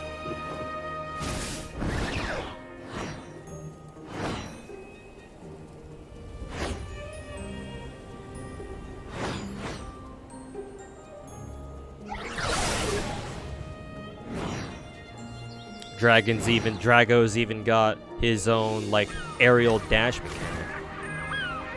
Yeah, shit like this basically. And so far, I really enjoy, even though most of these landscapes we're seeing are just like, you know, your generic forest and shit. I mean, now we're in a snow biome. Even just the standard generic forest biome here, I feel like there's already been like a good diversity of like landscapes and scenery. Because like so far here, like obviously you have your grasslands, right? Yeah, your standard grassy like plains or some shit. And then later, you're in like a more heavily wooded area where you've got like these random ass, giant ass icicles. I guess that's to like indicate to you that you're kind of like at the border region between like forest and like a more like a colder environment. I guess more to the north. I'm assuming. That's the ice biome that I'm talking about. Unfortunately, I think that tree just kind of popped in there. Yeah, because there's no tree there, and it just kind of pops in. Yeah. So maybe they could fix that, maybe. Maybe increase draw distance or increased, like, rendering distance or whatever. And then fast forwarding here a little bit. Now you've got, like, more of this river system. Like, even the trees. Like, even, like, I'm going to sound like a tree hugger here. But, like, even the trees have good variety here, too. Like, you've got... I assume these are more like bigger redwoods, or some like taller, like more like thick. These trees are thick, bros.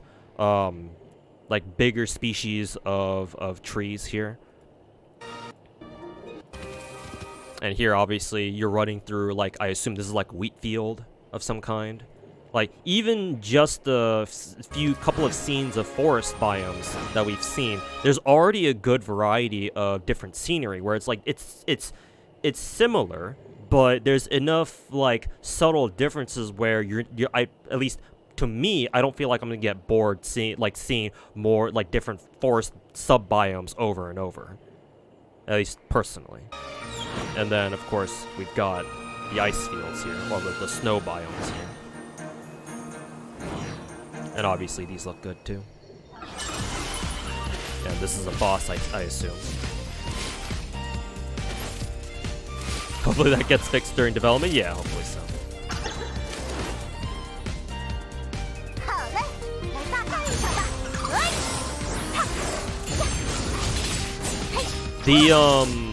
The dodging mechanic here really reminds me of Ether Gazer, actually. Because when it looks like when you successfully dodge an enemy attack, the game slows down and gives you a bit of bullet time. Or, well, bullet time, slowdown time, whatever you want to call it. This happens with Ether Gazer, which, for those of you guys who don't know what Ether Gazer is, it's another gacha game I play. And it's also made by Azure devs. However, it's a different development studio. So Azure is developed by both Manju and Youngshire. Azure Premelia is specifically made by the Manju devs, one half of the Azure devs working on, well, Azure Lane, of course, obviously. But Ether Gazer is developed by the other half of the devs who work on Azure Lane, and they're called Yongshi. Yong Yongshi. Yongshi. At least I think that's how they're pronounced.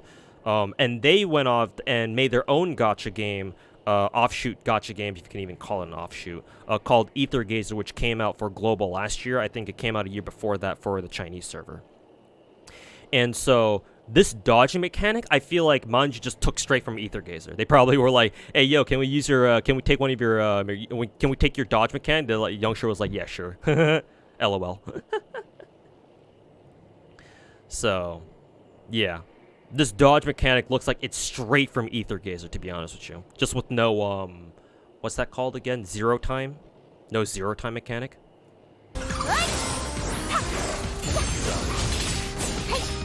It's a nice touch.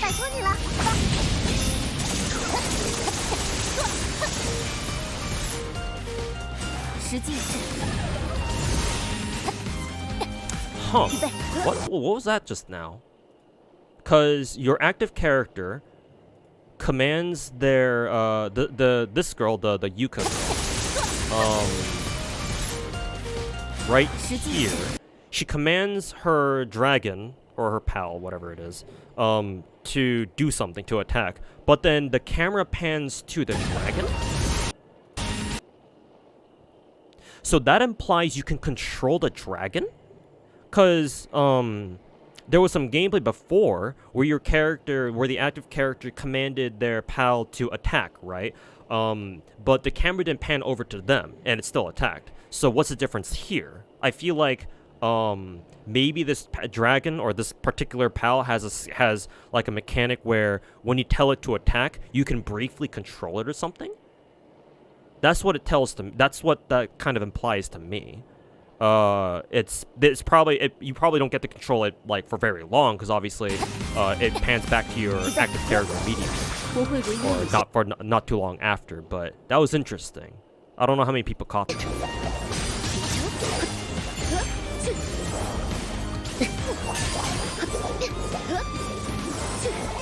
By the way, your characters have a lot of HP in this game, or the characters have a lot of HP in this game. Actually, let me compare that to the other characters over here. Let's see. So this character, the red-haired girl, the fire girl, has 82,000. And then when they switch characters to a different one, this girl also has 85,000. I think. Yeah. The Yuka girl has 85,000.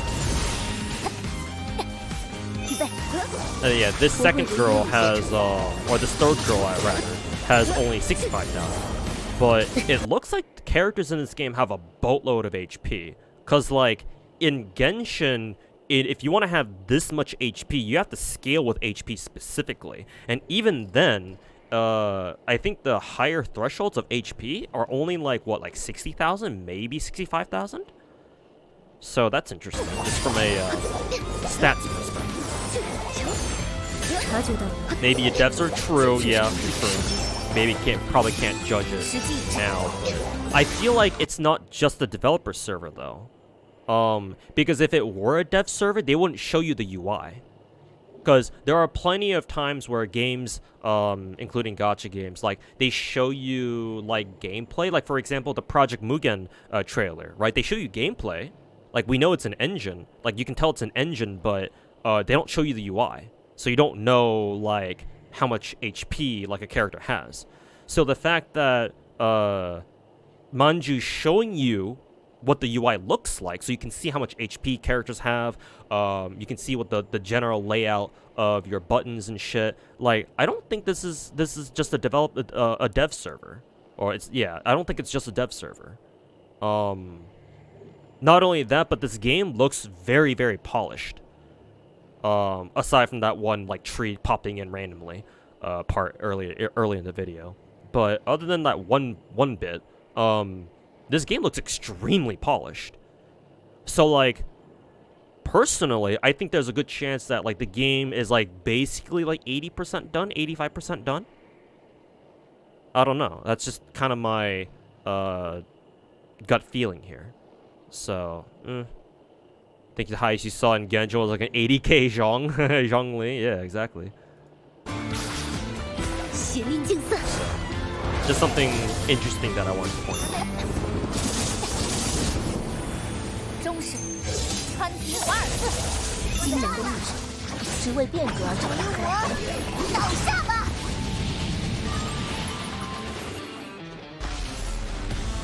And another boss battle. This time against a giant flying crow or something.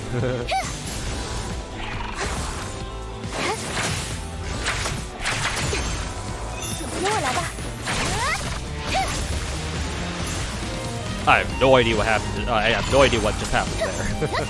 在这晴空之下， Maybe a special dodge mechanic. 成功了！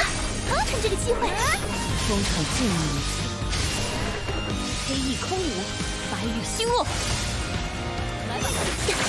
This game began development back in 2021, so they've been working on it for 3 years. Yeah, sounds about right.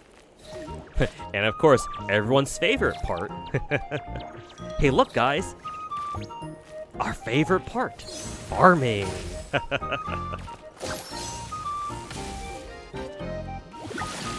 It's possible we'll see it released later this year. I don't think we'll see a full release. I think that's a little bit too ambitious. It's rare for games, even just regular games, to like come out first announce their existence, right, and then come out like the same year or like less than a year later. Maybe a full year later, maybe, but for gacha games, typically when they first get when one gets announced, you typically see that's the end of the trailer. You see like what was I going with this? You see them do like promos first, right? Now that last week we've gotten these trailers, right? The announcement trailer and then this 15-minute roll of footage from them. Let me put on another freeze frame here. Or actually, I'll just play through it again as I just yap about this game. But yeah. Anyways, where was I? You typically see gacha games like do promotion, right, to like hype up this game for people, right? And then they do start doing like betas, right? Closed betas, open betas even, and then they come out with the game. So, I don't expect a 2024 release for this game. I think it's more like, at the very least, like middle of 2025. I mean, I would love this game to come out earlier, just from what I'm seeing here. But, yeah, I don't expect full release before then. If we're lucky, we'll get, like, for example, like a closed beta by, like, I don't know, third quarter of this year, perhaps. But that's, like, I think best case scenario. Unless the game really is that far along production. And it looks like it, to be fair. Like I said, the game looks extremely polished already. Minus some hiccups, right? But, yeah, man. I feel like this game's gonna go places. Honestly, if there's gonna be a proper competitor to Genshin, it might just be this game instead of Wuwa, because Wuwa is obviously catering more towards hardcore players, whereas this game has the casual elements to make it pop off really hard. Like, this might actually appeal to casual players now that I think about it. It might pull it off. Might. Because it's got cute characters, obviously. It's got a very cute art style overall. And you've got very casual, friendly gameplay elements like, farming. Everybody loves farming. And like you've got the mounts and shit like that where people can just enjoy just flying through the air if that's all they want to do. Because I mean that alone is fucking cool. For tons of people, obviously. And then yeah, and then you've got the whole like Pokemon aspect, right? That'll bring in like the Pokemon nerds, the Pokemon casuals, and for that matter, the Pal World casuals as well. So like, it's got a winning recipe here, I think. This might do it more so than Wuwa now that I've taken a good look at its gameplay, like its trailers and the footage so far. This might actually do it. Obviously it's still like it's still a huge hurdle that they need to overcome, like to be able to tap into the casual market the same way that Genshin did. Most likely it won't happen, but like, bro, if they play their cards right, if Manju plays their cards right, if they do what MiHoYo did back in the day and just market the ever-living shit out of their game and like sponsor everyone to play this, maybe, just maybe there might be a chance. Might be. And man, I hope that, like, now that I've taken a good look at this gameplay, I hope this game pops off, man. Especially because I'm also an Azure lane player too, so shit, man.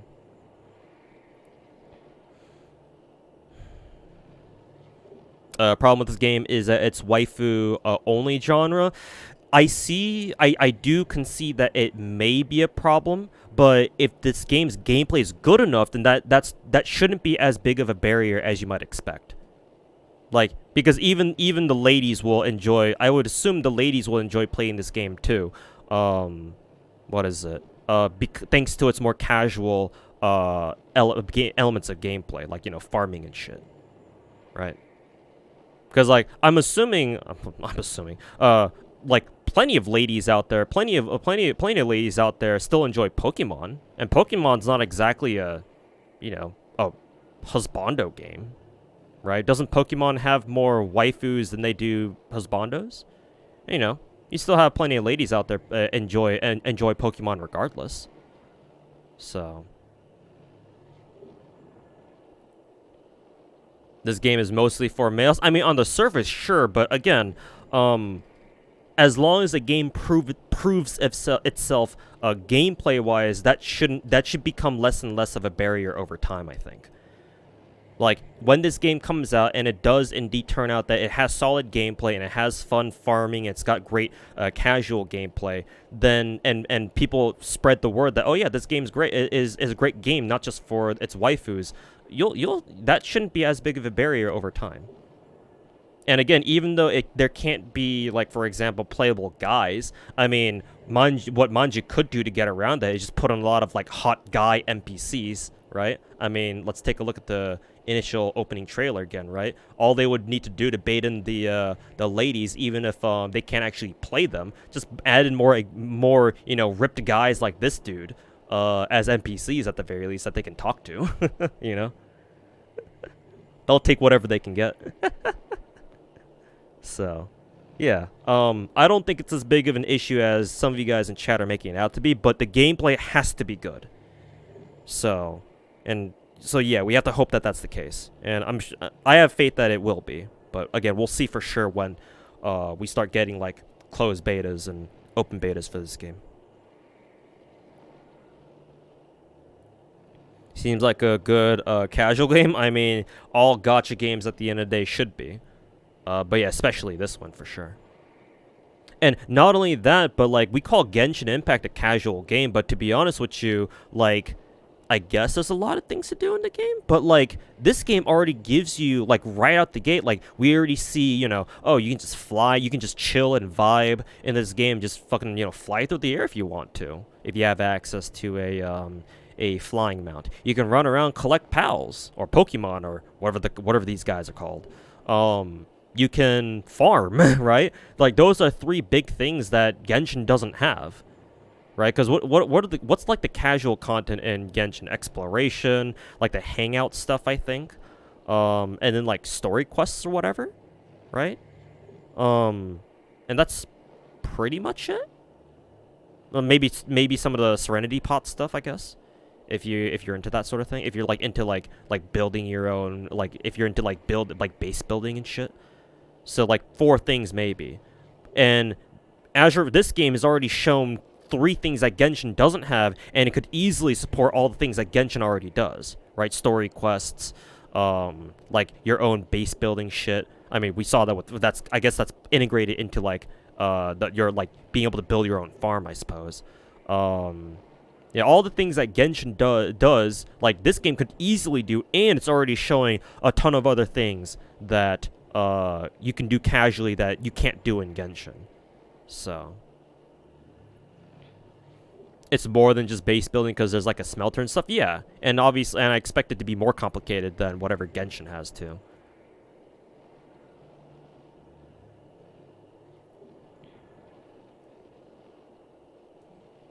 Do you know what Manju really excel at here? They can give the Pokemon or like the pals here skins. Oh yeah, I'm sure they could. Yeah, I'm sure they absolutely could.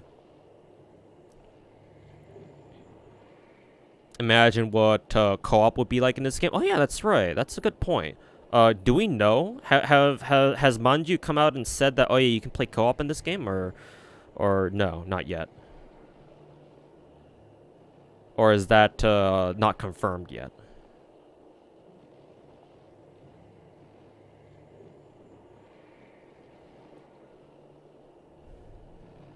Because yeah, that's a great question. Like how would co-op work in a game like this? I would assume it's gonna work pretty much like Genshin, where like you when you join a when you hook up when you link up for co-op, right? What is it? You're gonna each control, assuming that's 3-player co-op. You're gonna each control your own character and then your own mount pretty much, and you're all gonna be fighting at the same time. So, but yeah, that is a good question actually. Not confirmed, no official statement. Okay, hopefully there is, because if it does have co-op on top of everything else, then yeah, it's an absolutely it's a great recipe for success.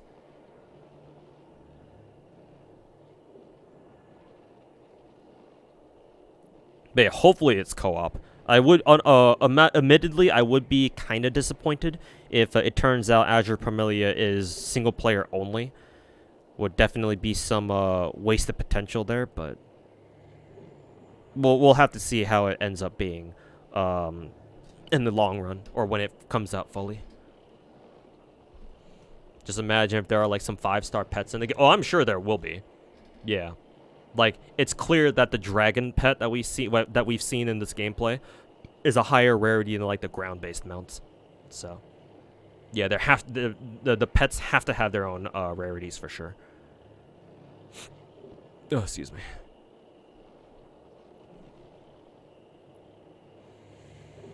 We don't even know whether this game even has like an energy or like a stamina system at all. I mean, let's just go on a limb here. There probably will be, but yeah, we'll have to see how good its energy system is. Because in Azure Lane has like a non-standard stamina system where if you want to like do battles and quests and shit, you have to spend oil because Azure Lane, yeah, you control ship girls and they drink oil or they consume oil to fight. But technically, Azure Lane doesn't have like a standard stamina system. As long as you have the oil, you can keep fighting. But then again, this game is a little bit different, so I don't know if they're gonna follow like a similar like stamina system, or perhaps more accurately, the lack thereof. Then again, though, this game is literally called Azure Premelia, and in the beginning of at the start of the trailer, right? Don't the subtitles say like we came from the ocean or some shit? So it's like it's an obvious reference to Azure Lane. But then again, just because thematically and aesthetically, it's well, not even aesthetically, thematically, it's similar to Azure Lane doesn't mean I had to copy everything from that game. So I don't know. It's hard to tell right now. We would have to see the actual like more gameplay of them the devs actually using energy in this game or stamina. You can see in the UI at certain moments that you have 200 energy. Oh, okay, so yeah, we should have. Then this game does have a standard stamina system. Did you say oil, Mr. 2? Yes, I did.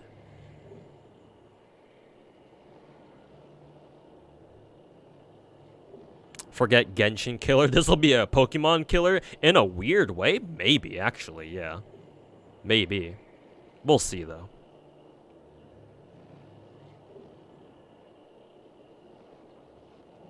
But,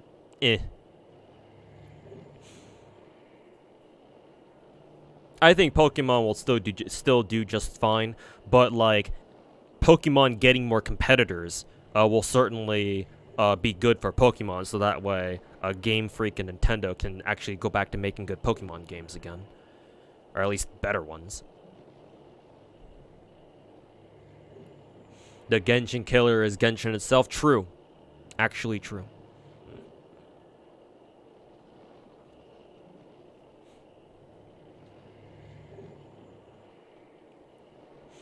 Game Freak slacked off so hard, other games are outdoing them. Well, to be fair, whether or not Game Freak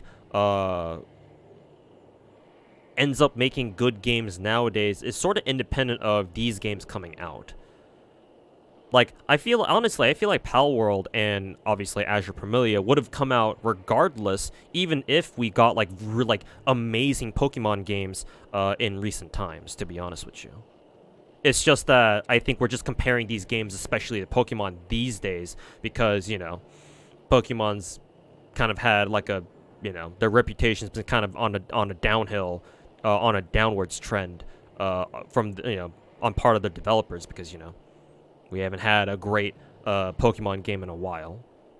So I think people are just comparing these games to Pokemon a lot more, just because people kind of want Pokemon games to be good again. So in the meantime, while Game Freak is still stuck, you know, sniffing their own farts at Nintendo's headquarters, they'll settle for anything else that's Pokemon-like and hopefully also good at the same time, if that makes any sense. So, this game already has pre-register. Ooh, I'll make sure to pre-reg for it after I'm done streaming for today. So yeah.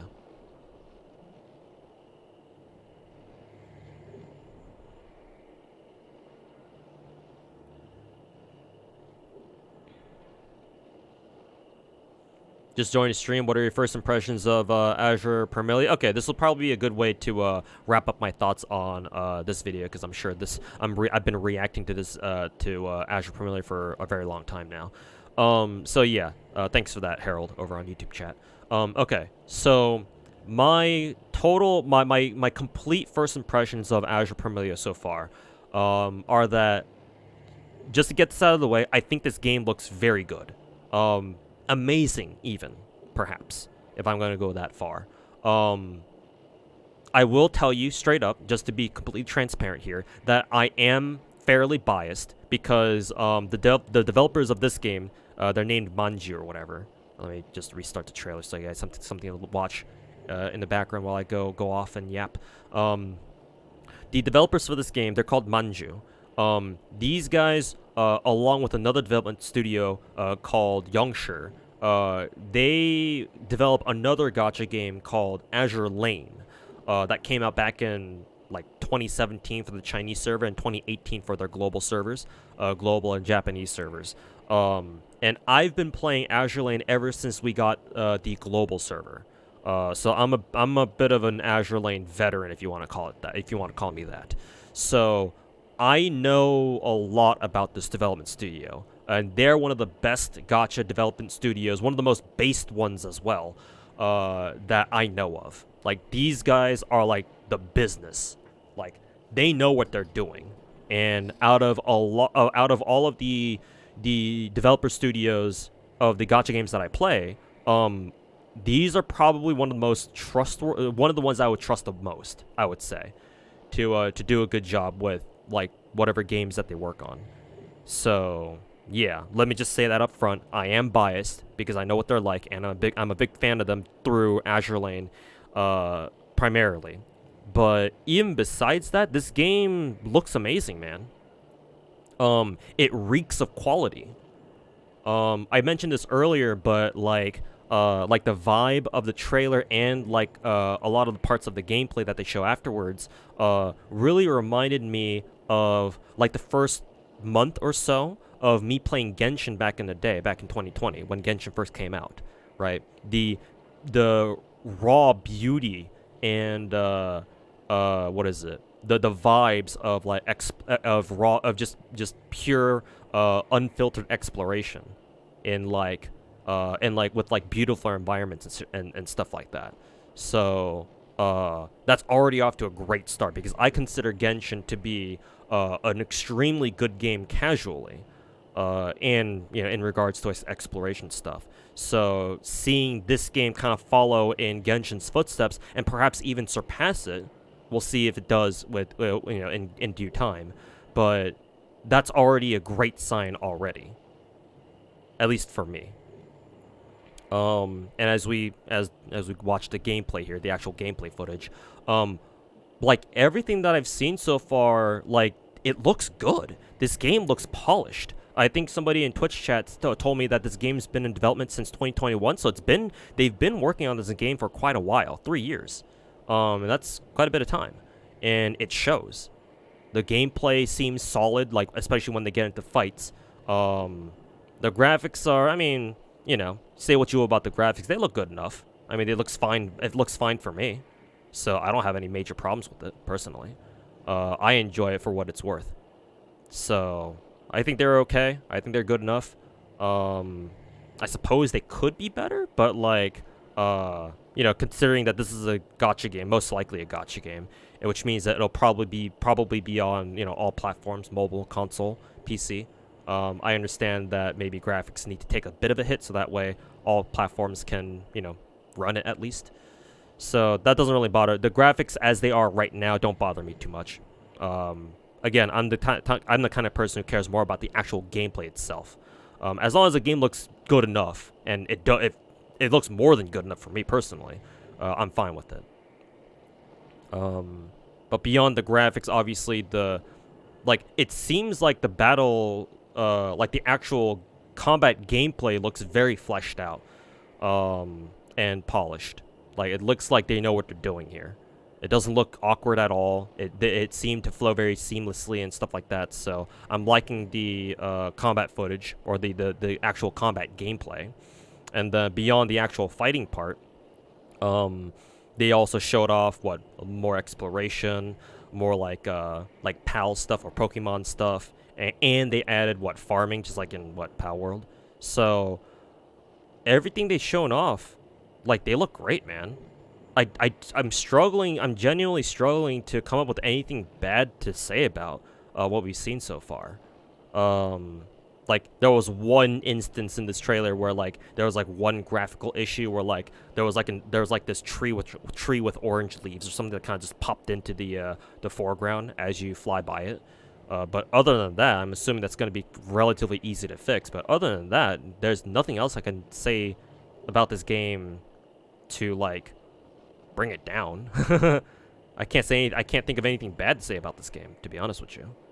We'd have to, you know, learn more about this game for me to figure out what to criticize about it. But for right now, yeah, this game looks amazing, man. Yeah, I'll say it. This game is amazing. And I'll end my first impression with this, that just based off of what we've seen so far, I've said this before, but this might have the ability to give Genshin a run for its money. Like people always talk about Genshin killer this, Genshin killer that. This legit might be a potential Genshin killer, more so than Wuthering Waves at least, and definitely more so than, for example, Arknight's Enfield. Because this game has something that Enfield and Wuthering Waves don't have, and that's actual casual gameplay elements, right? Because like obviously it's following the footsteps of Genshin, where you know a big part of this game is going to be about exploring, right? It's obvious with that. It's obvious that that's the case because of all the scenery and all the beautiful environments that you see so far. And with the inclusion of mounts, right? If they give you, what's the point of giving you mounts if they didn't want you to explore, right?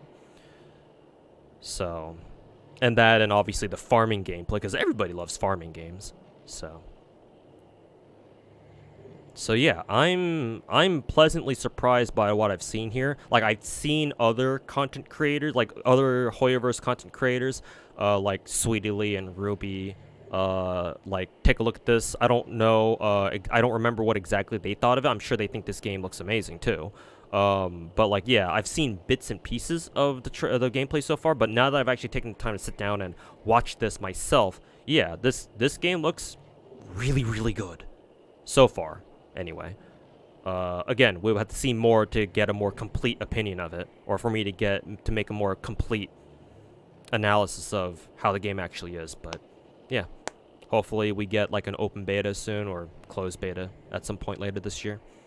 Not expecting one for a while because they just announced this. We just got this announcement footage and whatever, trailer like last week or something. Not even last week. So it'll be a while before we see like a proper closed beta or whatever. But hopefully the sooner the better. So that way we can see how this game really is. And I can see just how much potential this game really has. So, but yeah, so far, I'm liking what I'm seeing. And I hope this game does well. But again, we'll see for sure in due time. But anyways, that'll be it for my React segment to put up on my YouTube channel. So thanks for watching, everybody over on YouTube, and we'll catch you guys next time. Peace. Okay, ending timestamp about 3:43. Yeah, I reacted to this game for basically another hour again. But oh well. I guess I'll just be known as that dude who makes hour-long React videos. Sweetie Lee loves the red-haired girl, I'm sure. Yeah, for sure. I mean, if Sweetie Lee really likes red-haired girls just like her own VTuber avatar, then yeah, absolutely. Hey man, I mean, that's part of the reason why Sweetie Lee is my comfort gacha streamer, because she has such great red hair. My two favorite colors are red and blue. So so anytime I see an anime girl with brilliant red hair, I'm just like, damn.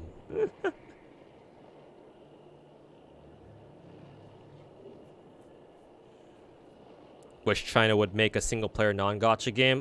Funny you mentioned that, because I believe the Arknights devs actually did come out with a game like a single-player non-gacha game like that recently called X Astris or whatever. So I mean, I guess you might want to check that out. I don't know how good that game is. Thought it was pink-haired waifus. Pink hair isn't normally my #1 hair color pick, but it just so happens that I love a lot of pink-haired gacha game waifus. It just kind of happened that way. It wasn't intentional.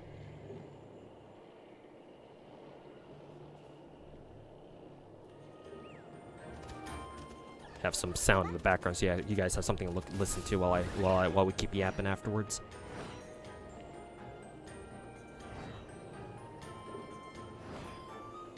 Any thoughts about Reverse Collapse? I haven't played it. I probably won't read it.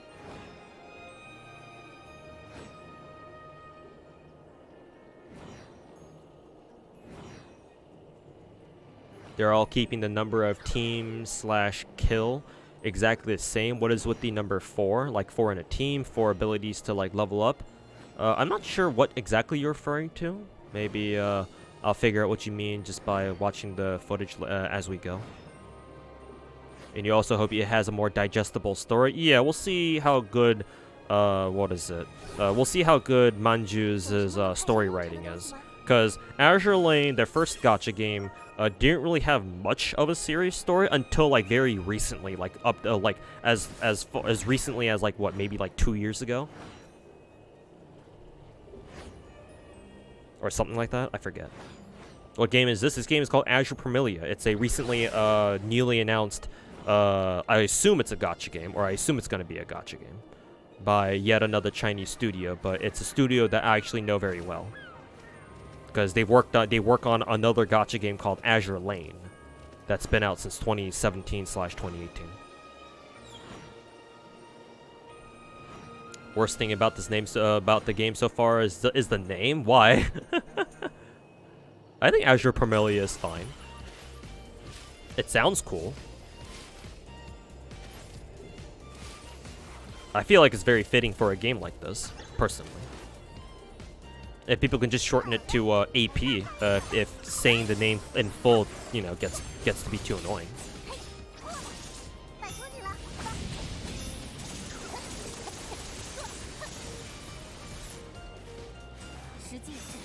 You actually don't get Genshin vibes from it? I don't know. I do. Considering you have, you know, well, Genshin doesn't really have much in the way of boss battles per se. But still, like, at least the combat reminds me quite a bit of Genshin so far. Obviously, you know, it's just me looking at the gameplay. Obviously, when we're playing it, it'll obviously feel very different. But like the exploration, what we see here of the combat so far, I mean, I don't know, man. I get massive Genshin vibes from this personally. Like, I don't know how you can watch this and not get Genshin vibes unless you've never played Genshin, but I don't know, I feel like you have, Tyrer. And not to mention, again, we know that this game started development back in 2021, and by that point Genshin was already released, so like, the devs for this game obviously were using Genshin as a huge inspiration, so, I don't know. Is this game going to be heavily censored? Well, we don't know. Not sure about that.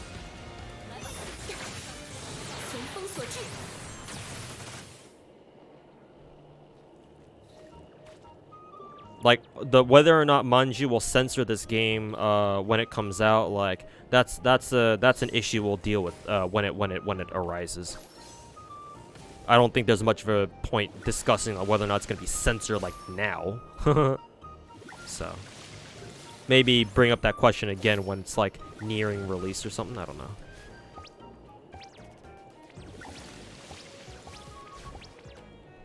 You get more like a Tales vibe or something. If you've played like other like fantasy RPG style games, then yeah, I understand. I understand now where you're getting that from and why you think it's more of those games rather than like Genshin. Of note, I've never played any of those other like JRPG single player JRPG games like Rise or Tales of or whatever. So, or like the Atelier games or whatever. So, now that you put it that way, okay, like I understand more. So like my only point of reference is like Genshin pretty much. So, no wonder I compare this to Genshin, and all the rest of you guys are comparing it to like the proper inspirations, like the Tales games and the Atelier games or whatever.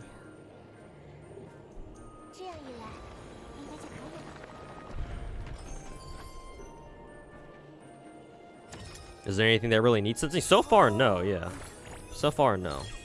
Like, unless Manju becomes even more based, and they like release a more like a bit of a hornier version of this game.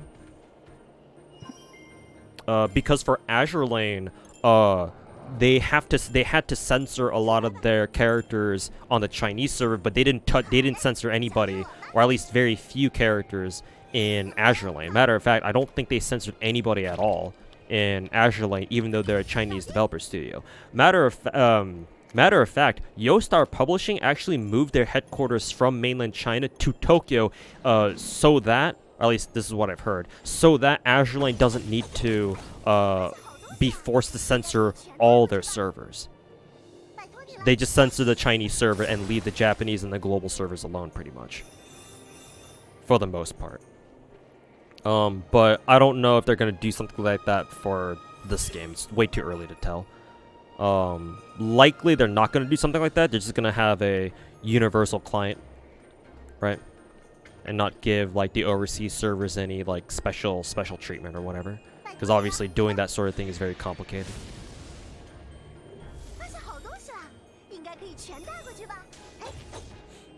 Who needs hornier versions when modders will have you covered? True, but we'll see if working with mods in this game are as annoying as they are in, like, for example, Genshin or Star Rail.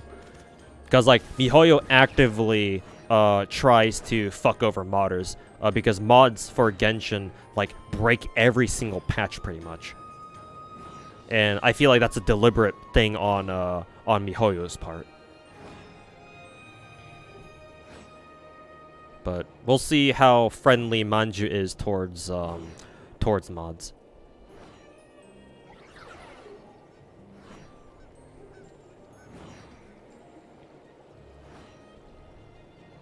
Did Yoastar basically give up publishing in China? From my opinion, my impression of it is that they pretty much did. Because we know Yoastar is headquartered out of Tokyo now.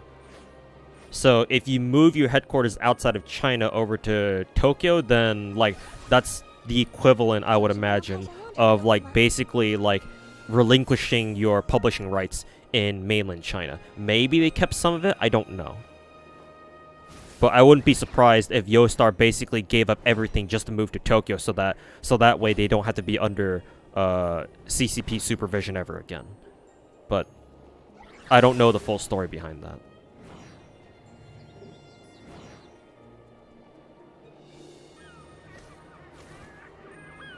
The hash updates, yeah, kind of annoying.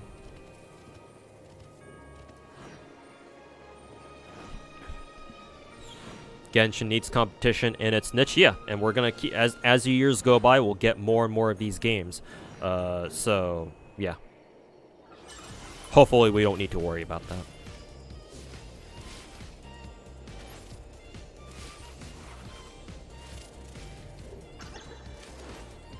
It's not the same as Hoyo, because Cognisphere only publishes worldwide. Yeah, Hoyoverse and Cognisphere are just subsidiaries of MiHoYo. MiHoYo hasn't done what Yoastar has, where they've completely relocated outside of mainland China. And again, I've already explained earlier that, or I've explained before that they can never do that. That's never an option for them. Because if they do, that means they're basically sacrificing their entire Chinese player base. Because, the nationalistic Chinese will see that as like a betrayal of their country. Like, why is MiHoYo like? Because it's gonna be very obvious as soon as if MiHoYo ever does relocate their headquarters outside of China. Yeah, people will immediately see that as, oh yeah, they're trying to escape Chinese jurisdiction. So that way they don't have to deal with whatever the CCP is making them do, or like deal with like Chinese law or whatever. And obviously the little pinks will be super fucking pissed off over that. And so if MiHoYo ever does anything like that, they're basically burning everything that they've worked on to build up. And like, they're not gonna do that. Straight up.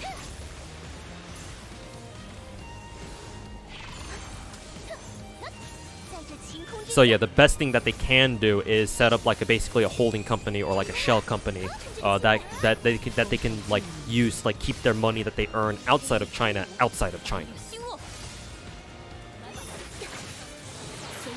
Yeah, that's basically the best they can do.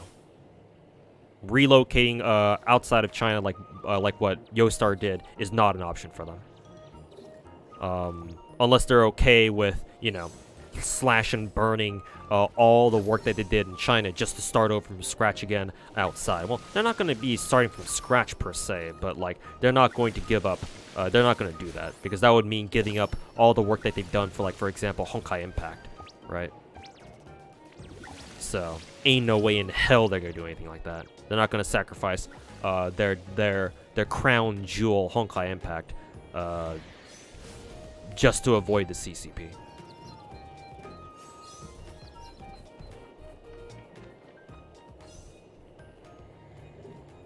Which they relocated since the Gakuen, the Honkai Gakuen days.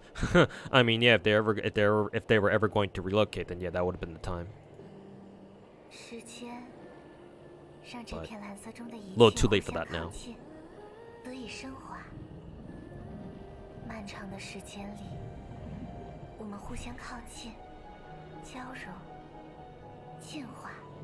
AP is really solid. Kind of a shame they won't have male playables, because you love simping the dudes, but you'll still give it a try. Yeah. Kind of expected that there won't be any playable guys in this game, just because I know the devs. But I agree. Game would be overall better if we did have at least some playable guys, but it is what it is.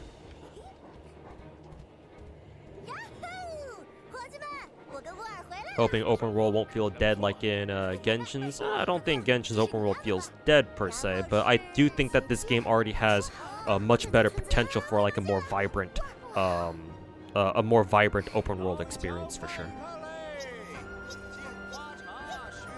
We'll see if actually is the case though.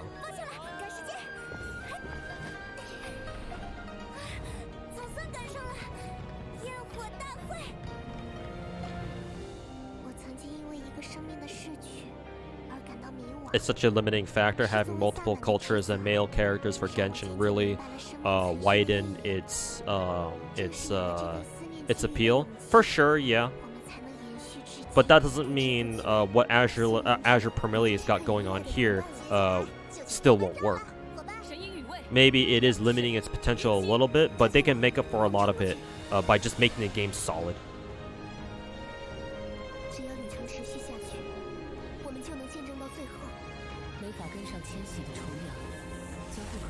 Males ruin my gacha experience. Unironically, the average Chinese gacha game player's POV.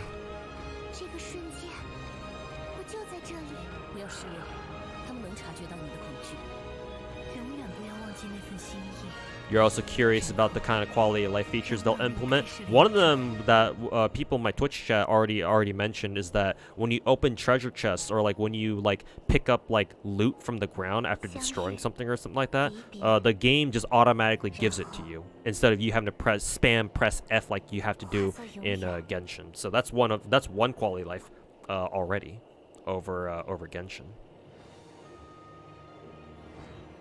You want the giant whale? Imagine you can obtain him as an ultra rare mount. I mean, technically, if you want to get technical, the flying mounts, or just the mounts in general, the mount system in this game is already a massive quality of life buff, because obviously that's something that Genshin doesn't have.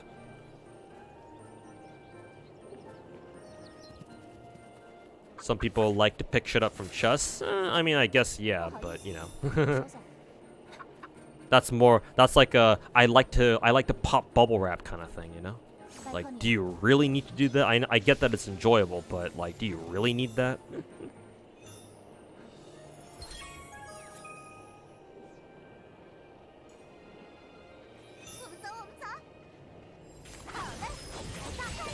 The Pokemon are free.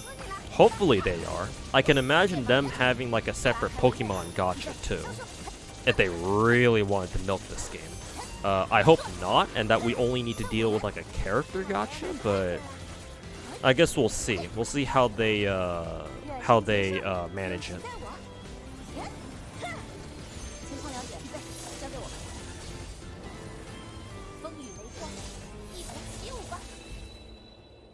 Genshin has so few dark-haired girls. You might be right, actually. Because, yeah, is there even a single Genshin character who has black hair? Maybe Yunjin. Does Yunjin have black hair? Oh, Chiori has dark hair. Duh. Shenyun has dark hair. Chiori's got dark hair.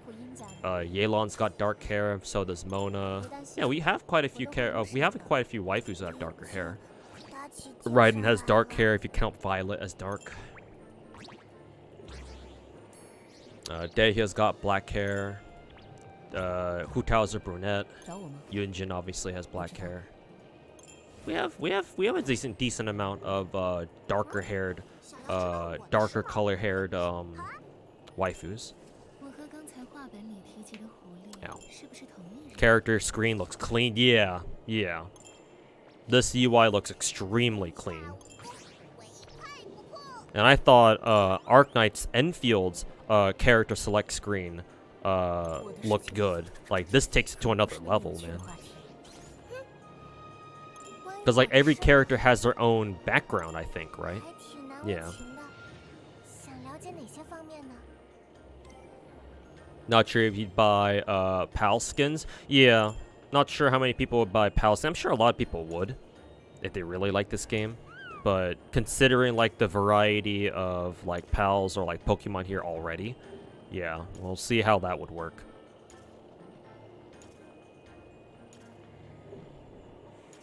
The UI looks the best out of all the non-Hoyo gachas so far. Yeah, for sure.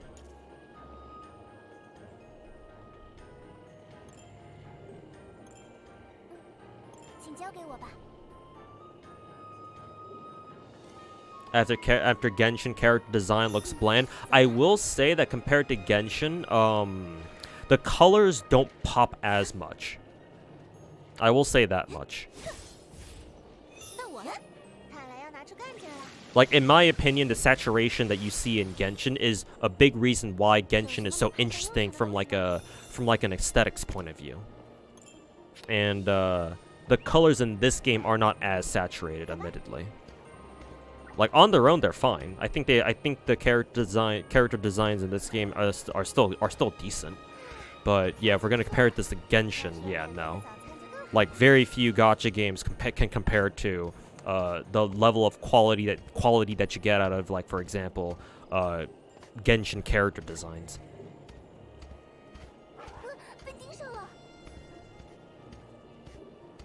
Much more vibrant than Wuwa, at least. I mean, it's not hard to do that, but yeah. Point taken. Felt that with Northern Waves? Yeah, exactly. Like, that was my biggest concern going into second closed beta, and apparently they fixed it. They did like address a lot of it, but like, to me, from all the CBT2 footage I've seen from Wuwa over the past, like, month or so, 2 months rather, yeah, like, I don't know where exactly they addressed that issue. Like, the game looks basically the same as it did last year, if I'm gonna be honest. Maybe the characters have better colors, but I'm not sure. No stamina is really cool. Yeah, assuming there's no like stamina in like combat or whatever. That's nice at least. We can spam dodges all day.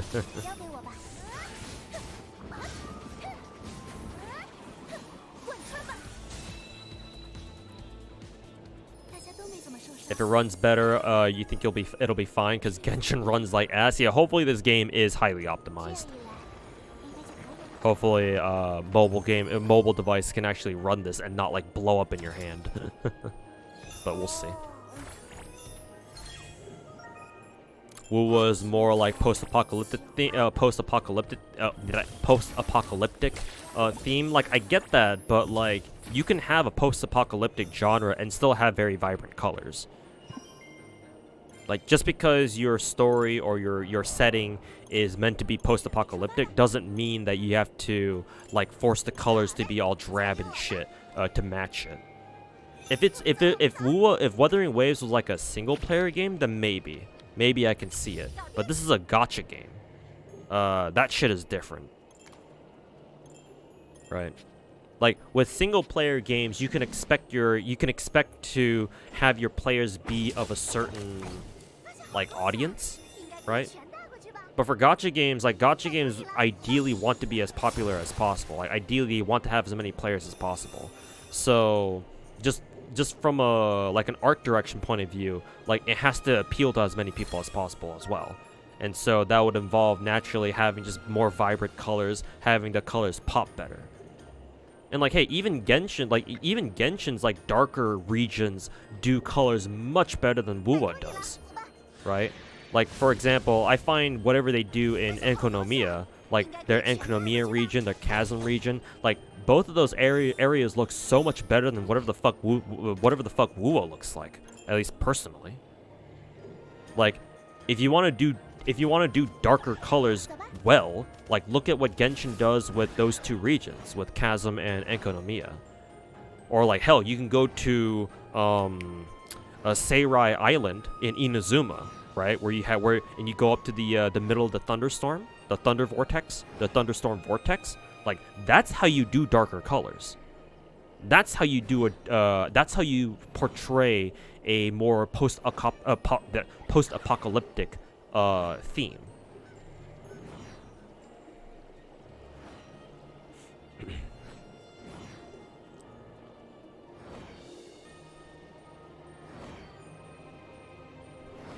Nobody complains about Nier, though. Yeah, because Nier, again, is a single-player game.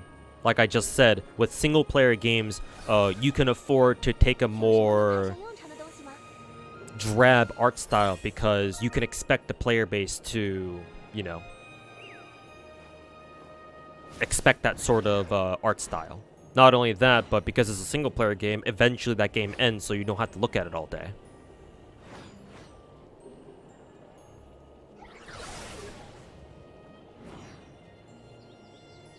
For you, Seirai Island always looks washed out, bro. You're insane, man. I don't know how the fuck you can look at Seirai Island and think that's washed out, bro. Holy shit.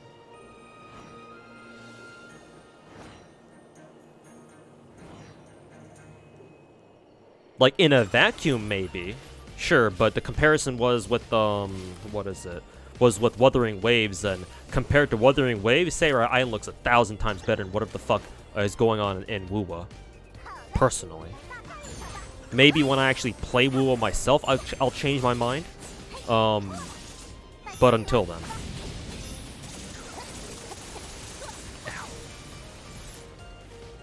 Have you read an interview with that David from Honkai did with Nasu? I saw bits and pieces of it because I saw on Twitter. I think it was Karoshi. I forgot what his name was.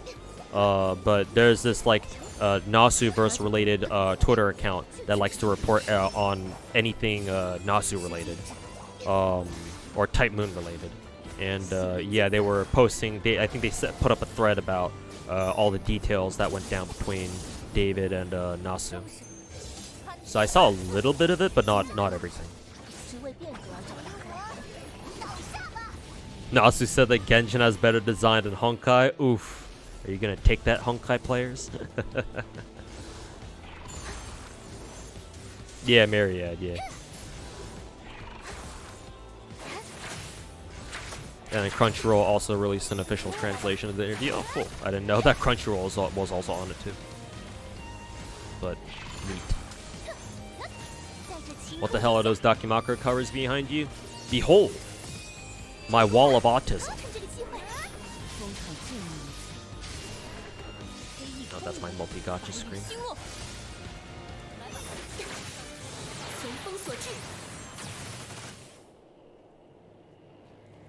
But yeah, mixture of VTuber body pillows and I think there's a Genshin tapestry up there with the cryo waifus. Yeah, and then Taiho from Azure Lane.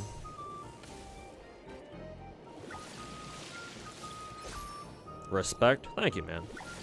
I'm proud of my weeb autism. Wouldn't have it any other way. It takes a real man to display his body, his anime waifu body pillows up on his wall for the world to see. I'm very manly, I can assure you. Said nobody ever. What's your PC setup? Like specs? CPU i9 12900K processor, or CPU rather. 32 gigs RAM, 3090 graphics GPU. I mean, those are the most important components, right?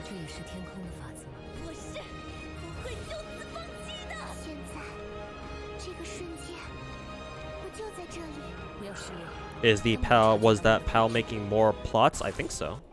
Something like that. Like, they're clearly doing something. Yeah, when the boar kind of stamped down on the ground, yeah, he's making more plots of land. Or like plots where you can like plant seeds and such. Yeah, that's pretty cool.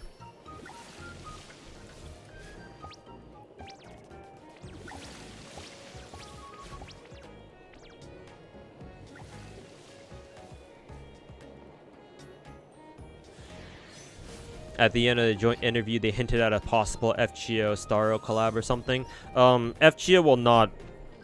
It's not. If they ever do one, it's not going to be an FGO one. At least I would highly doubt that. Yeah, I highly doubt Nasu would allow an FGO collab. Because remember that FGO has never collabed with anything that's not already a Fate IP, or at least a Type Moon IP. So, to think that FGO will collab with another completely different IP is preposterous unless MiHoYo just really wants it to happen and they'll just throw money at Nasu to make it happen. But even then, I'm not sure if Nasu would be swayed. Because it's not like Nasu does shit for money. I mean, he makes plenty of money enough from fucking FGO, I'm sure. So, I don't know how much that would convince him, but if anybody's gonna make it happen, it's gonna be MiHoYo. So, but yeah, I still highly doubt like an actual FGO collab. in Star Rail. What's more likely is like he'll perhaps allow, for example, Star Rail to have like a Fate Stay Night collab. Because Nasu's let plenty of other games and other IPs, like for example Shadowverse and like Valkyria Chronicles or whatever that game's called, to have FSN collabs. So that's far more likely. But even then, even if Nasu is cool with that, then we have to talk about whether or not MiHoYo is cool with Honkai Star Rail having like external IP collabs on its own. Because like, how many collabs has, for example, Honkai Impact 3rd had for any, I don't know, for any Honkai Impact players in chat, either on Twitch or YouTube? Like, has Honkai Impact ever had external IP collabs before, like in-game? Like, I know they had that Genshin collab where you can have Keking and Fischl, but that's about it. That's all I know. They had about like 2 or 3. Okay, so it's possible. Okay, that's all I need to know then. Even if they didn't have too many, as long as they did some, that's fine. I mean, even if they only did one, that would still that'd still be enough. Yeah. If they had an Evangelion and a Promare collab, then yeah, then it's possible. Because all I need to know is if they ever did one in the past. If they did, then that's all I need to know. Because that means that there's precedent, and that means that there's always a chance that they'll do something, that they may do something for Star Rail too. But we'll see. We'll have to wait and see if anything like comes out of that.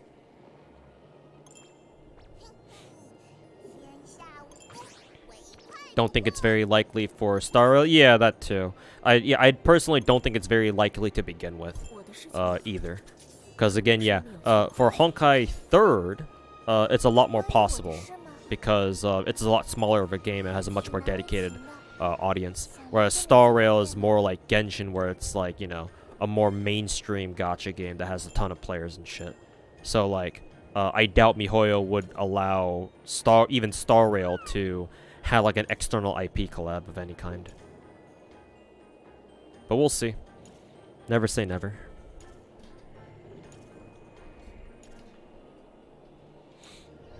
There's also Alloy and Genshin. Yeah, but that was more because Sony probably forced them to put Alloy into the game. So, like, Alloy being in Genshin isn't really indicative of anything.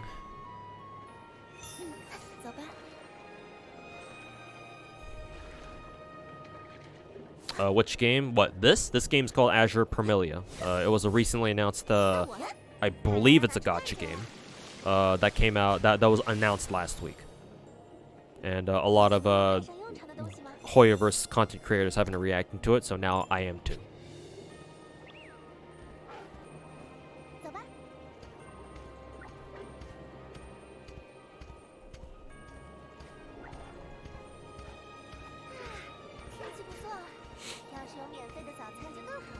Hopefully they have more tall girls like the tanned angel girl. Oh, don't worry about that. Knowing these devs, they'll give you a good variety of waifus. Don't you worry, man.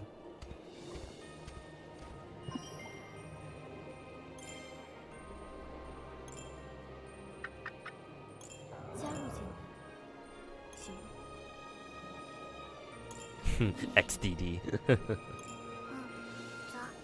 Same devs as Azure Lane, half of them, yeah. These are the Manju devs. And yeah, they're one of the dev studios for Azure Lane, so.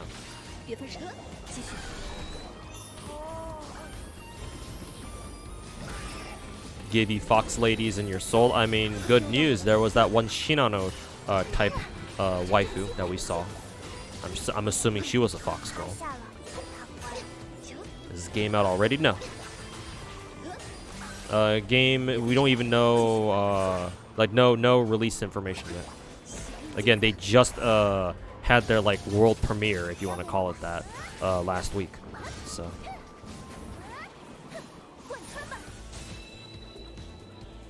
But no, this game will probably stay in development for quite a while. I would expect at least another year.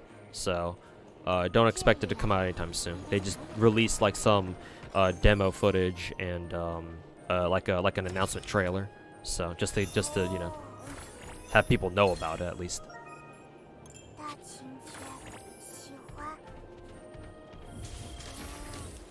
Fox ladies are one of Manji's specialties, for sure, for real, for real.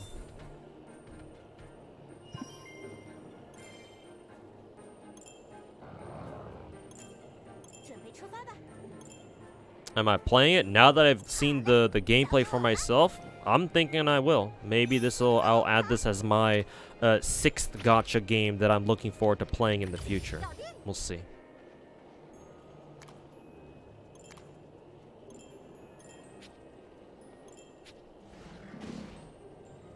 But yeah, perhaps so, man.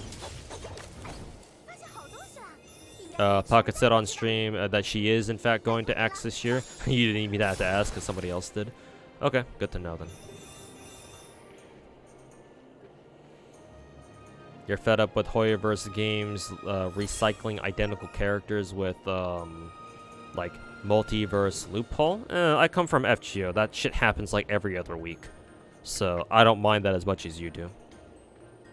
Personally, I think it's very cool that you have some old returning characters come back in different games, because that way you establish a sense of familiarity in a new game, and not everything about a game is like completely brand new. But you know, if you don't like that sort of thing, then that's fine. That's you.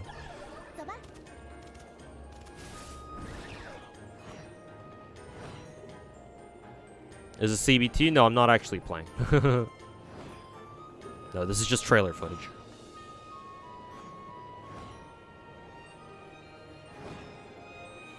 Hoyoverse alts are child's play.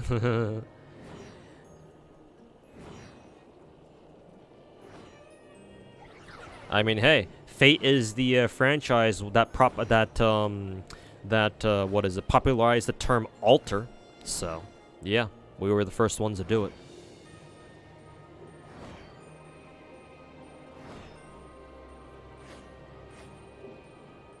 How many sabers are we at? Yeah, are we at now? Yeah, I don't know. Like, we're probably in the 30s now, to be honest.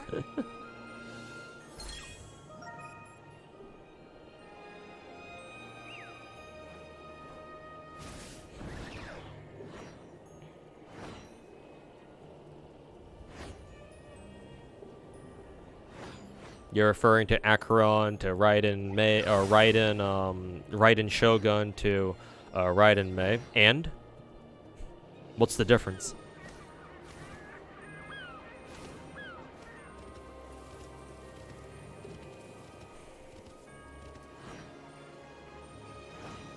What's this game called again? Azure Premelia, or AP for short.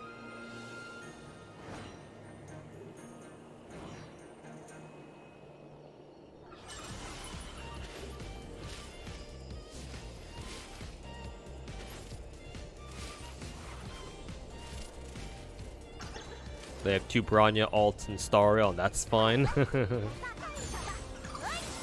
Honestly, I'm surprised KS Lore didn't bring up the fact that in Honkai Impact, like, apparently there's like a shit ton of variants for like the same like 6 or 7 characters.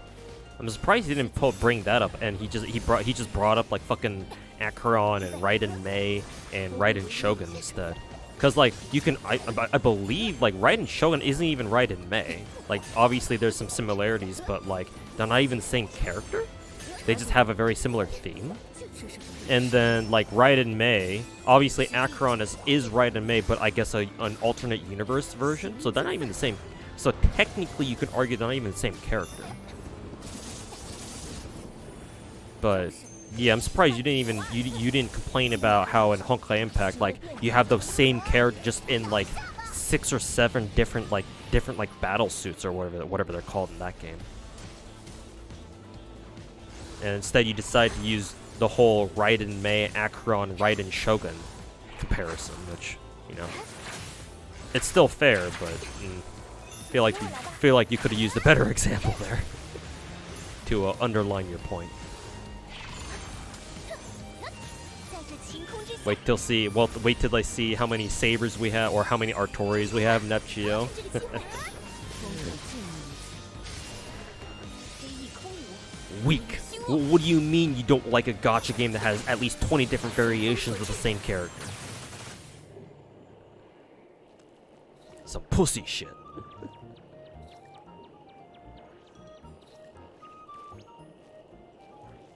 He sounds like a tourist. I mean, he usually obsesses over like Girls Frontline and like Snowbreak, I think, so I'm not surprised, but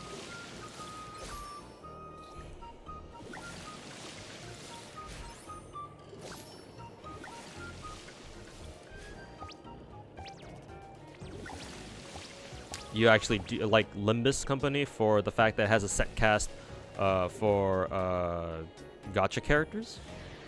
I mean, don't all gacha games have that?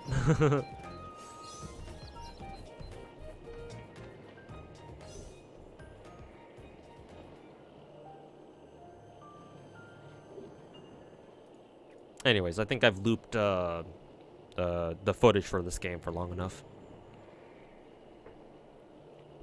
But yeah, really enjoyed how this ended up turning out. So, hell yeah.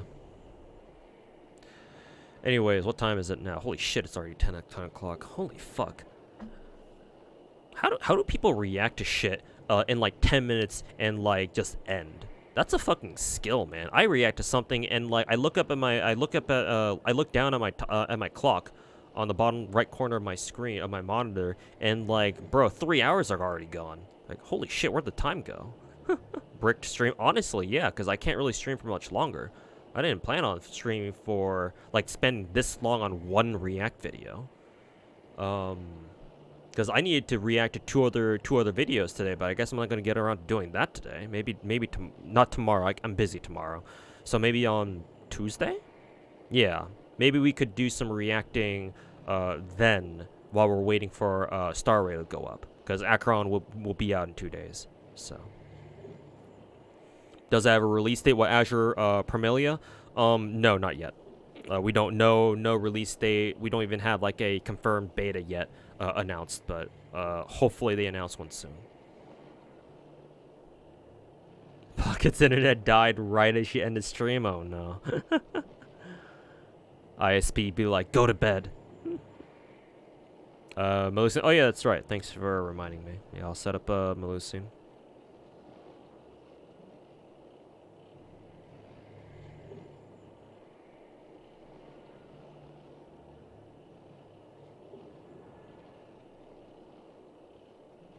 Oh, data update. So I'm gonna have to do that again.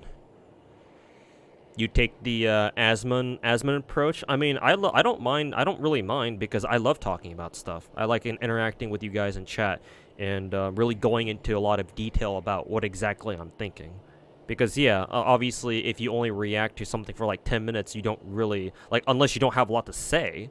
You physically aren't able to talk very much about, you know, your full thoughts. And like I'm the type of motherfucker who likes like talking in depth about stuff wherever I feel is appropriate.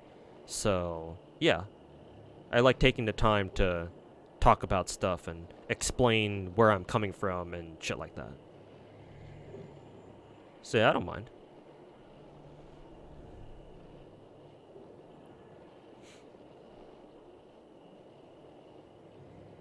Perhaps your brain rotting nowadays. I mean, you just gotta have a bigger perspective.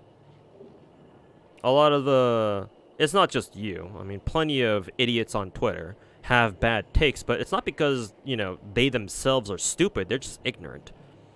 Like, a lot of the time, I feel like the kind of takes that you see on social media, not just, you know, in Twitch chat or whatever, I feel like people would reevaluate what they think as long as they had the perspective to compare their original thoughts to. Obviously, a lot of people on social media are just that fucking stupid, but not everybody's like that. You know, internet's a big place. So, a lot of the bad takes that people may have on social media or whatever, maybe those people wouldn't make them in the first place if they just know how things are like outside of their bubble. outside of what they know.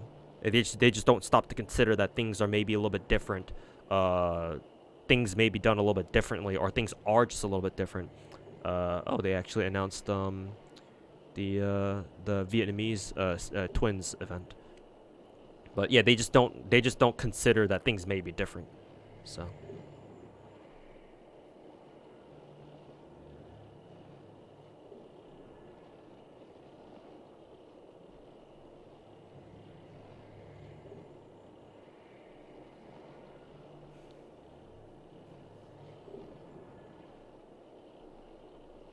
That, and obviously people on social media have no clue how to express their opinions in like a proper way that doesn't like fucking set half of Twitter on fire. So, but I mean that kind of makes sense considering, you know, you do everything for the clicks and views, right? So,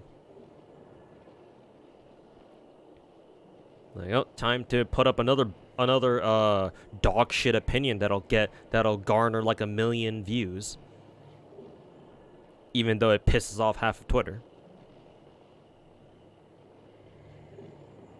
Mr. Elongated Musket would sure love that.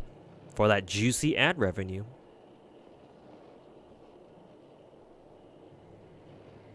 Okay, Gabu. My Melusian should be up for you now.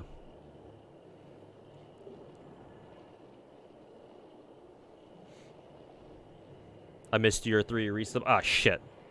Sorry, Valeric. But yeah, I blame my sub alerts for not working. Cause yeah, like my alert box is on, but it hasn't been tracking subs at all today. So sorry about that. And plus, I was busy reacting. Yeah, so busy, right? But I was busy reacting to the Azure Premelia video. So, but yeah, thanks so much for the 47-month resub, Valeric. 1 more month to your 4-year resub. Yeah, throw gasoline on everything that has a spark or that can make a spark, pretty much. PhD in yapology, which is funny because I'm the type of dude who just kind of shuts up when he's not prompted. Like, one of my weaknesses that I talked about in previous streams is that, like, I've mentioned I'm very envious about I'm very envious towards like VTubers, cause like every VTuber I've seen, like literally every VTuber I've seen has the ability to just yap and yap and yap, like unprompted. Like I can only yap and yap and yap if I have something to talk about. Either like to answer a question from chat, or if I'm reacting to something like I did here. But like if I don't have a prompt, like a react video or just having a conversation with chat, then I just kind of sit there. Like I can't come up with like a good, like it's very awkward for me to come up with like a conversation starter on my own.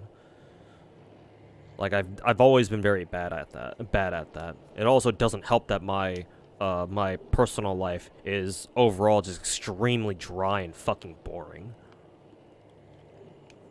Again, no thanks to my parents, I didn't have much of a childhood either, so the only way I can get my degree in yapology is by having something that I feel very strongly about, that I can talk for days and days and days on end about, or hours on end, I should say. If I have that thing, then yeah, sure, I can keep yapping for ages. But part of that is because I love being redundant. But maybe a lot of people have that problem too, not just me. Still play Snowbreak nowadays? Yeah, I still keep up. I still like Snowbreak enough to keep up pretty regularly with it. I mean, you can do your dailies in Snowbreak pretty fast. It's only annoying whenever Snowbreak gives you events that where like there are some mini games they have to play every day, and that's kind of annoying, but you get used to it. Or I got used to it. How'd my interviews go? I would assume pretty badly. I haven't gotten any word from any of my interviews so far, so yeah, I assume I flunked out of all of them.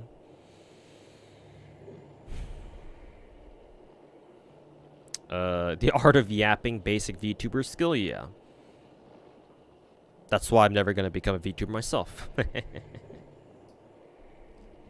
fixing Ichol today. How so? Like, what was wrong with her? You two, you won't talk until someone else does. Yeah. So you're just like me, for real, for real. But yeah, I'm just that kind of antisocial motherfucker. Forgot to do Genshin weekly bosses. Oh, get on it, man. You have like what, like 4 hours left? You like the co-op mode in Snowbreak? Yeah, the co-op mode in Snowbreak is actually fun. It's actually decent too, because ideally, like people, the current co-op mode in Snowbreak's event right now, like you ideally want to play it co-op, because playing it solo is fucking painful. So yeah, it's in your best interest to play it co-op. So I've noticed that a lot more people are playing that event co-op. Much better. The co-op event goes much better when you're actually playing with other people.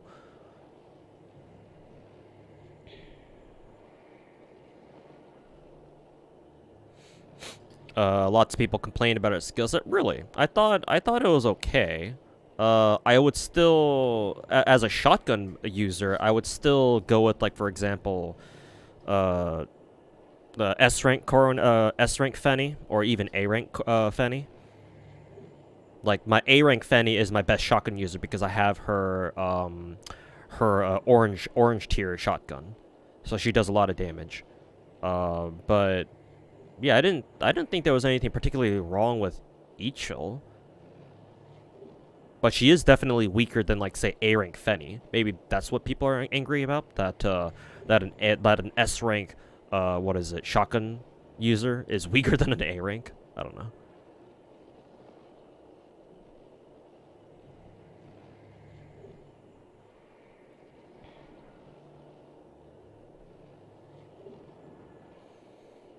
Isn't Ichil a decent support? I don't know how good of a support she is. All I know is that theoretically she's a great crowd control shotgun user, because her skill, when she uses her skill, she draws in enemies together, and then she gets 2 like special like air burst rounds that she can pop really quickly.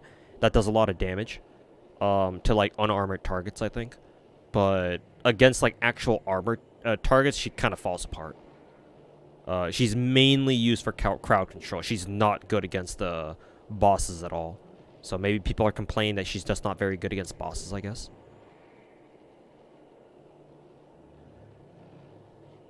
But she is a great crowd control. Or at least she does have great crowd control abilities, thanks to her skill.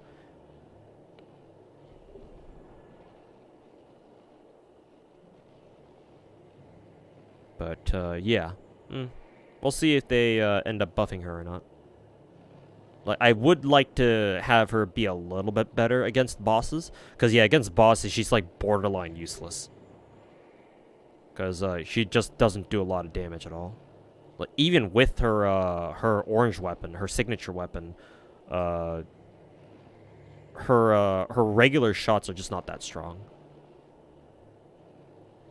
Like, again, A rank Fenny puts out a lot more damage output than she does. Assuming she's got her own signature, which is called Tiny Grains, I think. And I assume S rank Fenny is also the same if she has her own signature. I think it's called like Sunny Payback or something. But guess we'll see.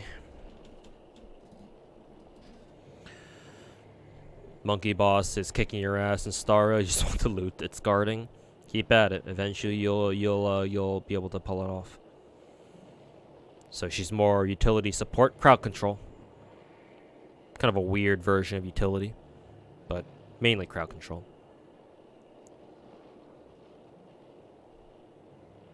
Like, I think she's mainly used for going up against like groups of smaller weaker enemies at once, so that way she can pop her skill, draw everyone together, and just blast them pop with her airburst rounds. And she just keeps doing it again and again because her skill is has a very short cooldown, like what, only 5 seconds or something. So she can spam it. So just keep spamming her skill until all the smaller enemies are dead, and then once they're all dead, you can switch to another character to take down like a boss or something.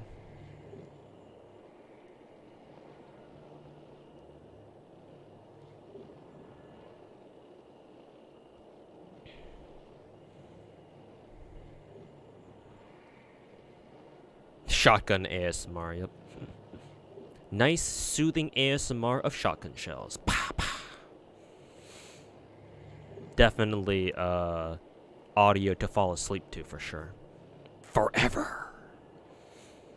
Oh yeah, Hector, yeah, Masamune is right. If you're talking about the monkey bosses in Panacony, yeah, their gimmick is that if you have shields on your team, when the monkey boss uses his special move where he throws out a whole bunch of like Coke bottles or whatever the fuck he throws at you, they bounce right off if your team has shields, and it reflects the damage back to either the monkey boss or anybody else, any of the other enemies that's with him.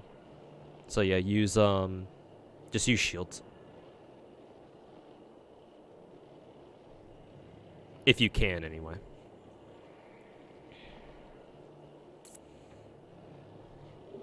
Haru and Ichil together just destroy waves of mobs. Yep, I would imagine.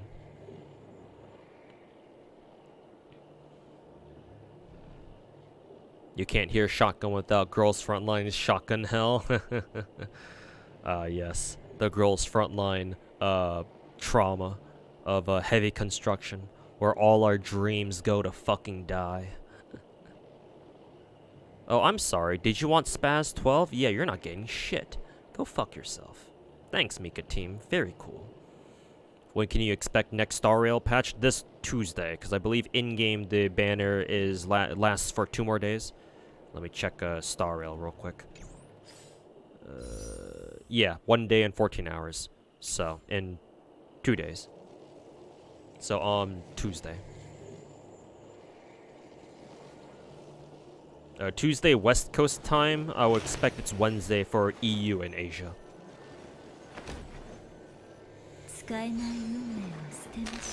Yeah, shield food buffs sound good. I didn't even realize there's some food items out there in Star Rail that give you shields to start with. That's actually quite nice. Please don't mention heavy construction. Yeah, exactly. Every girl's frontline one player's is worst enemy. They're sleep paralysis demons. Heavy construction.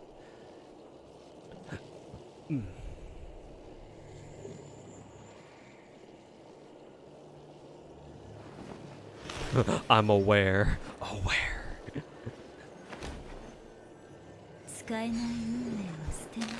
Personally, I am the pointless emote. The final evolution of aware.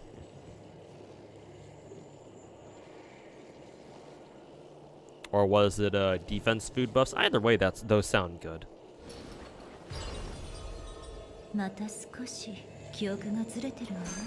I always forget that you can use food for like annoying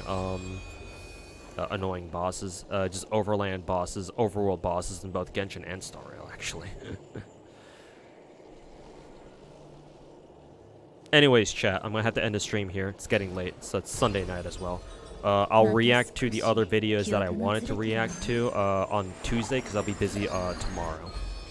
So, we'll react more while we're waiting for Star Rail patch to go through on Tuesday, I believe. And once Star Rail goes live, we'll roll for Acheron and see what she's got going on there. So, but yeah, thanks for hanging out, everybody. Is it Sunday? Yeah, today's Sunday. Or at least it should be. Yeah, today's Sunday. But yeah, thanks everybody for hanging out and for watching and for reacting to the Azure Premelia footage today. I'll try to have that up as a YouTube video. I think not tomorrow, but I think on Tuesdays perhaps. So yeah. Either on Tuesday or Wednesday. We'll see when what my video schedule looks like. But yeah, thanks everybody for hanging out. If you're new here, make sure to follow the stream or subscribe if you're over on YouTube. But yeah, that'll do it for me today, chat. So, really appreciate everybody hanging out. Let me see if anybody's streaming Star Rail today. Looks like who is it? Looks like また少し記憶がずれてるわね。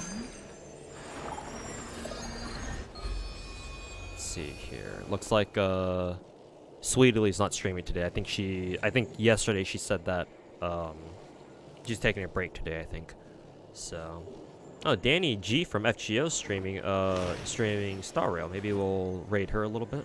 I think it looks like Pocket raided Danny, so maybe we'll raid Danny as well. Otherwise I would roll for who is it?